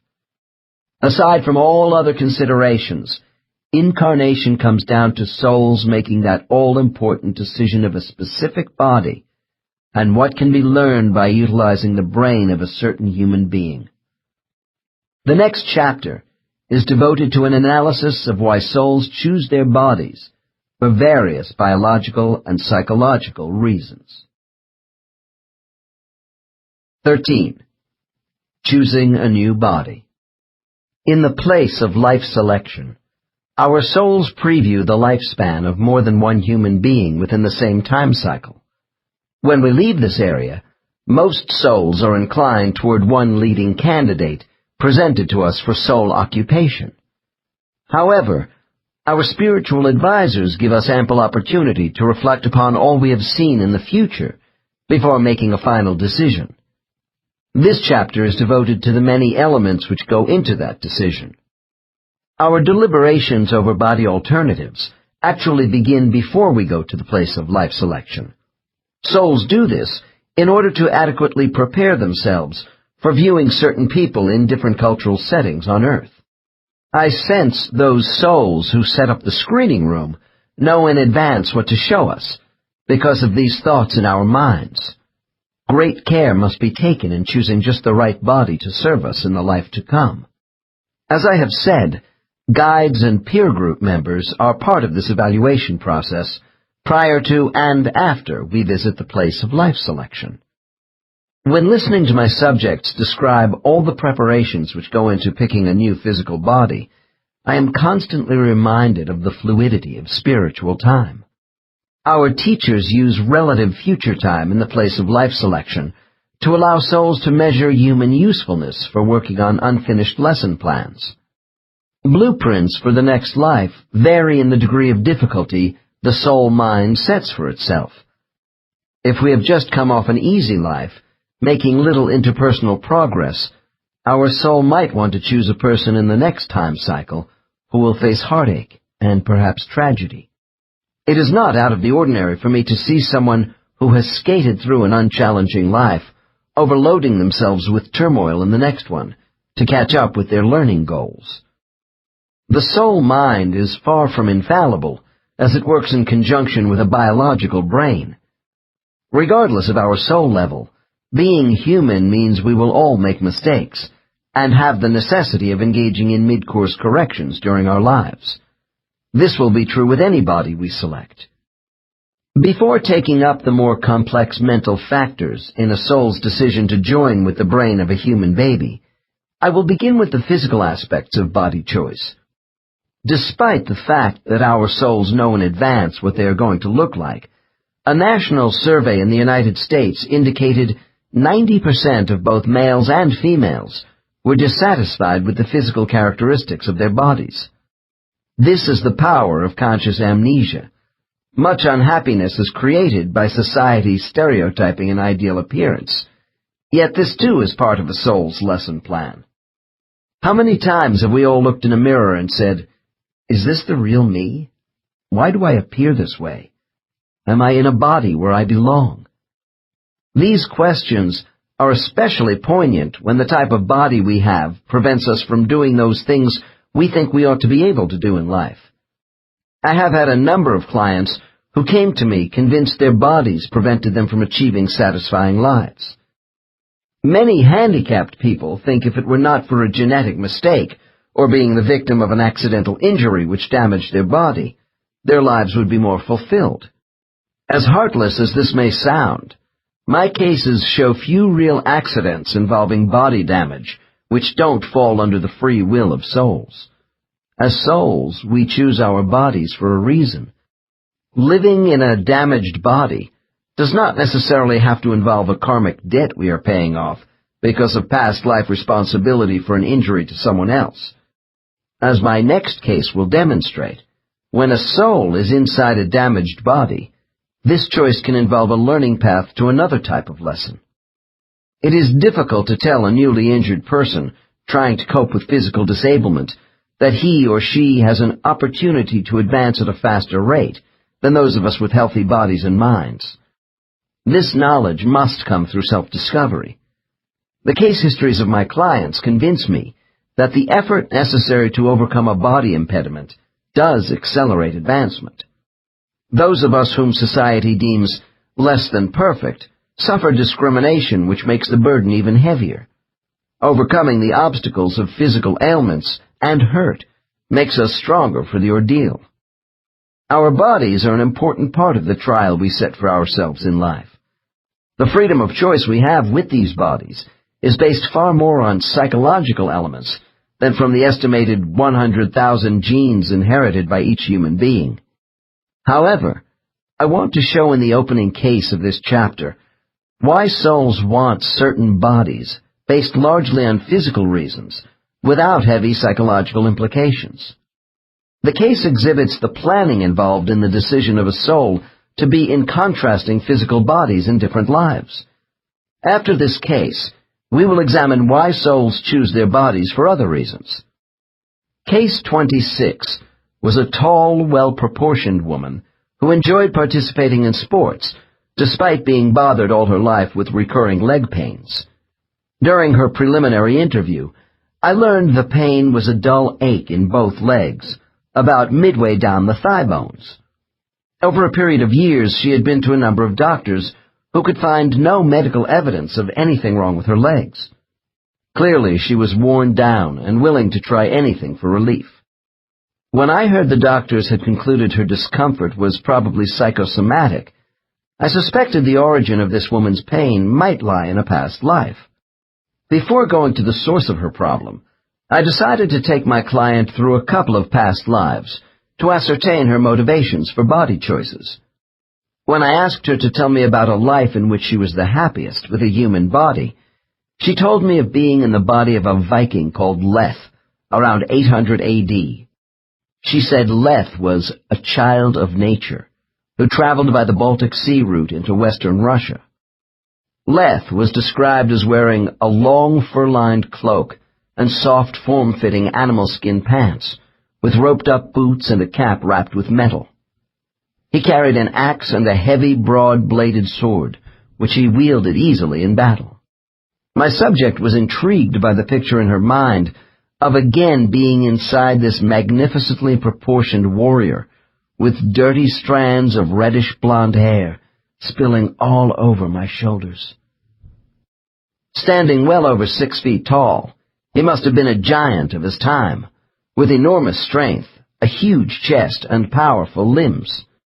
A man of great endurance, Leth navigated with other Norsemen over long distances, sailing up rivers and hiking through thick virgin forests, pillaging settlements along the way. Leth was killed during a raid while looting a village. Case 26. Dr. N. What was most important to you about this life you have just recalled as Leth the Viking? Subject: to experience that magnificent body and the feeling of raw physical power. I have never had another body like that one in all my existences on earth. I was fearless because my body did not react to pain even when wounded. In every respect, it was flawless. I never got sick. Dr. N. Was Leth ever mentally troubled by anything? Was there any emotional sensitivity for you in this life? Subject bursts out laughing. Are you kidding? Never. I lived only for each day. My concerns were not getting enough fighting, plunder, food, drink, and sex. All my feelings were channeled into physical pursuits. What a body. Dr. N.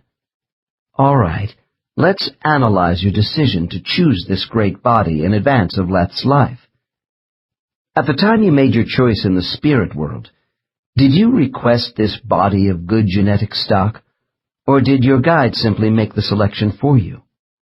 Subject: counselors don't do that. Dr. N. Then explain to me how this body came to be chosen by you. Subject: I wanted one of the best physical specimens on earth at the time, and Leth was offered to me as a possibility. Dr. N. You had only one choice? Subject: No, I had two choices of people living in this time. Dr. N. What if you didn't like any of the body choices presented to you for occupation in that time segment? Subject, thoughtfully.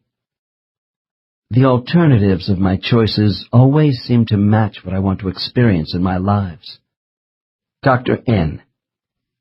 Do you have the sense the counselors know in advance which body selections are exactly right for you? Or are they so harried it's just an indiscriminate grab bag of body choices? Subject: Nothing here is careless. The counselors arrange everything. Dr. N. I have wondered if the counselors might get mixed up once in a while. With all the new babies born, could they ever assign 2 souls to one baby? Or leave a baby without a soul for a while? Subject, laughing. We aren't in an assembly line. I told you they know what they are doing. They don't make mistakes like that. Dr. N. I believe you. Now, as to your choices, I am curious if 2 bodies were sufficient for your examination in the place of life selection. Subject: We don't need a lot of choices for lives once the counselors get their heads together about our desires. I already had some idea of the right body size and shape, and the sex I wanted before being exposed to my 2 choices. Dr. N. What was the body choice you rejected in favor of Leth? Subject. Pause. That of a soldier from Rome, also with the strong body I wanted in that lifetime. Dr. N. What was wrong with being an Italian soldier? Subject. I didn't want control over me by the state. Subject shakes head from side to side. Too restrictive. Dr. N. As I remember, by the 9th century, much of Europe had fallen under the authority of Charlemagne's Holy Roman Empire. Subject. That was the trouble with the soldier's life. As a Viking, I answered to nobody. I was free. I could move around with my band of invaders in the wilderness without any governmental control. Dr. N. Then freedom was also an issue in your choice. Subject. Absolutely. The freedom of movement, the fury of battle, the use of my strength and uninhibited action. Life at sea and in the forests was robust and constant. I know the life was cruel, too, but it was a brutal time. I was no better or worse than the rest. Dr. N. But what about other considerations, such as personality? Subject. Nothing bothered me as long as I was able to physically express myself to the fullest. Dr. N. Did you have a mate, children? Subject. Shrugs. Too restrictive. I was on the move. I possessed many women, some willing, others not. And this pleasure added to my expression of physical power. I didn't want to be tied down in any way. Dr. N. So the body of Leth was your preference, as a pure physical extension of sensual feeling? Subject. Yes. I wanted to experience all body senses to the fullest, nothing more. I felt my subject was now ready to go to work on her current problem. After bringing her out of superconscious into a subconscious state, I asked her to go directly to a life which may have involved leg pain. Almost at once, the woman dropped into her most recent past life and became a 6-year-old girl named Ashley, living in New England in the year 1871. Ashley was riding in a fully loaded, horse-drawn carriage when suddenly she opened the door and tumbled out under the vehicle. When she hit the cobblestone street, one of the heavy rear carriage wheels rolled over her legs at the same point above both knees, crushing the bones. My subject re-experienced a sharp pain in her legs while describing the fall. Despite efforts from local physicians and the prolonged use of wood splints, Ashley's leg bones did not heal properly. She was never able to stand or walk again, and poor circulation caused repeated swelling in her legs for the rest of a rather short life. Ashley died in 1912, after a productive period of years as a writer and tutor of disadvantaged children. When the narration of Ashley's life ended, I returned my subject to the spirit world. Dr. N. In your history of body choices, why did you wait 1,000 years between being a physically strong man and a crippled woman? Subject. Well, of course I developed a better sense of who I was during the lives in between. I chose to be crippled to gain intellectual concentration. Dr. N. You chose a broken body for this? Subject. Yes, you see, being unable to walk made me read and study more. I developed my mind, and listened to my mind. I learned to communicate well and to write with skill because I wasn't distracted. I was always in bed. Dr. N. Was any characteristic about your soul particularly evident in both Ashley and Leth the Viking? Subject. That part of me which craves fiery expression was in both bodies. Dr. N. I want you to go to the moment you were in the process of choosing the life of Ashley. Tell me how you decided on this particular damaged body. Subject. I picked a family in a well-established, settled part of America. I wanted a place with libraries, and to be taken care of by loving parents, so I could devote myself to scholarship. I constantly wrote to many unhappy people and became a good teacher. Dr. N.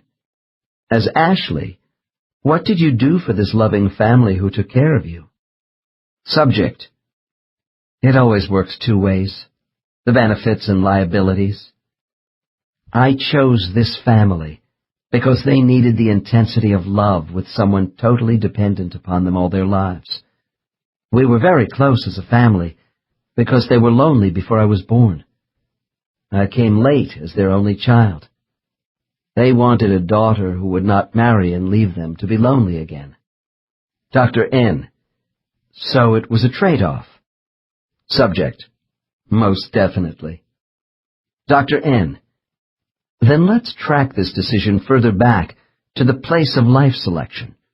When your soul first saw Ashley's life, did you see the details of your carriage accident then? Subject. Of course, but it wasn't an accident. It was supposed to happen. Dr. N. Once you came to Earth, who was responsible for the fall? Was it your soul mind or Ashley's biological mind? Subject. We worked in unison. She was going to be fooling with the carriage door handle, and I capitalized on that. Dr. N. Tell me what was going through your soul mind in the life selection room when you saw the scene of Ashley falling and being injured. Subject. I thought about how this crippled body could be put to good use. I had some other choices for body injuries, but I preferred this one because I didn't want to have the capability for much movement. Dr. N. I want to pursue the issue of causality here. Would Ashley have fallen anyway if she had a soul other than your own? Subject. Defensively. We were right for each other. Dr. N. That doesn't answer my question. Subject. Long pause. There are forces beyond my knowledge as a spirit. When I saw Ashley for the first time, I was able to see her without me, healthy, older, another life possibility. Dr. N. Now we are getting somewhere. Are you saying if Ashley had begun her life with another soul entity, that she might not have fallen at all? Subject. Yes. That's a possibility. One of many. She could also have been less severely injured, with the ability to walk on crutches. Dr. N. Well, did you see a physically healthy Ashley living happily without your soul? Subject. I saw a grown woman, normal legs, unhappiness with a man, frustration at being trapped in an unrewarding life, sorrowful parents, but easier. Voice becomes more firm. No, that course would not have worked well for either of us. I was the best soul for her. Dr. N. Were you the prime mover of the fall once you elected to become Ashley's soul? Subject. It was both of us. We were one at that moment.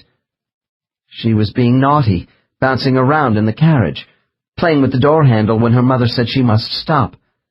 Then I was ready and she was ready. Dr. N.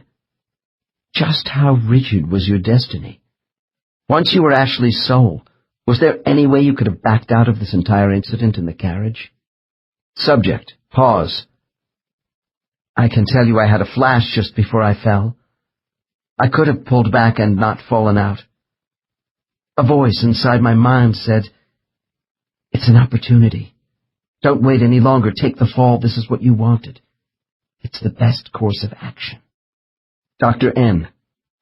Was that particular moment important? Subject. I didn't want Ashley to get too much older.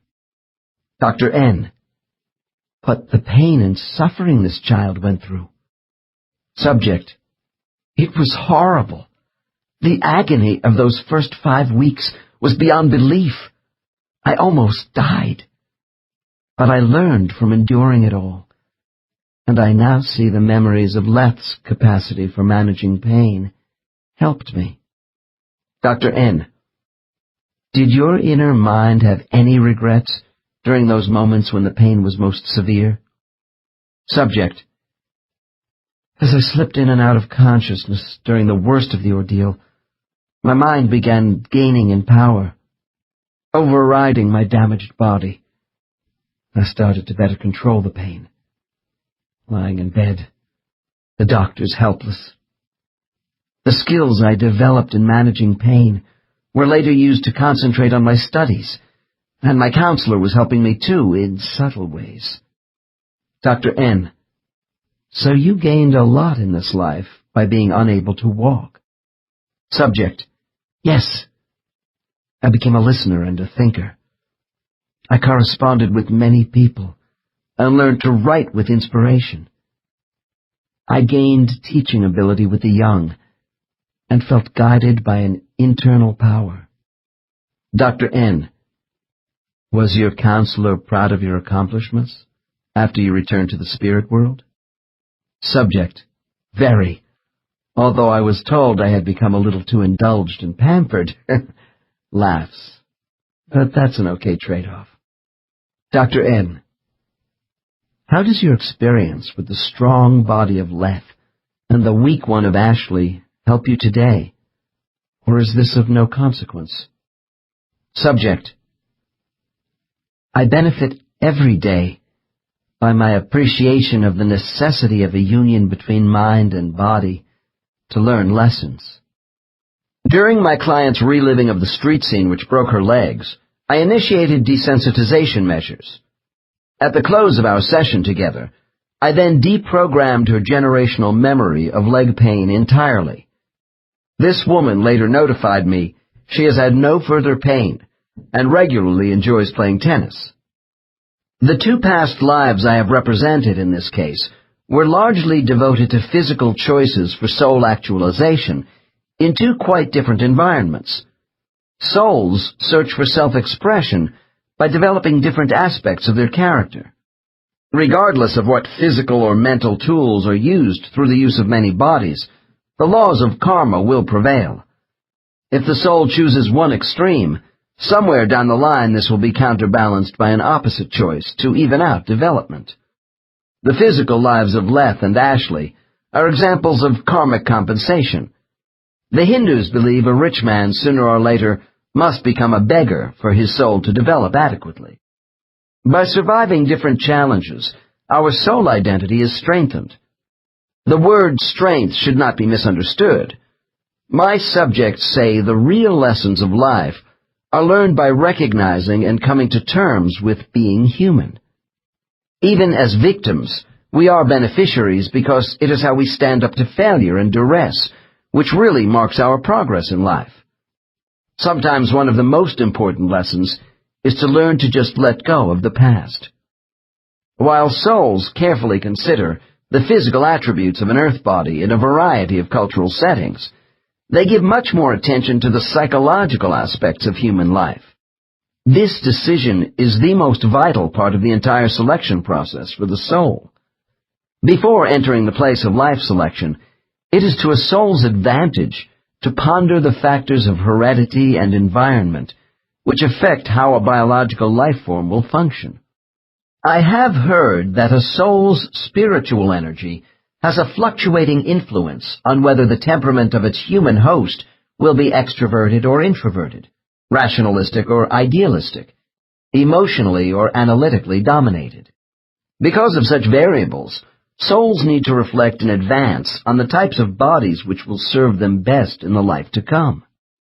From what I can gather, a soul's thoughts about certain human behavior preferences for themselves in the next life are known by guides and those masters charged with operating the life selection stations. It appears to me some souls take this responsibility more seriously than others. Yet a soul in the pre-life selection phase can reflect only so much on how they would fit into a specific body. When souls are called to the place of life selection, the guesswork is over.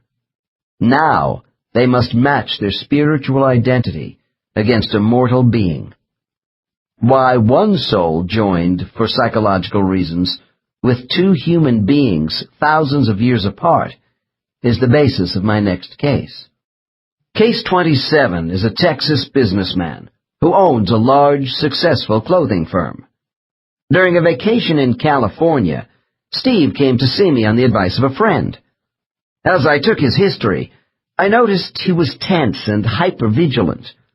While his fingers toyed with a keychain, Steve's eyes darted anxiously around my office. I asked if he was nervous or afraid of hypnosis as a procedure, and he replied, "No, I'm more afraid of what you will uncover."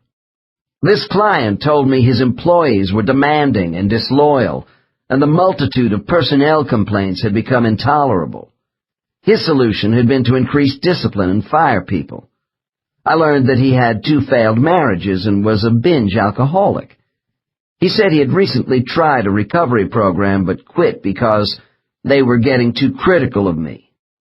As we talked further, Steve explained that his mother disappeared after leaving him on the steps of a church in Texas within a week of his birth.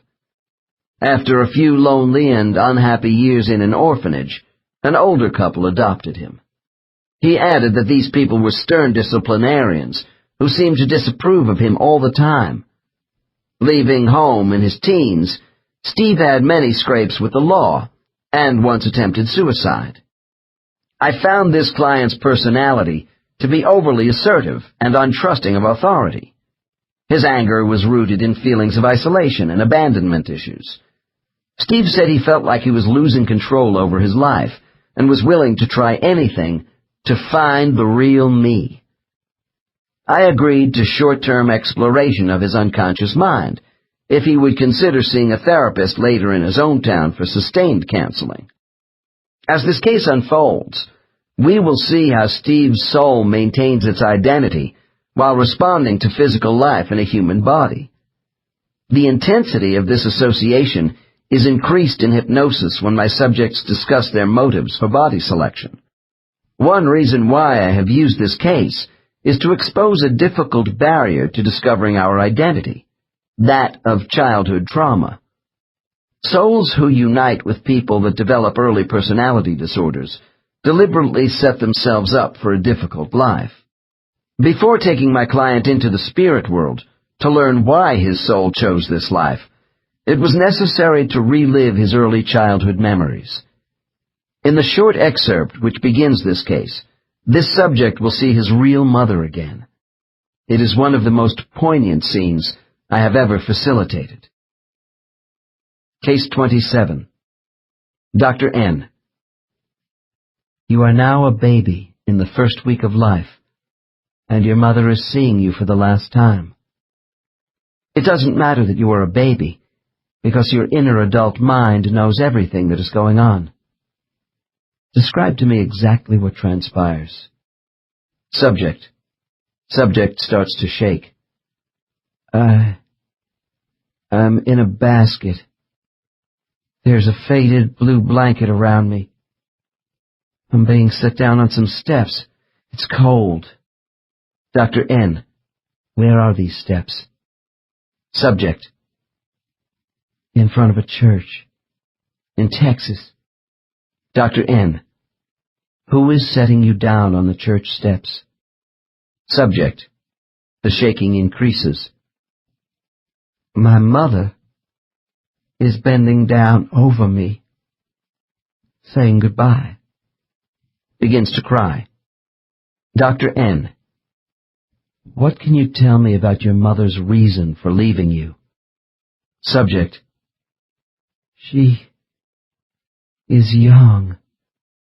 Not married to my father. He is already married. She is crying. I can feel her tears falling on my face. Dr. N. Look up at her. What else do you see? Subject. Chokes. Flowing black hair. Beautiful. I reach up and touch her mouth. She kisses me. Soft. Gentle. She is having a terribly hard time leaving me here. Dr. N. Does she say anything to you before leaving? Subject. Subject can now hardly talk. I must leave you for your own good. I have no money to take care of you. My parents won't help us. I love you. I will always love you and hold you in my heart forever. Dr. N. What happens then? Subject. She takes hold of a heavy door knocker. It has an animal on it. And bangs on the door. We hear footsteps coming. Now she is gone. Dr. N. What do your inner thoughts tell you about all you have seen? Subject, almost overcome by emotion. Oh, she wanted me after all. Didn't want to leave me. She loved me. Dr. N. I place my hand on the subject's forehead and begin a series of post-hypnotic suggestions, which end with the following instructions. Steve, you will be able to recall this subconscious memory in your conscious mind. You will retain this picture of your mother for the rest of your life. You now know how she truly felt about you, and that her energy is still with you. Is this clear? Subject. Yes, it is. Dr. N. Now, move forward in time and tell me how you feel about your foster parents. Subject. Never satisfied with me. Made me feel guilty about everything. Controlling and judging me. Subject's face is dripping wet with tears and perspiration. Don't know who I'm supposed to be. I'm not real. Dr. N. I raise my voice. Tell me what is unreal about you. Subject. Pretending. Stops. Dr. N. Keep going. Subject. I'm not really in control. Constant anger. Mistreating people to get even. Hopelessness. Note. After additional conditioning, I will now take my subject back and forth between his subconscious and superconscious mind. Dr. N. All right, Steve. Now let's go back to the time before your birth into this life. Tell me if you have ever lived in another life with the soul of your birth mother.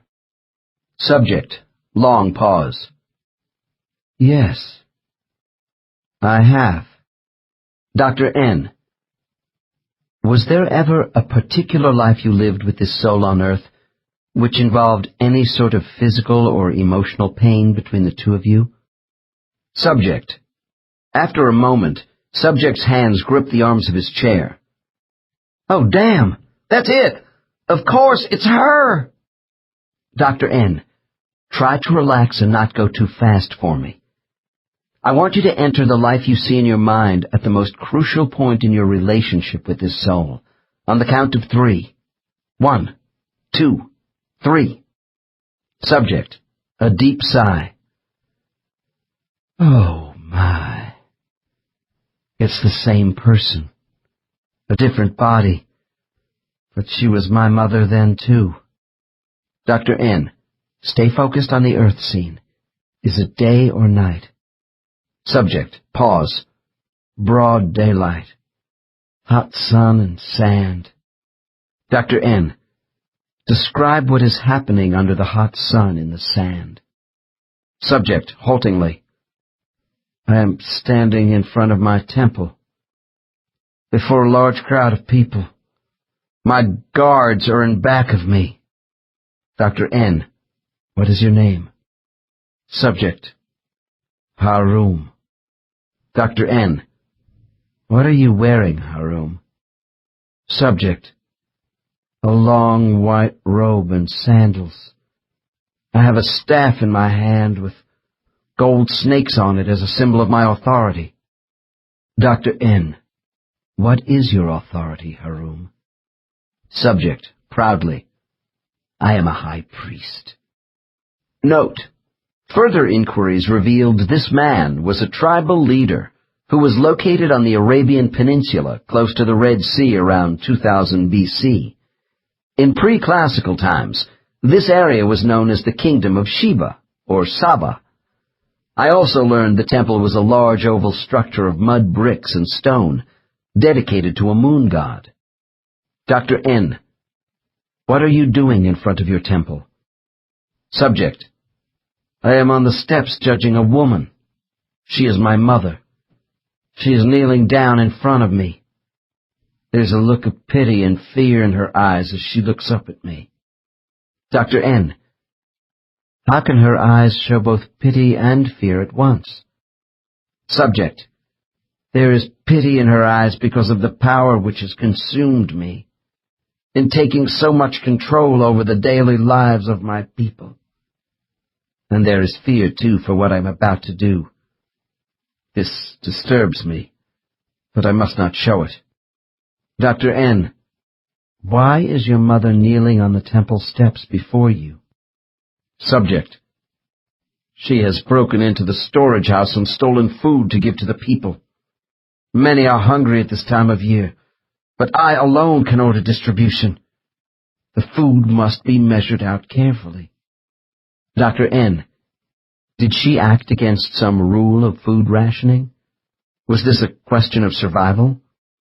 Subject, abruptly: There is more to this. By disobeying me, she is undermining my authority.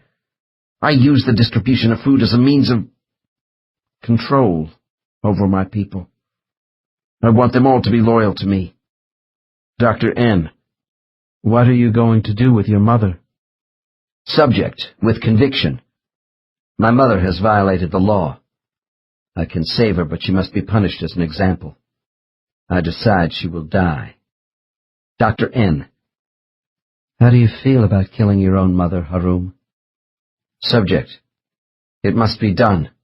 She has been a constant thorn in my side, causing unrest among my people because of her position. I cannot govern freely with her here any longer. Even now she is defiant. I order her death by banging my staff on the stone steps. Dr. N. Later on, are you sad about ordering your mother's execution? Subject, voice becomes strained: I must not think about such things if I am to maintain power. At this point, Steve's mind had relived two emotionally wrenching events involving voluntary actions of separation between mother and son. Although he had made the karmic connection, it was important that his abandonment as a baby not be isolated as pure historic retribution. For healing to begin, we had to go further. The next stage in our session together was designed to recover Steve's soul identity. To do this, I took him into the spirit world. In each of my cases, I tried to bring the subject back to the most appropriate spiritual area to get the best results. In case 13, I used the place of orientation. With case 27, we will go back to relive the spiritual time just after his return from the place of life selection. In this setting, I want Steve to see the reasons for his current body choice and the role of other soul participants in his life. Dr. N. By what name are you known in the spirit world? Subject, Sumus. Dr. N. All right, Sumus. Since we are now in the spirit world again, I want us to go to the period just following your initial viewing of the man who is Steve. What are your thoughts? Subject, such a resentful man.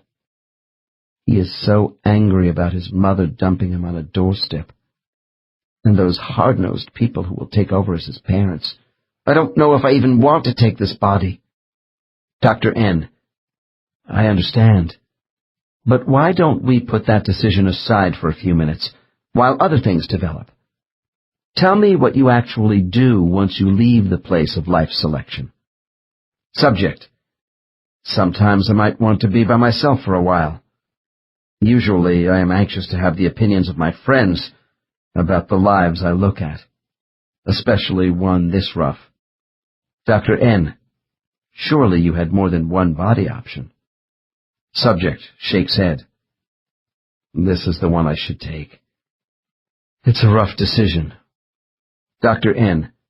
Tell me, Sumus, when you are back with your group of friends, do you discuss the possibility of yourself associating with some of them in the next life? Subject. Yes. More often than not, these close friends are going to be in my life to come, just as I will be in theirs. Some of my clutch will not be in certain lives. It doesn't matter. We all discuss our next life with each other. I want to get their ideas on details. You see, we all know each other so well, our strengths and weaknesses, former successes and failures, what to watch out for, that kind of thing. Dr. N.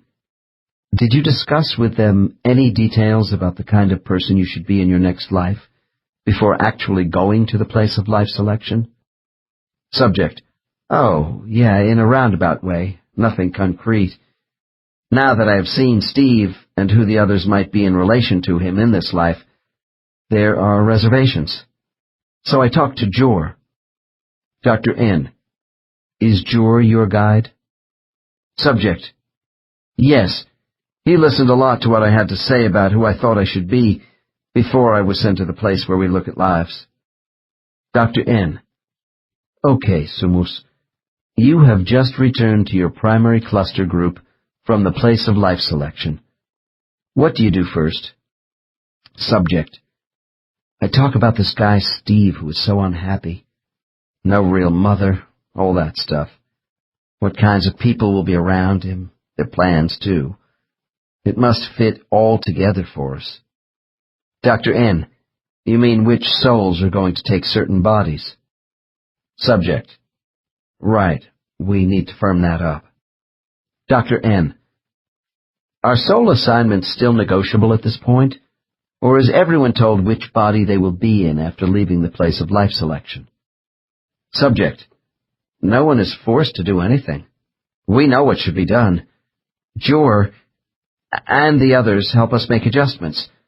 They are sent in to round out the picture. Subject's face becomes grave. Dr. N. Is something bothering you at this moment, Sumus? Subject, in a cheerless manner. My friends are moving away. There are others coming. Oh. Dr. N. I gather some deliberations are about to occur with other souls. Try to relax as best you can. On my command, you will clearly relate to me everything that is happening. Do you understand? Subject, nervously. Yes. Dr. N. Begin. How many entities do you see? Subject. There are 4 of them coming over to me. Jor is one of them. Dr. N. Who is first? Subject.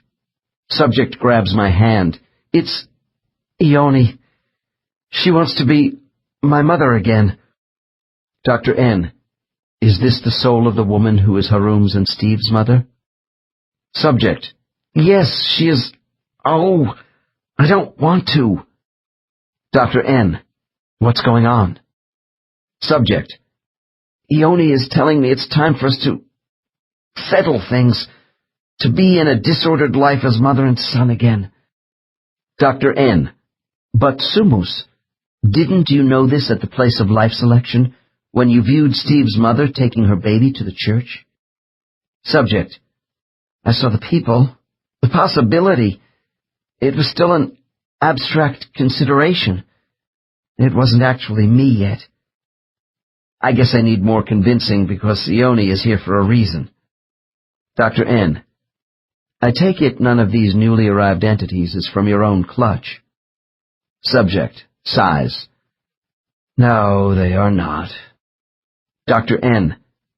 Why did you and Ione wait 4,000 Earth years before discussing a balancing out of your treatment of her in Arabia?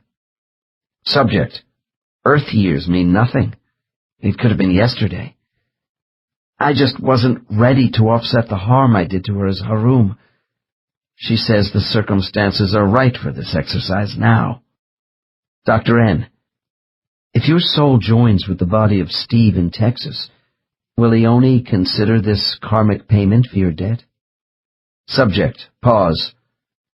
My life as Steve is not supposed to be a punishment. Dr. N. I'm glad you see that. So what is the lesson to be learned? Subject. To feel what desertion is like in a family relationship. Deliberate severing. Dr. N. The severing of the mother and son bond by deliberate action? Subject. Yes. To appreciate what it is like to be cast off. Dr. N. Allow Ione to move away and have the other entities join us, Sumos. Subject. Distressed. Ione is floating back to shore. Coming forward are... Oh, shit! It's Talu and Kalish. Subject squirms in his chair and tries to ward off the two spirits in his mind by pushing the palms of his hands outward. Dr. N. Who are they? Subject, in a rush of words. Talu and Kalish have volunteered to be my foster parents. They work together a lot. Dr. N. What's the problem then? Subject. I just don't want them again so soon. Dr. N. Slow down for me, Sumos. You have worked with these souls before? Subject, still muttering to himself. Yes, but they're so hard for me to be with. Especially Kalish. It's too soon. They were my in-laws in the German life. Note. We digress for a few minutes, while Sumos briefly explains a past life in Europe as a high-ranking army officer who neglected his family and was the object of scorn from his wife's influential parents. Dr. N. Are you saying that Talu and Kalish lack the capability for the assignment of being your foster parents in Texas? Subject, shakes head with resignation. No, they know what they are doing. It's just that with Kalish, it's always a rough ride. She chooses to be people who are critical, demanding, cold. Dr. N. Does she always present that sort of behavior in human bodies? Subject. Well, that's her style with me. Kalish is not a soul who engages easily with others. She is independent and very determined. Dr. N. How about Talu as your adoptive father? Subject. Stern. Allows Kalish to lead. Can be too detached. Emotionally private. I'm going to really rebel against them this time. Dr. N. Okay, but will they teach you something? Subject. Yes, I know they will, but I am still arguing about it. Jor and Ione come over. Dr. N. What do you say next at this conference? Subject. I want Ione to be my foster mother. They all laugh at me. Jor won't buy my explanations. He knows I am close to Ione. Dr. N. Do they make fun of you, Sumos? Subject. Oh, no, it's not that way at all. Talu and Kalish question my reluctance to tackle my faults with them. Dr. N. Well, I was getting the impression you thought these souls were ganging up on you to force a decision to join with the Texas baby. Subject. That's not how it goes here. We are discussing my misgivings about the life itself. Dr. N. But I thought you didn't like Talu and Kalish. Subject. They know about me. I need strict people or I ride over them. Everyone here sees I have a tendency to indulge myself. They convince me an easy life without them will be like treading water. Both of them are very disciplined. Dr. N. Well, it sounds like you have about made up your mind to go with them into the Texas life. Subject. Musing. Yes. They are going to make a lot of demands on me as a child. Kalish sarcastic. Talu a perfectionist. Losing Ione. It's going to be a rough ride. Dr. N. What will playing the roles of your parents do for Talu and Kalish? Subject: Kailash and Talu are in different configurations than me. I'm not supposed to get all muddled up in their business. It has something to do with their being rigid people and overcoming pride. Dr. N: When you are on Earth, does your soul mind always know the reason why certain people who influence you positively or negatively are significant in your life? Subject: Yes, but that doesn't mean the person I am in that life understands what my spirit knows. Smiles. That's what we should be able to figure out on Earth. Dr. N: Which is what we are doing now. Subject: Yeah, and I am cheating a little with you helping, but it's okay. I can use it. It does seem an enigma that the knowledge of who we really are as souls is so difficult for many of us to reach through our conscious minds. By now, I'm sure the reader has discerned that even in a superconscious state, we do retain the ability to observe ourselves with a portion of the critical center of our conscious mentality. Assisting clients in reaching their inner selves by linking all facets of the mind is the most important part of my work in hypnotherapy. I want Steve to gain insight into the motives for his behavior by understanding his soul. The dialogue which follows provides us with further disclosures as to why Sumus integrated into Steve's body. The spiritual conference with Jor, Ioni, Talu, and Kailash is over, and I have taken Sumus to a quiet setting in the spirit world for this discussion. Dr. N: Tell me, Sumus, how much of who you really are as a soul identity is reflected in the human beings you have occupied? Subject: Quite a lot, but no two bodies are alike. Laughs. Good body and soul mergers don't always happen, you know. I remember some of my former bodies more fondly than others. Dr. N: Would you say your soul dominates or is subordinated by the human brain? Subject: That's difficult to answer, because there are subtle differences with the brain of each body which affects how we exhibit ourselves from that body. A human would be pretty vacant without us. We treat Earth bodies with respect, though. Dr. N: What do you think human beings would be like without souls? Subject: Oh, dominated by senses and emotions. Dr. N: And you believe each human brain causes you to react differently? Subject: Well, that which I am is able to utilize some bodies better than others. I don't always feel fully attached to a human being. Some physical emotions are overpowering, and I am not so effective. Dr. N: Such as the high level of rage displayed by Steve's temperament, perhaps affected by the central nervous system of this body? Subject: Yes, we inherit these things. Dr. N: But you knew what Steve would be like before you chose his body? Subject, in disgust: That's right, and it's typical of how I can make a bad situation worse. I am able to interpret only when the storms of the human mind are quiet, and yet I want to be stormy people. Dr. N: What do you mean by interpret? Subject: Interpret ideas. Make sense out of Steve's reactions to turmoil.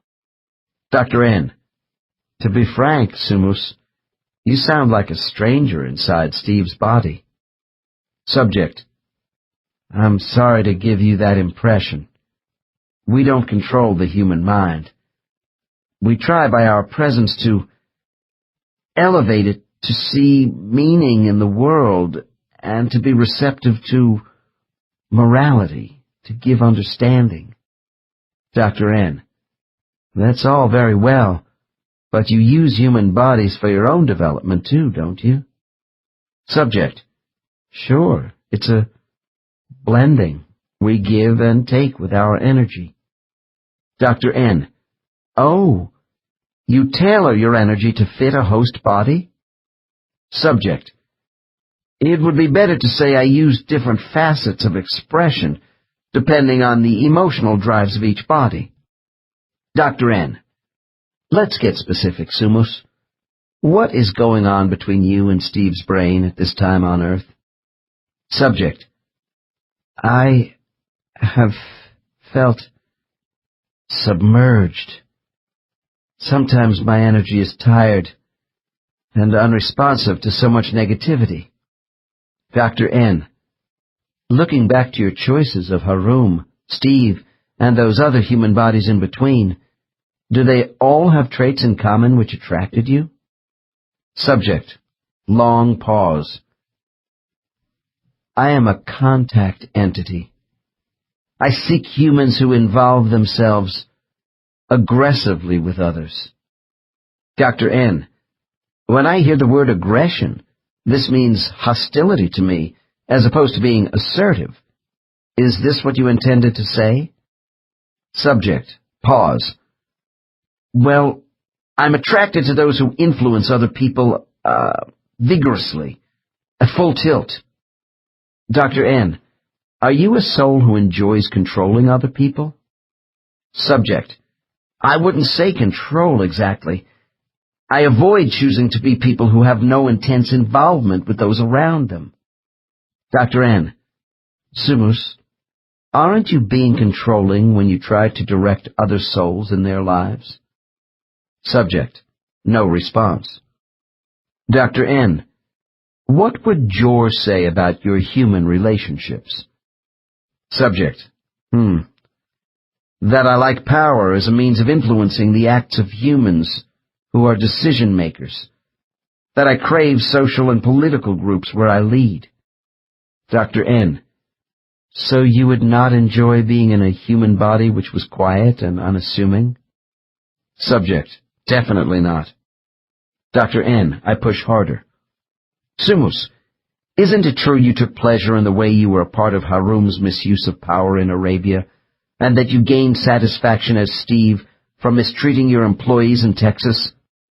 Subject. Loudly. No, that isn't true. Things get out of hand easily when you try to lead humans. It's the conditions on Earth which screw everything up. It isn't all my fault. Dr. N. Is it possible that both Harum and Steve became more extreme in their conduct because your soul was with them? Subject. Heavily. I haven't done well. I know that. Dr. N.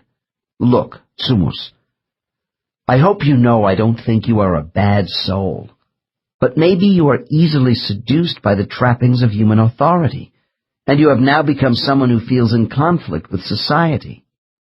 Subject. Disturbed. You are beginning to sound like Jor. Dr. N. I don't presume to be doing that, Sumos. Perhaps Jor is helping us both to understand what is going on inside you. Subject. Probably. Steve and I have reached a productive stage of contact with his soul. I addressed this subject as if he were two people, while tightening the bowstring between his conscious and unconscious self. After applying additional conditioning to pull these two forces closer together, I close our session with a final series of questions. It is important his mind not be allowed to drift or his memories to become dissociated. To foster responsiveness, my questions are confrontive and spoken rapidly to increase the tempo of my subject's answers. Dr. N. Sumos, begin by telling me why you originally accepted Steve's body. Subject. To rise above my attraction for leading others, always wanting to be in charge. Dr. N. Is your soul identity in conflict with the direction Steve's life has taken? Subject. I don't like that part of him which is fighting to be on top and at the same time having thoughts of escape by self-destruction. Dr. N. If this is a contradiction for you, why does it exist? Subject. Childhood. Sadness. Stops. Dr. N. Who am I listening to now? Sumos, why aren't you more active in helping yourself, as Steve, overcome the shame of abandonment by Ione, and your anger from an unloving childhood with Talu and Kalish? Subject. I am grown now, and managing others won't let people hurt me anymore. Dr. N. Sumus, if you and Steve are now speaking to me as one intelligence, I want to know why your lifestyle is so self-destructive. Subject. Long pause. Because my weakness is using power for self-preservation on Earth. Dr. N. Do you feel if you were less controlling of people as an adult, life would revert to the way you were treated as a child? Subject. Angrily. Yes. Dr. N. And when you don't get self-gratification from the body of your choice, what do you do as a soul? Subject. I tune out. Dr. N. I see. And how is this accomplished, Sumus? Subject. By not being too active. Dr. N. Because you are intimidated by a body in an emotional tailspin? Subject. Well, I go into a shell. Dr. N. So you use avoidance in not actively dealing with the major lesson you came to Earth to learn. Subject. Uh-huh. Dr. N. Steve, your adoptive parents were rough on you, weren't they? Subject. Yes. Dr. N. Do you now see why? Subject. Pause. To know what being constantly judged is like. Dr. N. What else? Subject. To overcome and be whole. Bitterly. I don't know. Dr. N. I think you do know, Steve. Tell me about the damaged self you present to people around you. Subject. After some procrastination. Pretending to be happy. Covering up my feelings by drinking and mistreating people. Dr. N. Do you want to stop this cover-up and go to work? Subject. Yes, I do. Dr. N. Define who you really want to be. Subject. Tearfully. We don't want to be hostile to people, but don't want to risk being a non-person, without respect or recognition either. Dr. N. So you are on a fence. Subject. Quietly. Yes. Life is so painful. Dr. N. Do you think this is an accident? Subject. No. I see it isn't. Dr. N.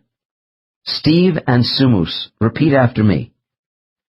I'm going to give back the pain of Ione, Talu, and Kalish, which they gave to me for my own good, and get on with my life by becoming the identity I really want to be.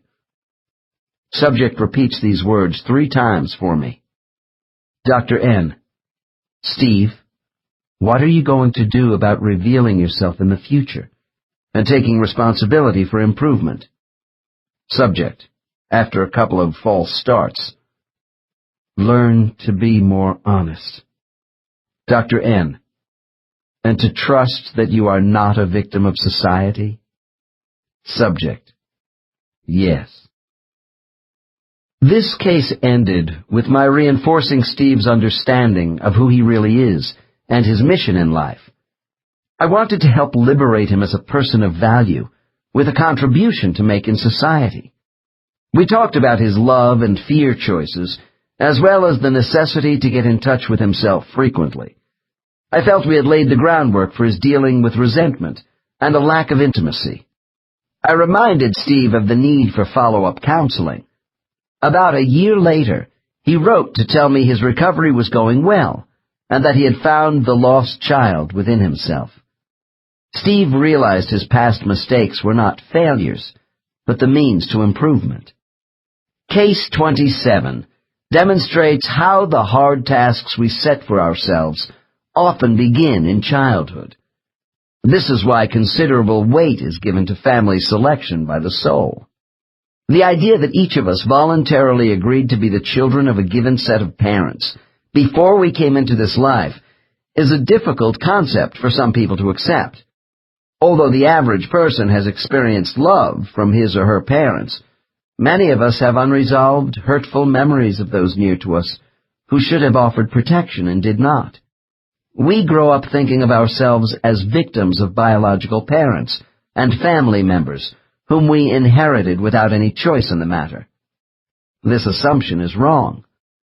When clients tell me how much they suffered from the actions of family members, my first question to their conscious mind is, if you had not been exposed to this person as a child, what would you now lack in understanding? It may take a while, but the answer is in our minds. There are spiritual reasons for our being raised as children around certain kinds of people, just as other people are designated to be near us as adults. To know ourselves spiritually means understanding why we joined in life with the souls of parents, siblings, spouses, and close friends. There is usually some karmic purpose for receiving pain or pleasure from someone close to us. Remember, along with learning our own lessons, we come to Earth to play a part in the drama of others' lessons as well. There are people who, because they live in a terrible environment, suspect the spirit world of not being a center of divine compassion. However, it is the ultimate in compassion when beings who are spiritually linked to each other come forward by prior agreement into human lives involving love-hate relationships. Overcoming adversity in these relationships may mean we won't have to repeat certain abrasive alliances in future lives. Surviving such trials on Earth places us into a heightened state of perception with each new life and enhances our identity as souls. People in trance may have trouble making a clear distinction between their soul identity and human ego. If the human personality has little structure beyond the five senses and basic drives for survival without ensoulment, then the soul is our total personality. This means, for example, that one could not have a human ego which is jealous and also possess a soul which is not jealous. Yet my cases indicate there are subtle variations between their soul identity and all that is manifested by the human personalities of many host bodies. Case 27 showed similarities and differences in the personalities of Haroon and Steve. Our constant soul self seems to be a governing agent of human temperament, but we may express ourselves differently with each body. The souls of my subjects apparently select bodies which try to match their character flaws with human temperament for specific growth patterns. In one life, an overly cautious, low-energy soul might be disposed to blending with a quiet, rather subdued human host. This same soul, encouraged to take greater risks in another life, could choose to work more in opposition to its natural character by melding with a temperamentally high-strung, aggressive body type on Earth. Souls both give and receive mental gifts in life through a symbiosis of human brain cells and intelligent energy.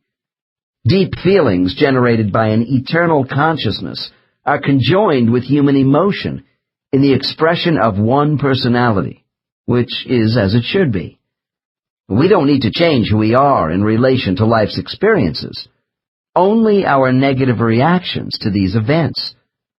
Asian Buddhists say enlightenment is seeing the absolute soul ego reflected in the relative human ego and acting through it during life. In the chapters on beginning, intermediate, and advanced soul levels, I gave case samples of soul maturity. I think souls do demonstrate their own patterns of ego in the bodies they inhabit, and they exert a powerful influence over body performance. However, making hasty judgments on a soul's maturity based solely on behavioral traits has its pitfalls. The design plan of souls could include holding parts of their energy in reserve in some lives. Sometimes a negative trait is selected by an otherwise developed soul for special attention in a certain body. We have seen how a soul selects the person with whom it wishes to associate in a given life. This does not mean that it has absolute control over that body. In extreme cases, a fractured personality struggling with internalized conflicts may result in a dissociative reaction to reality.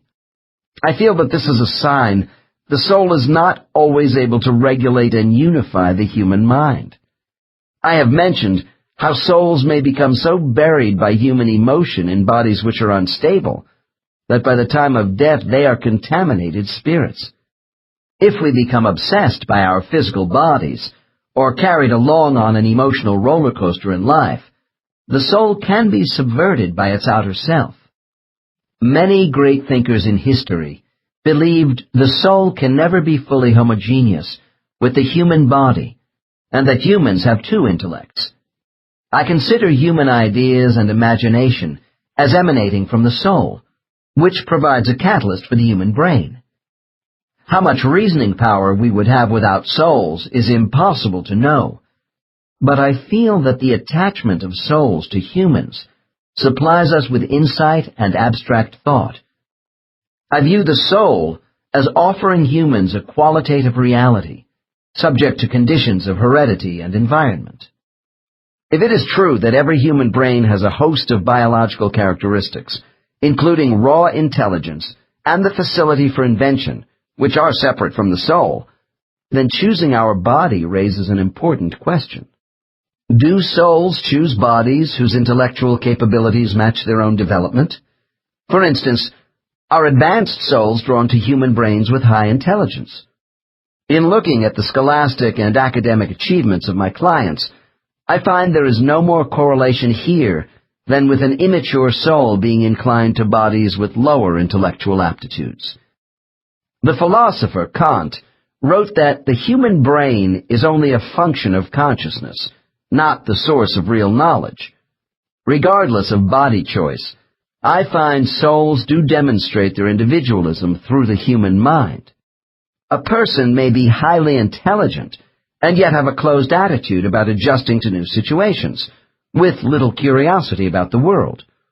This indicates a beginner soul to me. If I see someone with an evenness of mood, whose interests and abilities are solidly in focus and directed toward helping human progress, I suspect an advanced soul at work. These are souls who seek personal truths beyond the demands of ego. It does seem a heavy burden that in every new life a soul must search all over again to find its true self in a different body. However, some light is allowed through the blackout of amnesia by spiritual masters who are not indifferent to our plight. When it comes to finding soulmates on earth and remembering aspects of the lives we saw in the place of life selection, there is an ingenious form of coaching which is given to souls just before the next life. We will see how this is done in the following chapter. 14. Preparation for embarkation. After souls have completed their consultations with guides and peers about the many physical and psychological ramifications of a new life and body choice, the decision to incarnate is made. It would be logical to assume that they would then go immediately to Earth. This doesn't happen before a significant element of preparation occurs. By now, I'm sure it is understood that souls returning from the place of life selection must not only sort out the best choice of who they are going to be in their next life, but coordinate this decision with other players in the coming drama. Using the analogy of life as being one big stage play, we will have the lead role as an actor or actress. Everything we do in the play affects other minor characters. Minor because they are not us, in the script. Their parts can be altered by us and ours by them because script changes, the result of free will, can be made while the play is in progress. Those souls who are going to have a close association with us on the stage of life represent our supporting cast, each with prominent roles. But how will we know them? The issue of how to find soulmates and other important people in their lives is of paramount concern with many clients who come to me seeking hypnotic regression. Eventually, most of my subjects answer their own questions in superconsciousness, because finding these souls was an integral part of their preparations for leaving the spirit world. The space souls go to for this in the spirit world is commonly called the place of recognition, or recognition class. I am told the activity here is like cramming for a final exam. As a result, my subjects also use the term prep class to describe this aspect of spiritual reinforcement that occurs just before their souls embark on the passage back to Earth. The next case represents this experience. In order to clearly understand what is behind the spiritual activity of a recognition class, perhaps the word soulmate ought to be defined. For many of us, our nearest and dearest soulmate is our spouse. Yet, as we have seen in previous cases, souls of consequence in our lives may also be other family members or a close friend. The amount of time they are with us on earth can be long or short. What matters is the impact they have on us while here. At the risk of oversimplifying a complex issue, our relationships can be divided into a few general categories. First, there is the kind of relationship involving love which is so deep that both partners genuinely don't see how each could live without the other. This is a mental and physical attraction which is so strong neither partner doubts that they were meant for each other. Second, there are relationships based upon companionship, friendship, and mutual respect. Finally, we have associations based largely upon more casual acquaintances, which offer some purposeful ingredient to our life.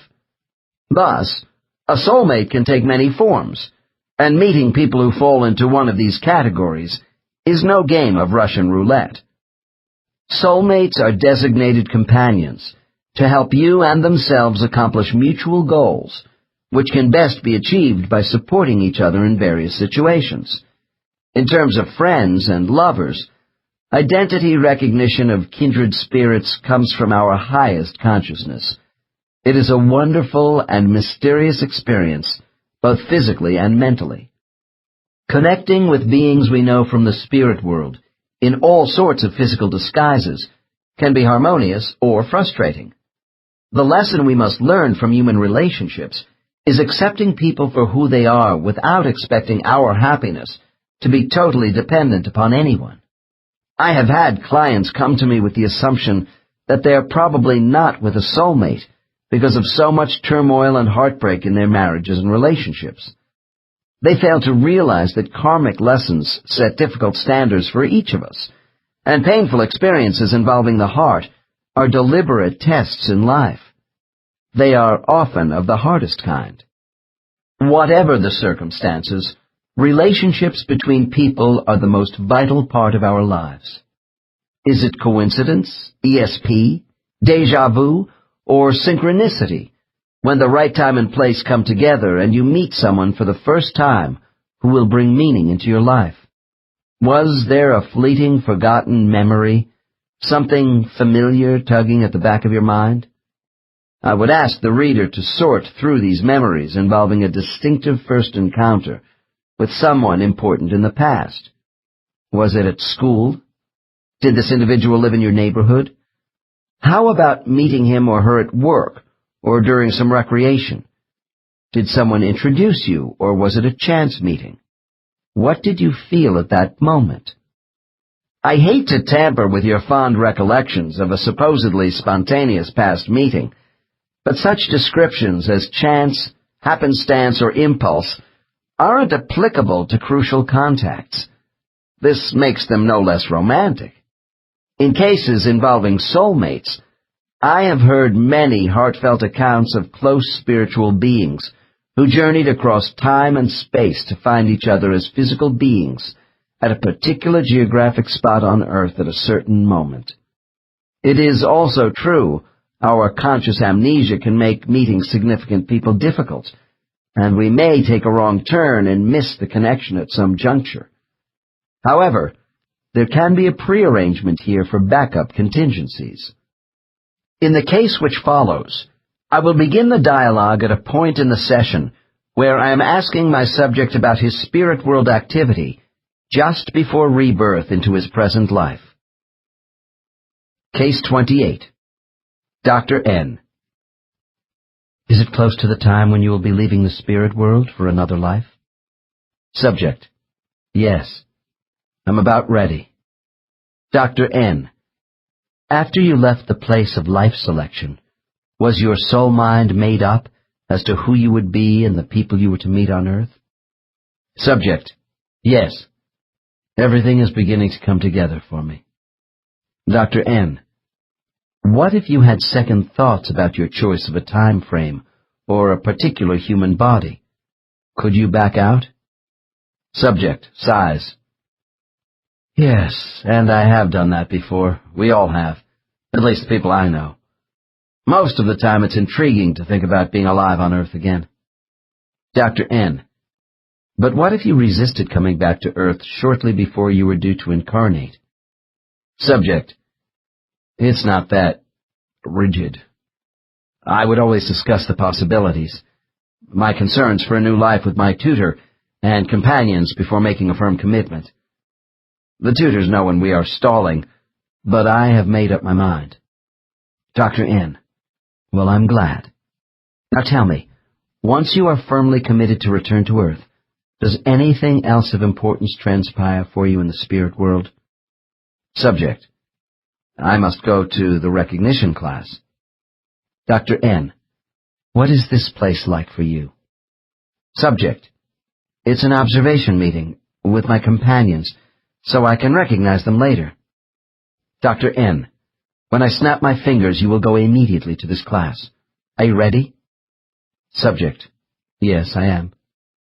Dr. N. Snapping my fingers. Explain to me what you are doing. Subject. I am floating in with the others to hear the speaker. Dr. N. I would like to accompany you, but you will have to be my eyes. Is that all right? Subject. Sure, but we must hurry a little. Dr. N. How does this place appear to you? Subject. A circular auditorium with a raised dais in the middle. That's where the speakers are. Dr. N. Are we going to float in and sit down on seats? Subject shakes head. Why would we need seats? Dr. N. Just wondering. How many souls are around us? Subject. Oh, about 10 or 15. People who are going to be close to me in the life to come. Dr. N. That's all the souls you see? Subject. No, you asked how many were around me. There are others, further away in groups, to hear their speakers. Dr. N. Are the 10 or 15 souls around you all from your cluster group? Subject. Some of them. Dr. N. Is this gathering similar to the one near the gateway where you met a few people right after your last life? Subject. Oh, no, that was more quiet. With just my family. Dr. N. Why was that homecoming meeting more quiet than where we are now? Subject. I was still in a daze from losing my body.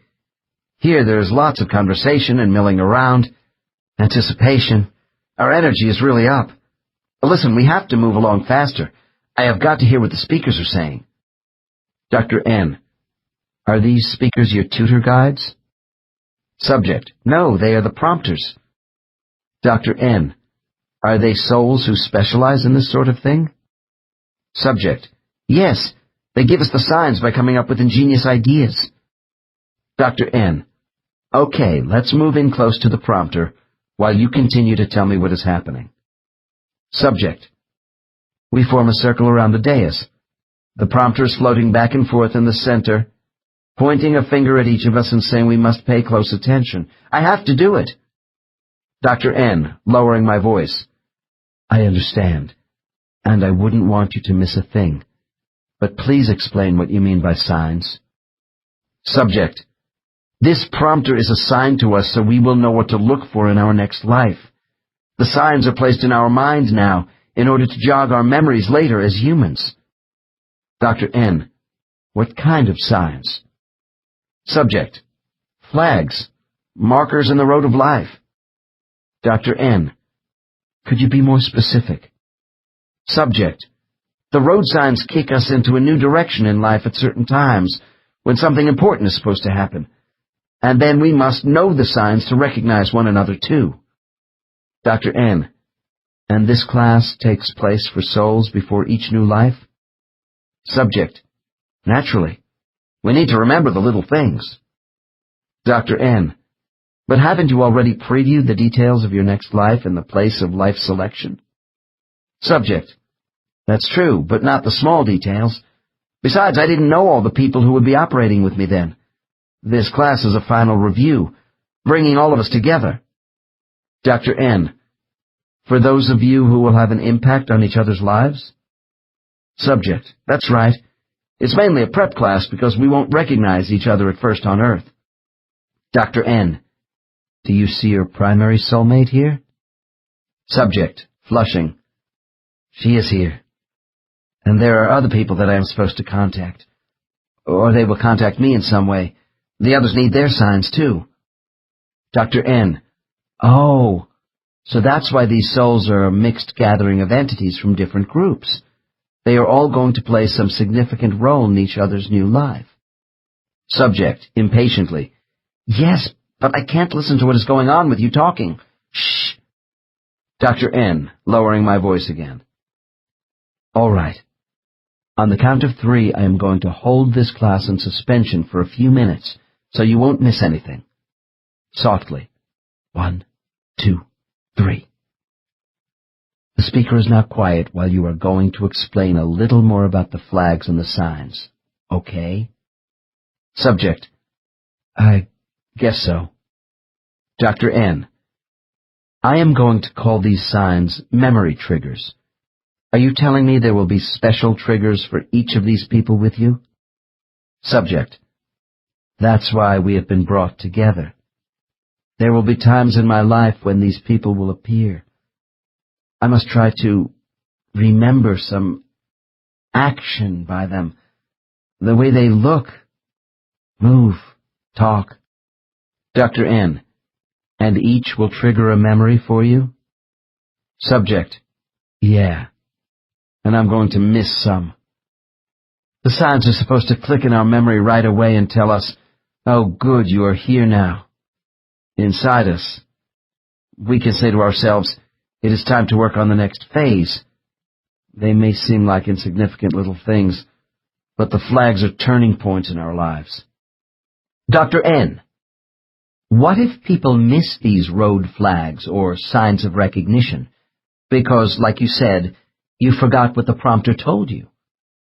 Or what if you choose to ignore your inclinations and take another path? Subject. Pause. We have other choices. They may not be as good. You can be stubborn, but... Stops. Dr. N. But what? Subject. With conviction. After this class, we usually don't forget the important signs. Dr. N. Why don't our guides just give us the answers we need on Earth? Why all this fooling around with signs to remember things? Subject. For the same reason we go to Earth without knowing everything in advance. Our soul power grows with what we discover. Sometimes our lessons get resolved pretty fast. Usually not.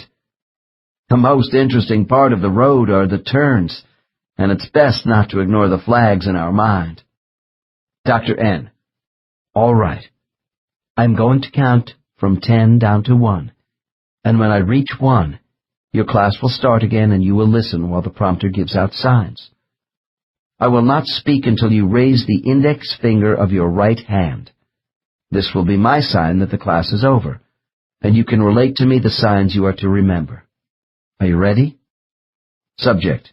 Yes. Note. I finish my count and wait a couple of minutes before my subject raises his finger.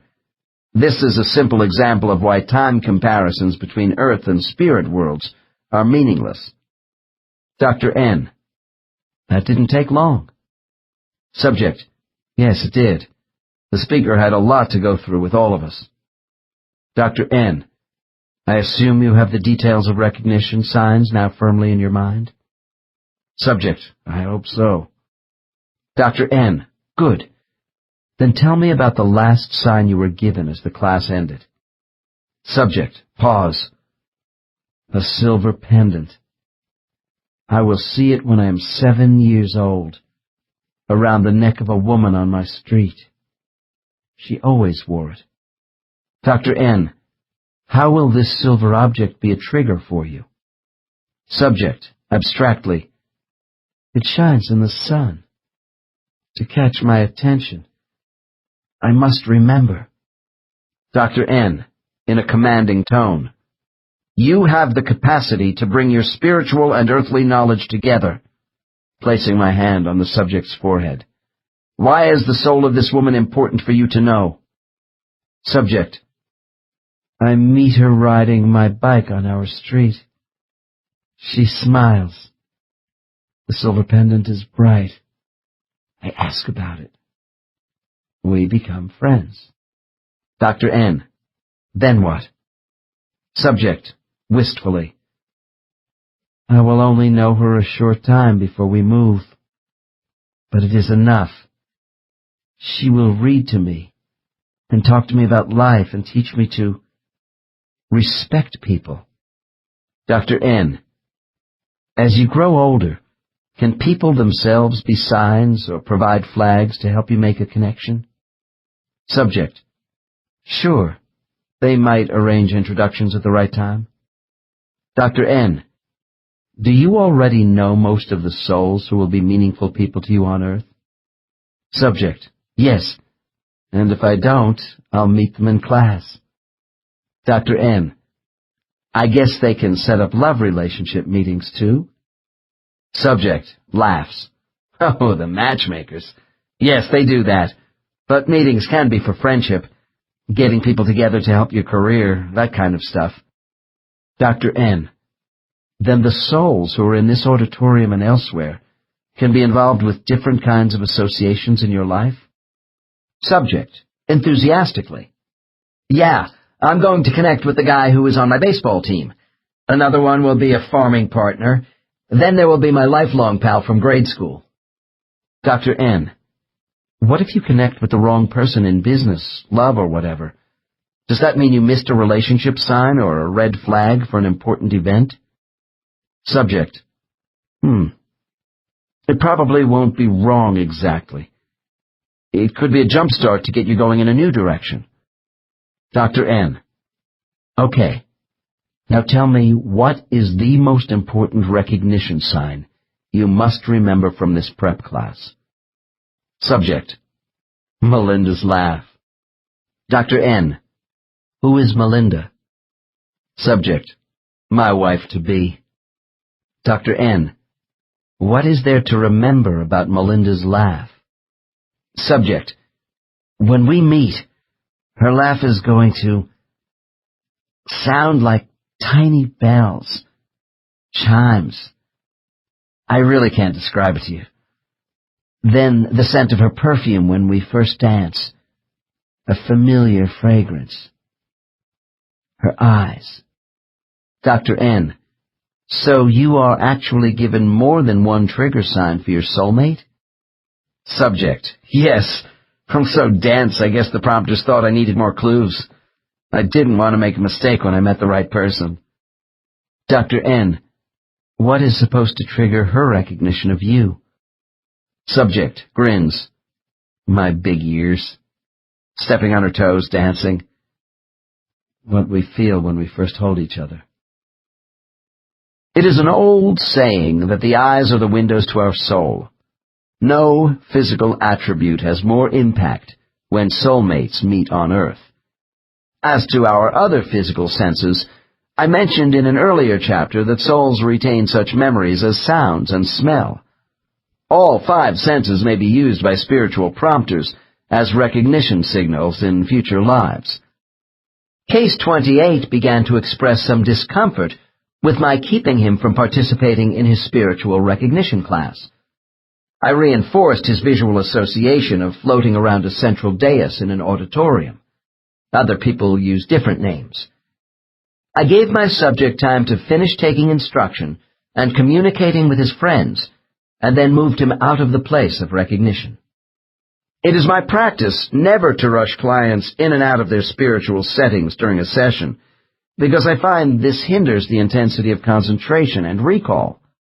When we had established ourselves away from the other souls, I talked to this man about his soulmate, Melinda. I learned these 2 souls were most comfortable in husband and wife roles, although occasionally they chose to relate differently in their lives together. Both these souls wanted to make sure they would connect on Earth in their current lives. I thought I would follow up on what actually had transpired. Dr. N. When you and Melinda came to Earth and were young, did you live close to each other? Subject: No, I lived in Iowa and she was in California. Musing: It was Claire that I knew in Iowa. Dr. N: Were you interested in Claire romantically? Subject: Yes, I almost married her. It was close, and that would have been a mistake. Claire and I weren't right for each other, but going together in high school had become a habit. Dr. N: And yet you left your hometown for California? Subject: Yes. Claire didn't want me to go, but my parents wanted to leave our farm and move west. I liked Iowa and was uneasy about moving and torn over leaving Claire, who was still in high school. Dr. N: Was there a road sign, a flag of some sort, which helped you make the decision to move with your parents? Subject: Sighs: It was my sister who waved a red flag at me. She convinced me I would have more opportunities in the city where my parents were planning to go. Dr. N: Do you see your sister in the spirit world? Subject: Oh, yeah, she is in my circle. Cluster group. Dr. N: Is Claire one of your soulmates? Subject: Pause. More a friend. Just friends. Dr. N: Was leaving Claire hard for you? Subject: Oh, yes. Even more for her. We were sexually attracted to each other in high school. The infatuation had no real mental connection. It's so hard on Earth to figure out what you are supposed to do with other people. Sex is a big trap. We would have grown bored with one another. Dr. N: Was the physical attraction different with Melinda than you had with Claire? Subject: Pause. When Melinda and I met at the dance, there was the strong physical attraction of her body. And I guess she liked the way I looked too. But we both felt something much more. Dr. N: I want to get this straight. Did you and Melinda choose your male and female bodies in the spirit world deliberately to attract each other once you reached Earth? Subject: Nodding. To some extent. But we were attracted to each other on Earth because inside our minds was the memory of what we were supposed to look like. Dr. N: When the time of the dance rolled around, what happened in your mind? Subject: I can see it all now. Our tutor was helping Melinda and me that night. My idea to go to the dance was sudden. I hate to dance because I'm clumsy. I didn't know anybody in the town yet and felt stupid. But I was guided there. Dr. N: Had you and Melinda scripted the dance scene together during the spiritual prep class? Subject: Yes. We knew about it then. And when I saw her at the dance, alarms went off. I did something very uncharacteristic of me. I cut in on the man she was dancing with. When I first held her, my legs were like rubber. Dr. N: And what else did you and Melinda feel at that moment? Subject: As if we were in another world. There was this familiarity. It was so weird during that dance. A knowing without doubt that something important was unfolding. A guidance. The intent of our meeting. Our hearts were racing. It was enchantment. Dr. N: Then why was Claire in your life earlier as a complication? Subject: To tempt me to stay on the farm. One of the false trails I needed to get past. Another kind of life. After I left, Claire found the right person. Dr. N: If you and Claire had taken the lesser trail together and missed your sister's flag, would that life have been a total disaster? Subject: No, but it would not have been as good. There is one main course of life we choose in advance, but alternatives always exist, and we learn from them, too. Dr. N: In your lives, do you ever make mistakes and take false trails and miss the flags in the road for a job change, moving to another town, or meeting someone important because the details you saw at the place of life selection or in the recognition class were not implanted firmly enough? Subject, long pause. The signs are there, but sometimes I overrule my inclinations. There are times in my lives when I change directions because of too much thinking and analysis, or I do nothing for the same reasons. Dr. N. Ah, so you might do something other than what was planned in the spirit world. Subject. Yeah, and it may not work out as well. But we have the right to miss the red flags. Dr. N. Well, I have enjoyed our talk about the place of recognition, and I wondered if there is anything else this spiritual class does for you later in physical life. Subject, in a faraway voice. Yes. Sometimes when I am confused about my life and don't know where to turn next, I just imagine where I might be going compared to where I've been, and it comes to me what to do. Helping clients recognize people who are destined to have an impact on their lives is a fascinating aspect of my practice. I believe those who come to see me about relationships are not in my office at a certain point in their lives by chance. Am I spoiling the purpose of their spiritual recognition class by assisting these subjects in recalling clues? I don't think so, for two basic reasons. What they are not supposed to know yet probably won't be revealed in hypnosis, while on the other hand, quite a few of my clients only want confirmation of what they already suspect is true. I can speak about recognition signs from personal experience, since I was blessed by 3 specific clues to help me find my wife. Thumbing through Look magazine as a teenager, I once saw a Christmas advertisement for Hamilton watches, modeled by a beautiful dark-haired woman dressed in white. The caption in the ad said, "To Peggy," because she was holding a wristwatch as a gift from an imaginary husband.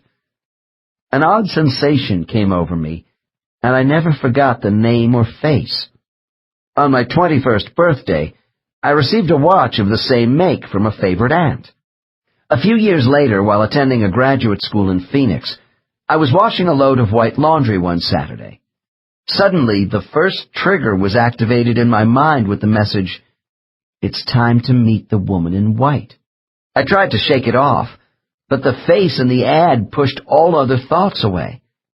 I stopped, looked at my Hamilton watch, and heard the command, "Go now." I thought about who wears white. Acting as if I was obsessed, I went to the largest hospital in the city and asked at the desk for a nurse matching the name and description. I was told there was such a person who was coming off her shift. When I saw her, I was stunned by the resemblance to the picture in my mind. Our meeting was awkward and embarrassing, but later we sat in the lobby and talked nonstop for 4 hours as old friends who hadn't seen each other for a while, which, of course, was true. I waited until after we were married to tell my wife about the reason I came to her hospital and the clues given to me to find her. I didn't want her to think I was crazy. It was then that I learned that on the day of our first meeting, she had told her astonished friends, "I just met the man I'm going to marry." My advice to people about meaningful encounters is not to intellectualize coming events too much. Some of our best decisions come from what we call instinct. Go with your gut feelings at the time. When a special moment is meant to happen in life, it usually does. One of the last requirements before embarkation for many souls is to go before the Council of Elders for the second time. While some of my subjects see the council only once between lives, most see them right after death and just before rebirth. The spirit world is an environment personified by order, and the elders want to reinforce the significance of a soul's goals for the next life. Sometimes my clients tell me they return to their spirit group after this meeting to say goodbye, while others say they leave immediately for reincarnation. The latter procedure was used by a subject who described this exit meeting in the following manner. My guide, Magra, escorts me to a soft white space which is like being in a cloud-filled enclosure. I see my committee of 3 waiting for me as usual. The middle elder seems to have the most commanding energy. They all have oval faces, high cheekbones, no hair, and smallish features. They seem to me to be sexless, or rather they appear to blend from male to female and back. I feel calm. The atmosphere is formal but not unfriendly. Each in turn asks me questions in a gentle way. The elders are all knowing about my entire span of lives, but they are not as directive as one might think. They want my input to assess my motivations and the strength of my resolve towards working in a new body. I am sure they have had a hand in the body choices I was given for the life to come, because I feel they are skilled strategists in life selection. The committee wants me to honor my contract. They stress the benefits of persistence and holding to my values under adversity. I often give in too easily to anger, and they remind me of this while reviewing my past actions and reactions towards events and people. The elders and Magra give me inspiration, hope, and encouragement to trust myself more in bad situations and not let things get out of hand.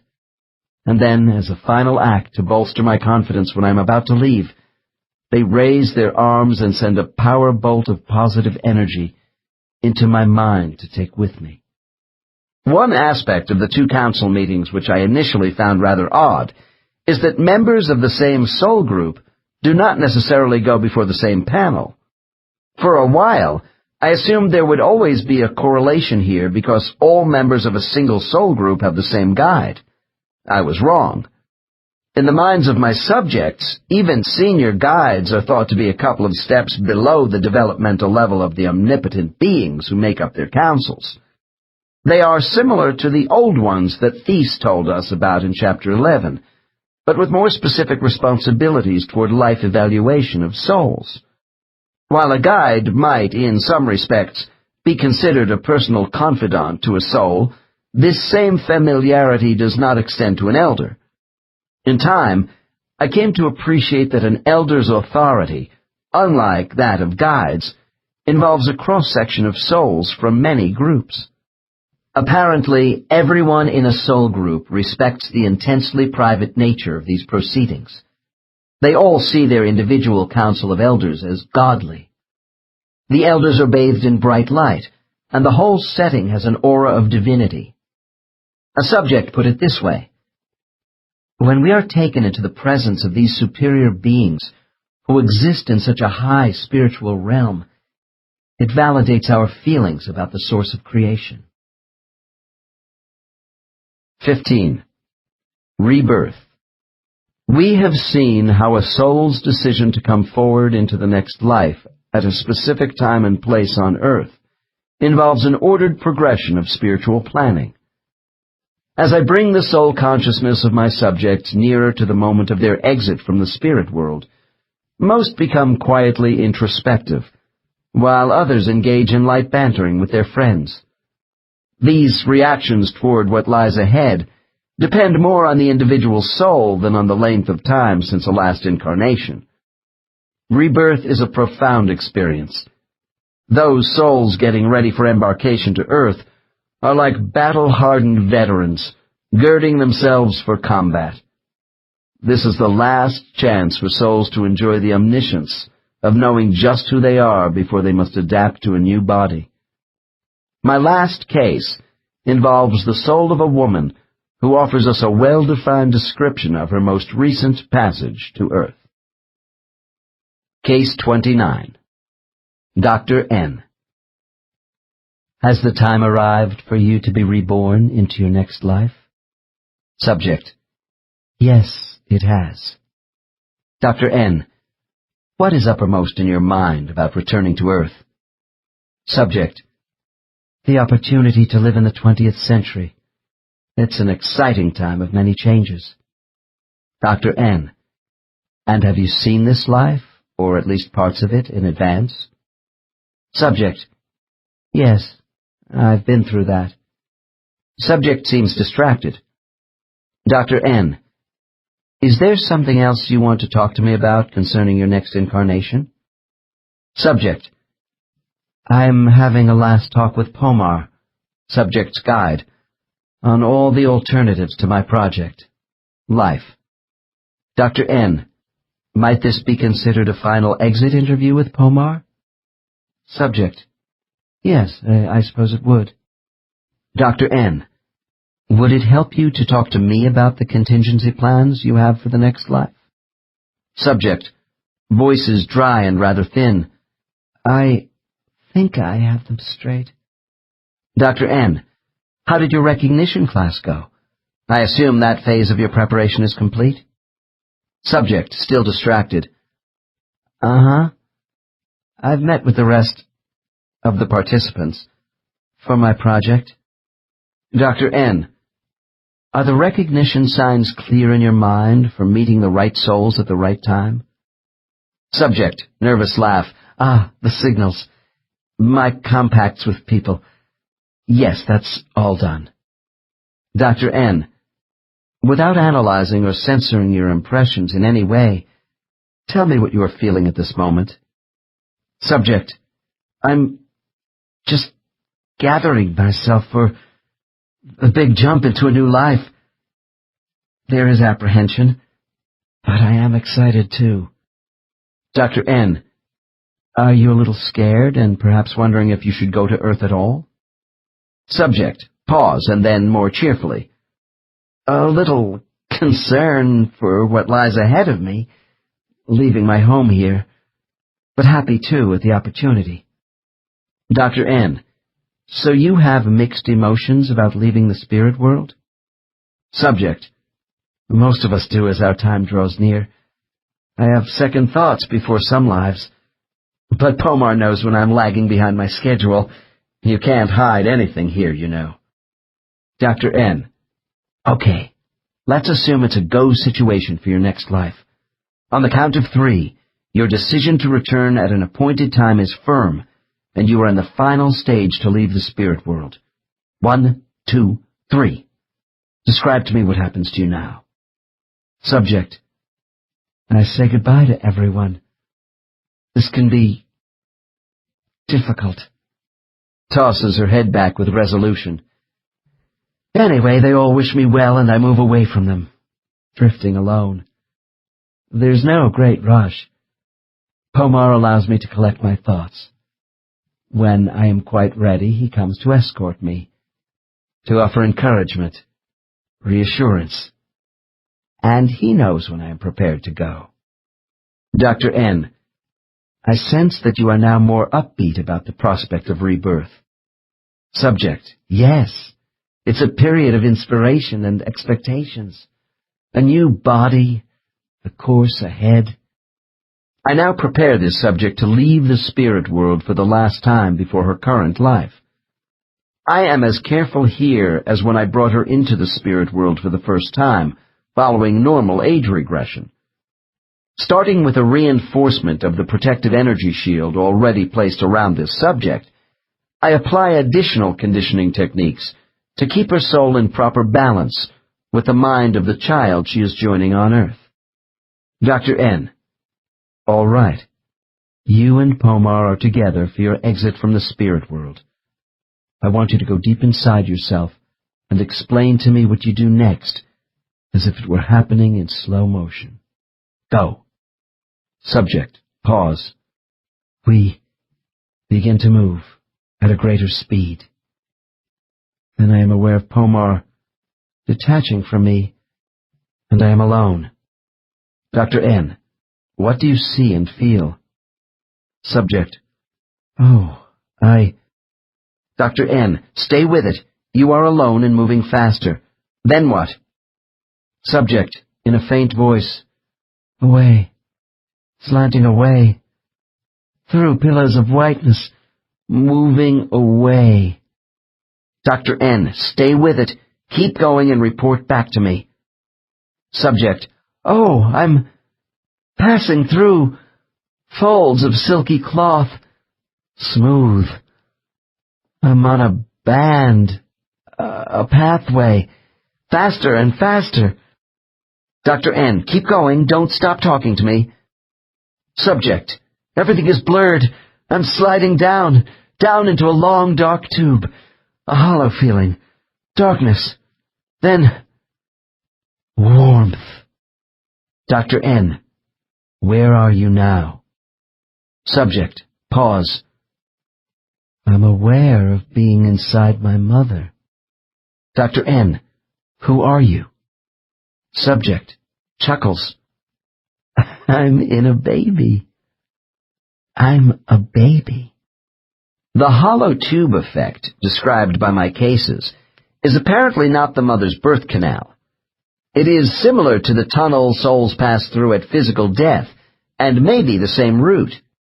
The listener might wonder why I would take more care with the act of birthing, when I have already brought my subjects in and out of a number of past lives during a session. There are two reasons. First, reliving a past life does not need to involve the birthing process.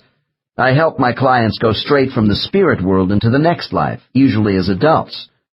Second, if I return subjects to their current body and decide to command them to relive the birthing experience, I want to remove any minor discomforts felt by some people after they wake up. Before continuing with this case, I should offer a little more general information about souls and babies. All my subjects tell me the transition of their souls from the spirit world to the mind of a baby is relatively more rapid than the passage back. What is the reason for this difference?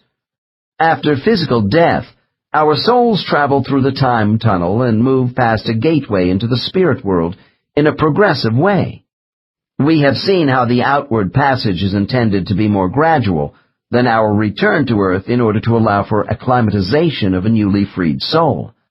However, as souls who enter babies, we come from a state of all-knowing and thus are mentally able to adjust more quickly to our surroundings than at the end of a physical life. Then, too, we are given additional time for adaptation, while in our mother's womb. Nevertheless, having this time inside our mother does not mean we are fully prepared for the jarring paroxysm of birth, with blinding hospital lights, having to suddenly breathe air, and being physically handled for the first time. My subjects say if they were to compare the moment of birth with that of death, the physical shock of being born is much greater. At some point prior to birth, the soul will carefully touch and join more fully with the impressionable developing brain of a baby. When a soul decides to enter a baby, apparently that child has no free choice in accepting or rejecting the soul. At the moment of first entry, chronological time begins for the soul. Depending upon the inclinations of the particular soul involved, the connection may be early or late in the mother's pregnancy. I have had cases where souls timed their arrival at the last minute during delivery, but this is unusual. My findings indicate even those souls who join the baby early seem to do a lot of traveling outside the mother's womb during her term. Once birth has taken place, the union of spirit and flesh has been fully solidified into a partnership. The immortal soul then becomes the seat of perception for the developing human ego. The soul brings a spiritual force, which is the heritage of infinite consciousness. Although I have said souls can be confined by a human in trauma, they are never trapped. Besides leaving at the moment of death, souls may also come and go when the body is sleeping, in deep meditation, or under an anesthetic in surgery. The soul's absences are much longer in cases of severe brain damage and coma. Case 29 continues by explaining the creative beauty of a soul joining with a new human being. This coupling of an intelligent life force before birth brings us full circle from the death scene described in Case 1. Dr. N. Well, I'm glad you arrived safe and sound in your new body.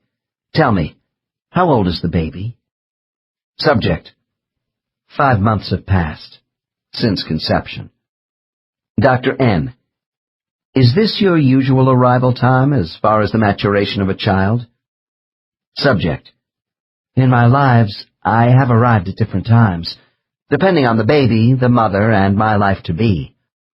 Dr. N. As a soul, are you in distress if the baby is aborted from the mother's womb for any reason before full term? Subject. We know if a baby is going to full term or not. Not being born comes as no surprise to us. We may be around to just comfort the child. Dr. N. Well, if the child does not go to term, is your life assignment as a soul aborted as well? Subject.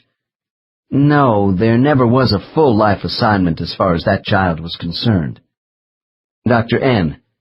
Might some babies who are aborted never have souls? Subject. That depends on how far along they are. The ones who die very early often don't need us. Note: this issue was as hotly debated in the past as it is today. During the 13th century, the Christian Church found it necessary to establish guidelines for the existence of souls with regard to an aborted fetus. St. Thomas Aquinas and other medieval theologians arbitrarily decided ensoulment took place 40 days after conception. Dr. N. Assuming a baby is going to full term, do you know about the convergence habits of other souls with these children? Subject, offhandedly. Oh, some float around more than others, going in and out of the baby until birth because they get bored. Dr. N. What do you usually do? Subject. I'm average, I guess. Actually, I don't spend a long time at any one stretch with babies, because it can get pretty dull. Dr. N. All right. Let's take this current situation inside your mother and allow some time to pass.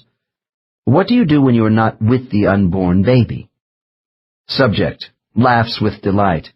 You want the truth? I'll tell you. Me? I play. It's a fine time to leave and purely goof off when the baby is less active.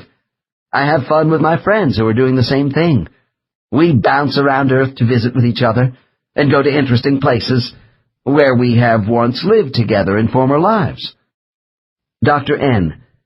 Don't you and these other souls feel leaving the unborn baby for long periods is shirking the responsibilities of your assignment on Earth? Subject, defensively. Oh, lighten up. Who said anything about long periods? I don't do that. Anyway, our tough exercises haven't begun yet. Dr. N. When you leave the baby for a while, what astral plane are you on in relation to Earth? Subject. We are still on the Earth plane, and we try not to get too distracted either.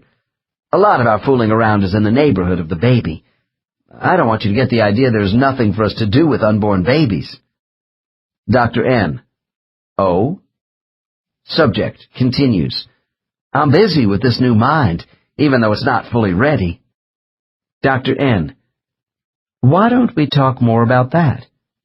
When your soul enters a baby to remain with this new body for a lifetime, give me the scope of this undertaking. Subject takes a deep sigh. Once I attach to a child, it is necessary to bring my mind into synchronization with the brain. We have to get used to each other as partners. Dr. N.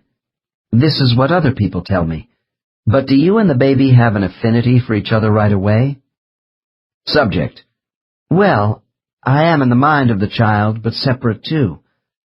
I go slowly at first. Dr. N. Okay. Why don't you explain what you do with the mind of the baby? Subject. It's delicate and can't be hurried. I start with a gentle probe, defining connections, gaps. Every mind is different. Dr. N. Is there any conflict within the child against you? Subject, softly. There is a slight resistance in the beginning. Not full acceptance while I trace the passages. That's usual. Until there is familiarization. Stops for a moment and laughs quietly. I keep bumping into myself. Dr. N.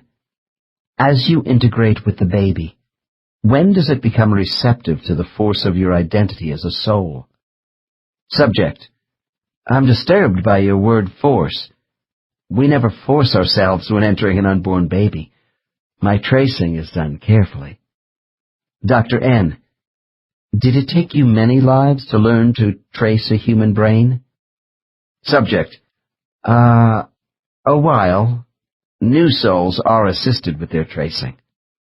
Dr. N: Since you represent pure energy, are you tracing electrical brain connections, such as neurotransmitters, nerve cells, and the like? Subject: Pause. Well, something like that. I disrupt nothing, though, while I learn the brainwave patterns of the baby. Dr. N: Are you referring to the thought regulation circuitry of the mind? Subject: How this person translates signals. Its capacity. No two children are the same. Dr. N: Be completely frank with me. Isn't your soul taking over this mind and subjugating it to your will? Subject: You don't understand. It's a melding. There is an emptiness before my arrival, which I fill to make the baby whole. Dr. N: Do you bring intellect? Subject: We expand what is there. Dr. N: Could you be more specific about what your soul actually provides the human body?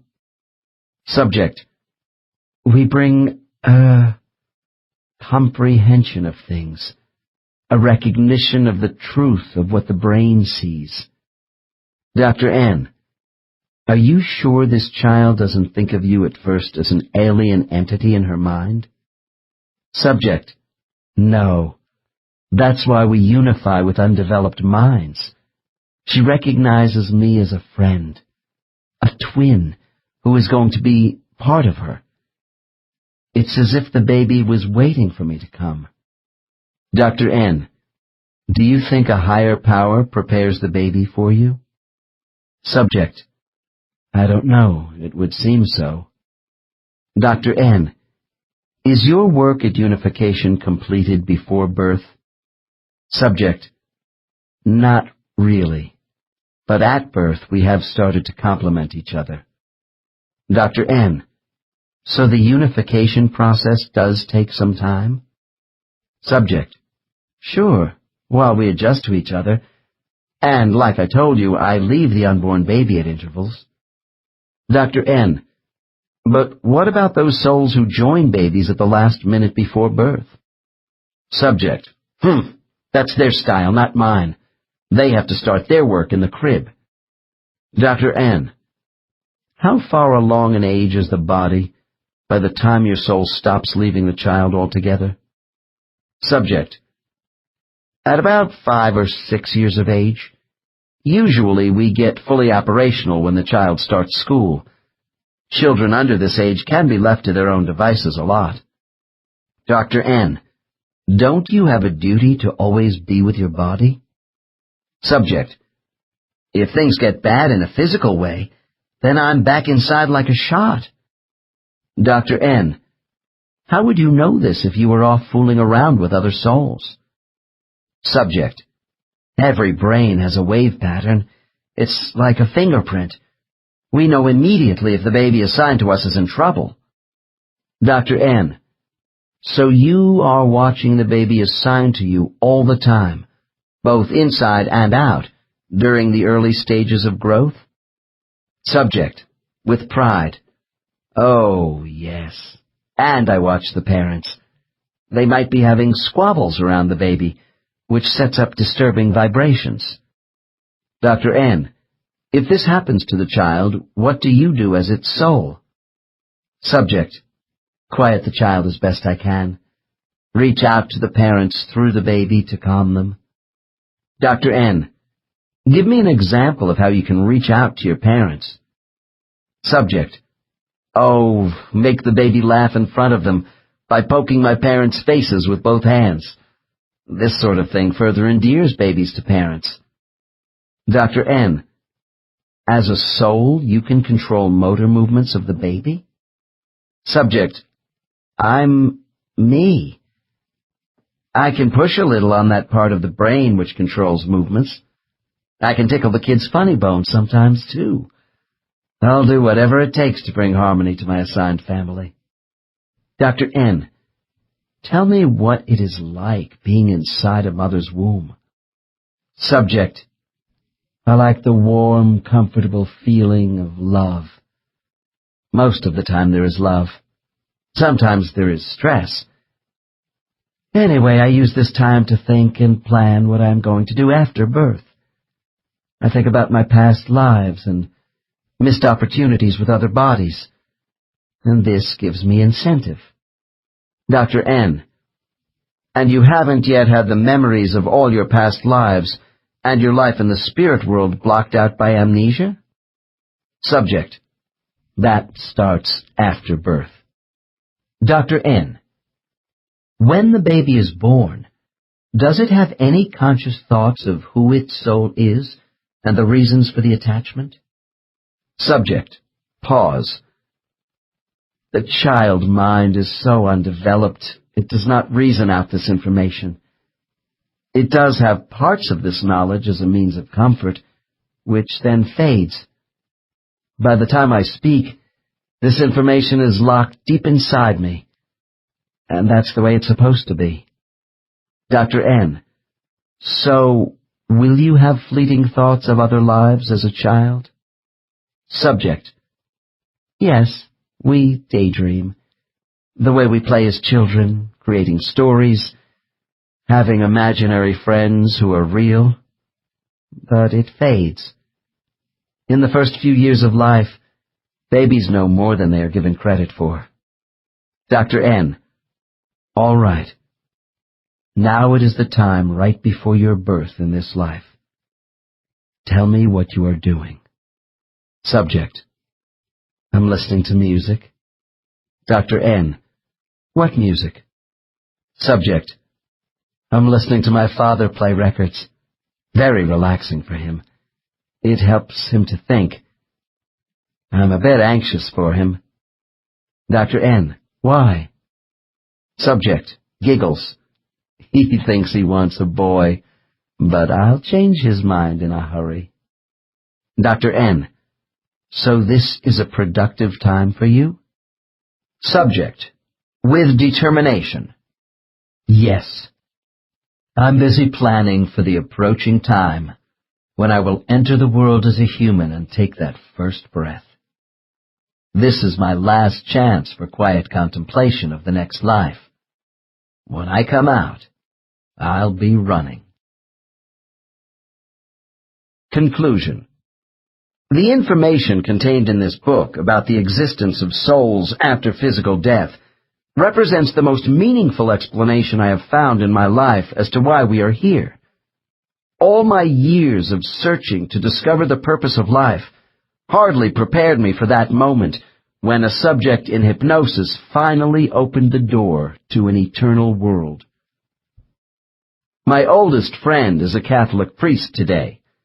As boys walking together in the hills and along the beaches of Los Angeles, we had many philosophical discussions, but were miles apart in our spiritual beliefs. He once told me, I think it must take courage for you to be an atheist and believe in nothing beyond this life. I didn't see it that way at the time, nor for many years afterward. Starting at age 5, I had been sent by my parents to military-type boarding schools for long periods. The feelings of abandonment and loneliness were so great, I believed in no higher power than myself. I now realize strength was given to me in subtle ways I was unable to see. My friend and I still have different approaches to spirituality, but we both have convictions today that order and purpose in the universe emanate from a higher consciousness. Looking back, I suppose it was no accident in my own life that people would eventually come to me for hypnosis, a medium of truth I could believe in, to tell me about guides, heavenly gateways, spiritual study groups, and creation itself in a world of souls. Even now, I sometimes feel like an intruder in the minds of those who describe the spirit world and their place in it, but their knowledge has given me direction. Still, I wonder why I am the messenger for the spiritual knowledge contained in this book, when someone with less original cynicism and doubt would surely have been much better suited. Actually, it is the people represented in these cases who are the real messengers of hope for the future, not the reporter. Everything I have learned about who we are and where we come from, I owe to those who were drawn to me for help. They have taught me that a major aspect of our mission on earth as souls is to mentally survive being cut off from our real home. While in a human body, the soul is essentially alone. A soul's relative isolation on earth during a temporary physical life is made more difficult on a conscious level by thoughts that nothing exists beyond this life. Our doubts tempt us into finding attachments solely in a physical world we can see. The scientific knowledge that Earth is only a grain of sand at the edge of a galactic shoreline within a vast sea in the universe adds to our feelings of insignificance. Why is no other living thing on Earth concerned with life after death? Is this simply because our inflated egos hate to think of life as only temporary? Or is it because our being is associated with a higher power? People argue that any thoughts of a hereafter are wishful thinking. I used to do so myself. However, there is logic to the concept we were not created by accident for mere survival, and that we do operate within a universal system which directs the physical transformation of self for a reason. I believe it is the voice of our souls, which tell us we do have personhood that is not intended to die. All the accounts of life after death in my case files have no scientific foundation to prove the statements of these subjects. To those readers who find the material offered in this book too unprecedented to accept, I would hope for one thing. If you carry away nothing except the idea you may have a permanent identity worth finding, I will have accomplished a great deal. One of the most troublesome concerns of all people who want to believe in something higher than themselves is the causality of so much negativity in the world. Evil is given as the primary example. When I ask my subjects how a loving God could permit suffering, surprisingly there are few variations in their responses.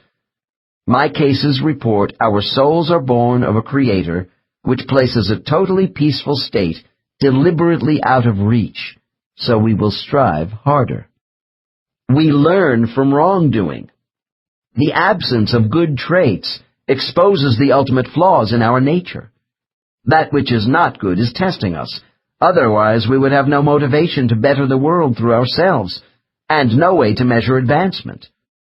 When I ask my subjects about the alternating merciful and wrathful qualities we perceive to be the self-expression of a teacher oversoul, some of them say the Creator only shows certain attributes to us for specific ends. For instance, if we equate evil with justice and mercy with goodness, and if God allowed us only to know mercy, there would be no state of justice.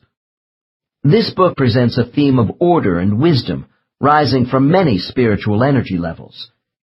In a remarkable underlying message, particularly from advanced subjects, the possibility is held out that the God Oversoul of our universe is on a less than perfect level. Thus, complete infallibility is deferred to an even higher divine source. From my work, I have come to believe that we live in an imperfect world by design. Earth is one of countless worlds with intelligent beings, each with its own set of imperfections to bring into harmony. Extending this thought further, we might exist as one single-dimensional universe out of many, each having its own Creator governing at a different level of proficiency, in levels similar to the progression of souls seen in this book. Under this pantheon, the divine being of our particular house would be allowed to govern in his, her, or its own way. If the souls who go to planets in our universe are the offspring of a parent oversoul, who is made wiser by our struggle, then could we have a more divine grandparent who is the absolute God? The concept that our immediate God is still evolving as we are takes nothing away from an ultimate source of perfection who spawned our God. To my mind, a supreme, perfect God would not lose omnipotence or total control over all creation by allowing for the maturation of less than perfect superior offspring. These lesser gods could be allowed to create their own imperfect worlds as a final means of edification, so they might join with the ultimate God.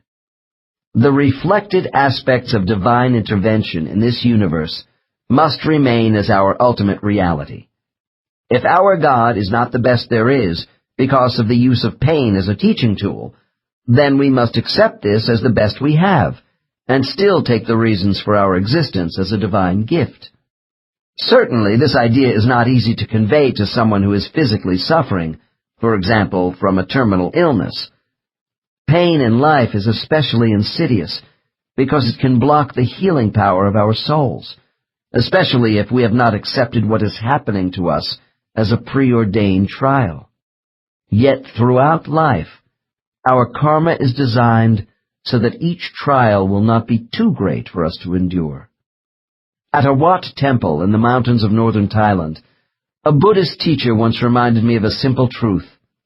Life, he said, is offered as a means of self-expression, only giving us what we seek when we listen to the heart. The highest forms of this expression are acts of kindness. Our soul may be traveling away from a permanent home, but we are not just tourists. We bear responsibility in the evolution of a higher consciousness for ourselves and others in life. Thus, our journey is a collective one.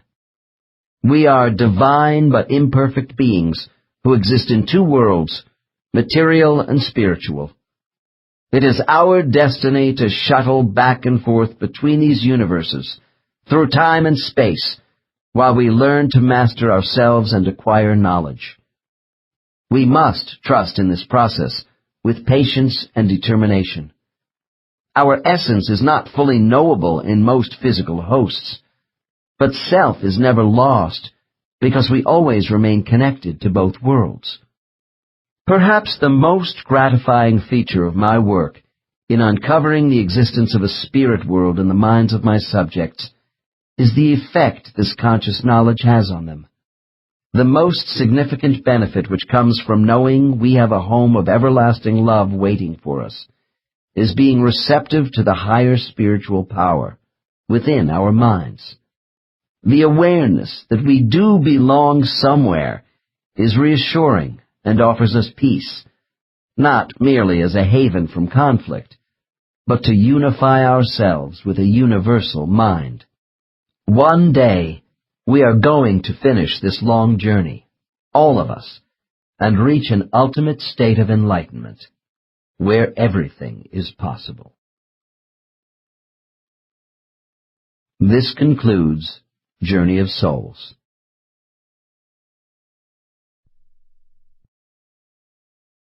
Audible hopes you've enjoyed this program.